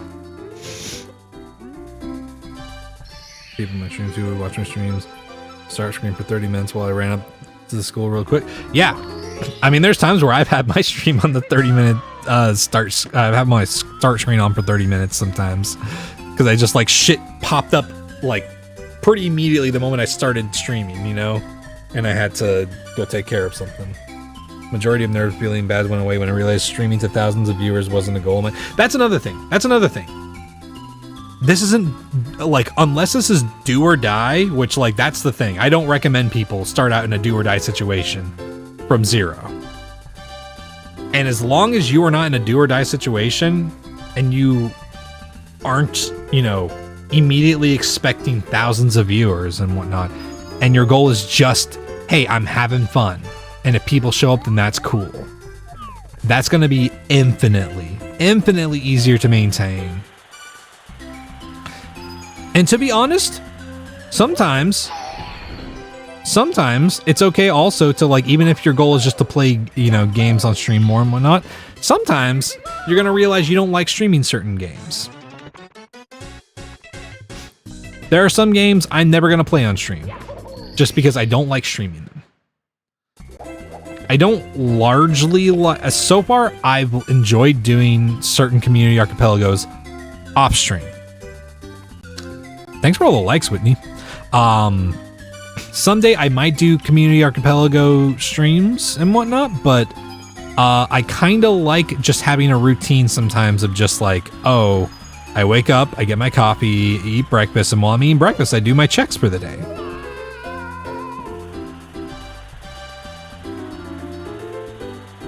Just like people watching me play games. I don't play games much because I want some. Yeah, and that's valid too. Sometimes you just want people to be able to walk in and watch you play.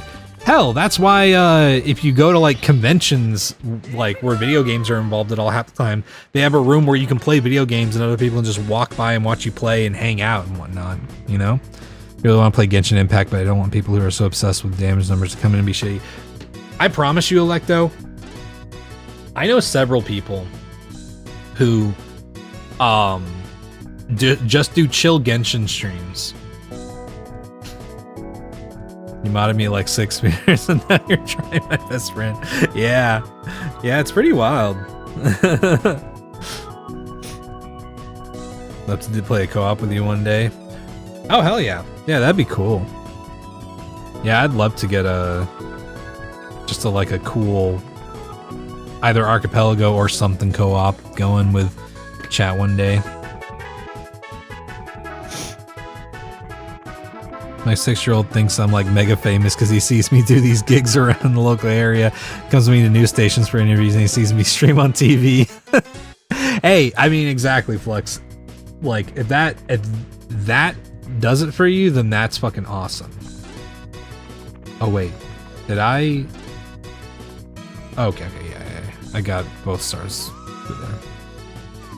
Version 7.0, and my entire team is 1.0 to 3.0 characters. I mean, hey, again, the point is you having fun, right? And you are gonna find out as you stream what you have fun doing. And it is okay to like try, for example, if you tried Genshin Impact, and then at the end of the stream you're like, that didn't feel fun. Maybe you just prefer playing Genshin offline. But maybe you love it, right? And that's the whole point of trying it.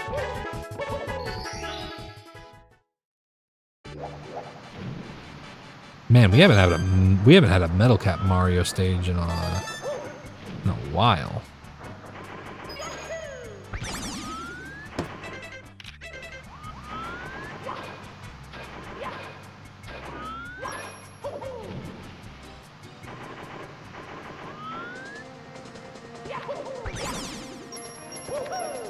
No!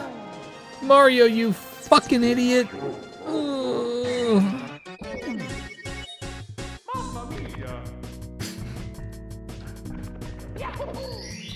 Yeah, we've been doing a couple of mod archipelagos and whatnot. I do want to set up a just general community archipelago as well at some point.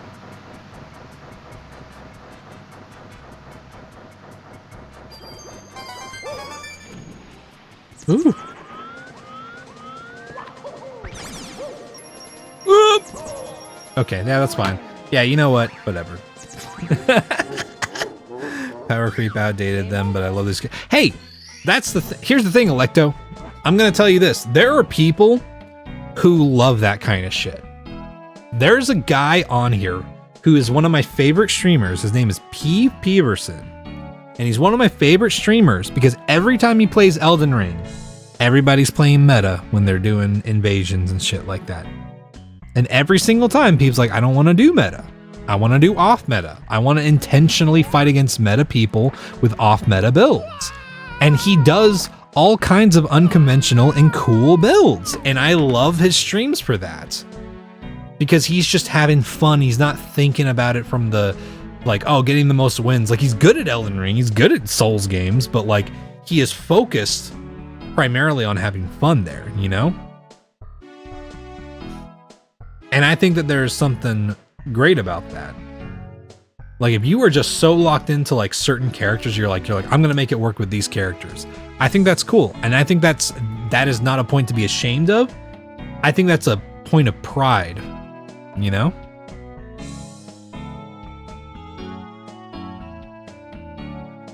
Really meta team, but just for primo gens. And yeah. There's gauntlets that need super meta builds. Yeah, I mean that's the whole thing. Again, whatever is fun. But just remember to lean into what is fun for you. And I'm gonna say this too. Blocks are free. Bans are free. Okay?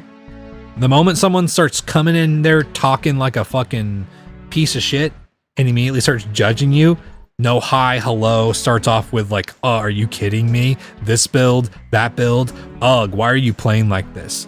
If that's your first chat message, guess what? You're at least getting a timeout. You know, you're probably getting a ban. I guess, you know, and that's a big thing to keep in mind. Both for streaming and for just being online in general. Blocks are free, baby. Hand them out like hotcakes the moment someone is shitty to you. When I comment something on like any social media thing, TikTok or whatever, and I say something and someone replies with something bigoted, you know what I do? I reply with one message to make sure that it's, you know, just like so people see that response, and then I block the other person. That's all I do, because I'm not here to have this. I'm not here to have discussions with shitty people. Discussions with cool people who are understanding and who can, you know, be empathetic and you know, people I can have a beneficial conversation with. That's fine. But if people come into your stream and they start being shitty, don't tolerate it. Do not tolerate it. There's too many people in the world to tolerate shitty people. Inspiring, thank you. I mean, I'm glad. It's like, I don't know. This is all stuff that I've also had insecurities about, right?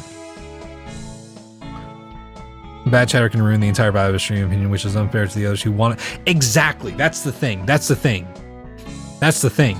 Just like how if someone comes in here talking about really shitty transphobic stuff and whatnot, I don't care if it's one more chatter. They're getting banned immediately because you know what I care about more? I care more about the trans people in my chat who are really cool. You know who I care about more? The people who actually like are kind and empathetic in my chat, you know? And that is the thing. You're building, like, anybody who shows up to your chat and hangs out is part of your community, right? Even if it's one person who shows up for your streams, even if it's 20 people, even if it's 300, even if it's 2,000. What matters is that you understand that, like, that is still a community. And you just need to make sure that you're having fun and having a good time, right? Exactly. Find your lines, put your rules. Your rules can be as specific as you want to. That's another thing.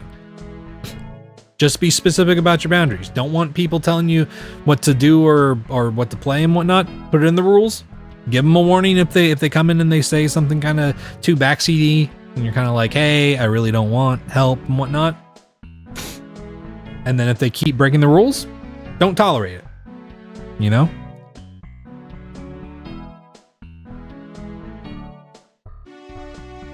Even if it shows up for an internet stranger. Yeah, and I mean, that's the thing, you know? Yeah, I love you too, man. It's just one of those things, dude. Chill people will find your community. And here's the thing. The cool people will appreciate you more for banning the shitty people. And here's the best part. If they really want to be part of your community and they didn't mean to be shitty, that's what unban requests are for. They can make their appeal there. But, you know. Yeah, and I mean, I'm glad that y'all found my stream. It's you know, that's what makes the stream is y'all being here. So I appreciate y'all showing up. Because again, I'm having fun. I'm getting to play Super Mario 64 on my fucking computer with a 4070 Super in it. I'm having a great time, right? The fact that y'all like coming here and hanging out is awesome. You know? Don't let shit happen on you.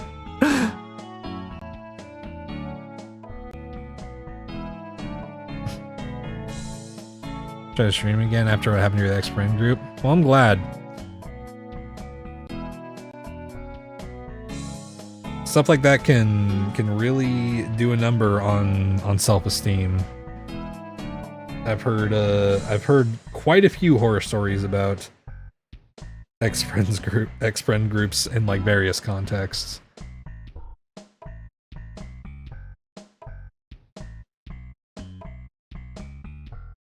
And that's another thing. Don't ever feel like you have to like do things the most optimal way, right? Every optimize your stream video that's out there, like, okay, I'm not a massive streamer or anything like that, but every optimize your stream fucking video out there, half the shit on that goes against what I do. But I don't want to do those fucking things because I don't want to burn myself out, and I don't like, it's just not the vibe I want to curate, right? Again, build your base from having fun. Make that where you stand your ground, right?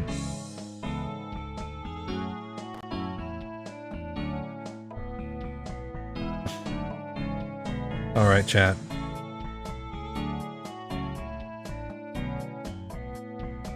We need to find someone to raid. Who is going right now? You know what? Bigfoot's doing Super Mario 64. We did raid Bigfoot the other day, but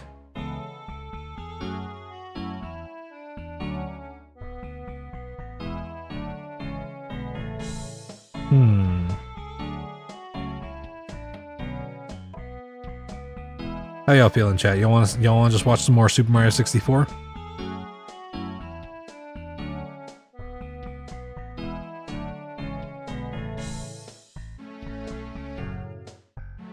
Give old Bigfoot a raid. Okay.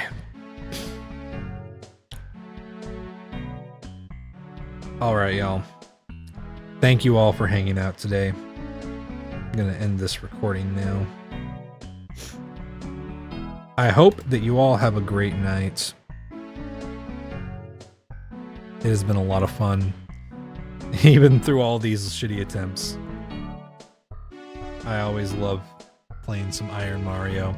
I'm gonna say bye to TikTok first. Y'all have a good night, TikTok. Thank you for hanging out. YouTube, appreciate y'all too.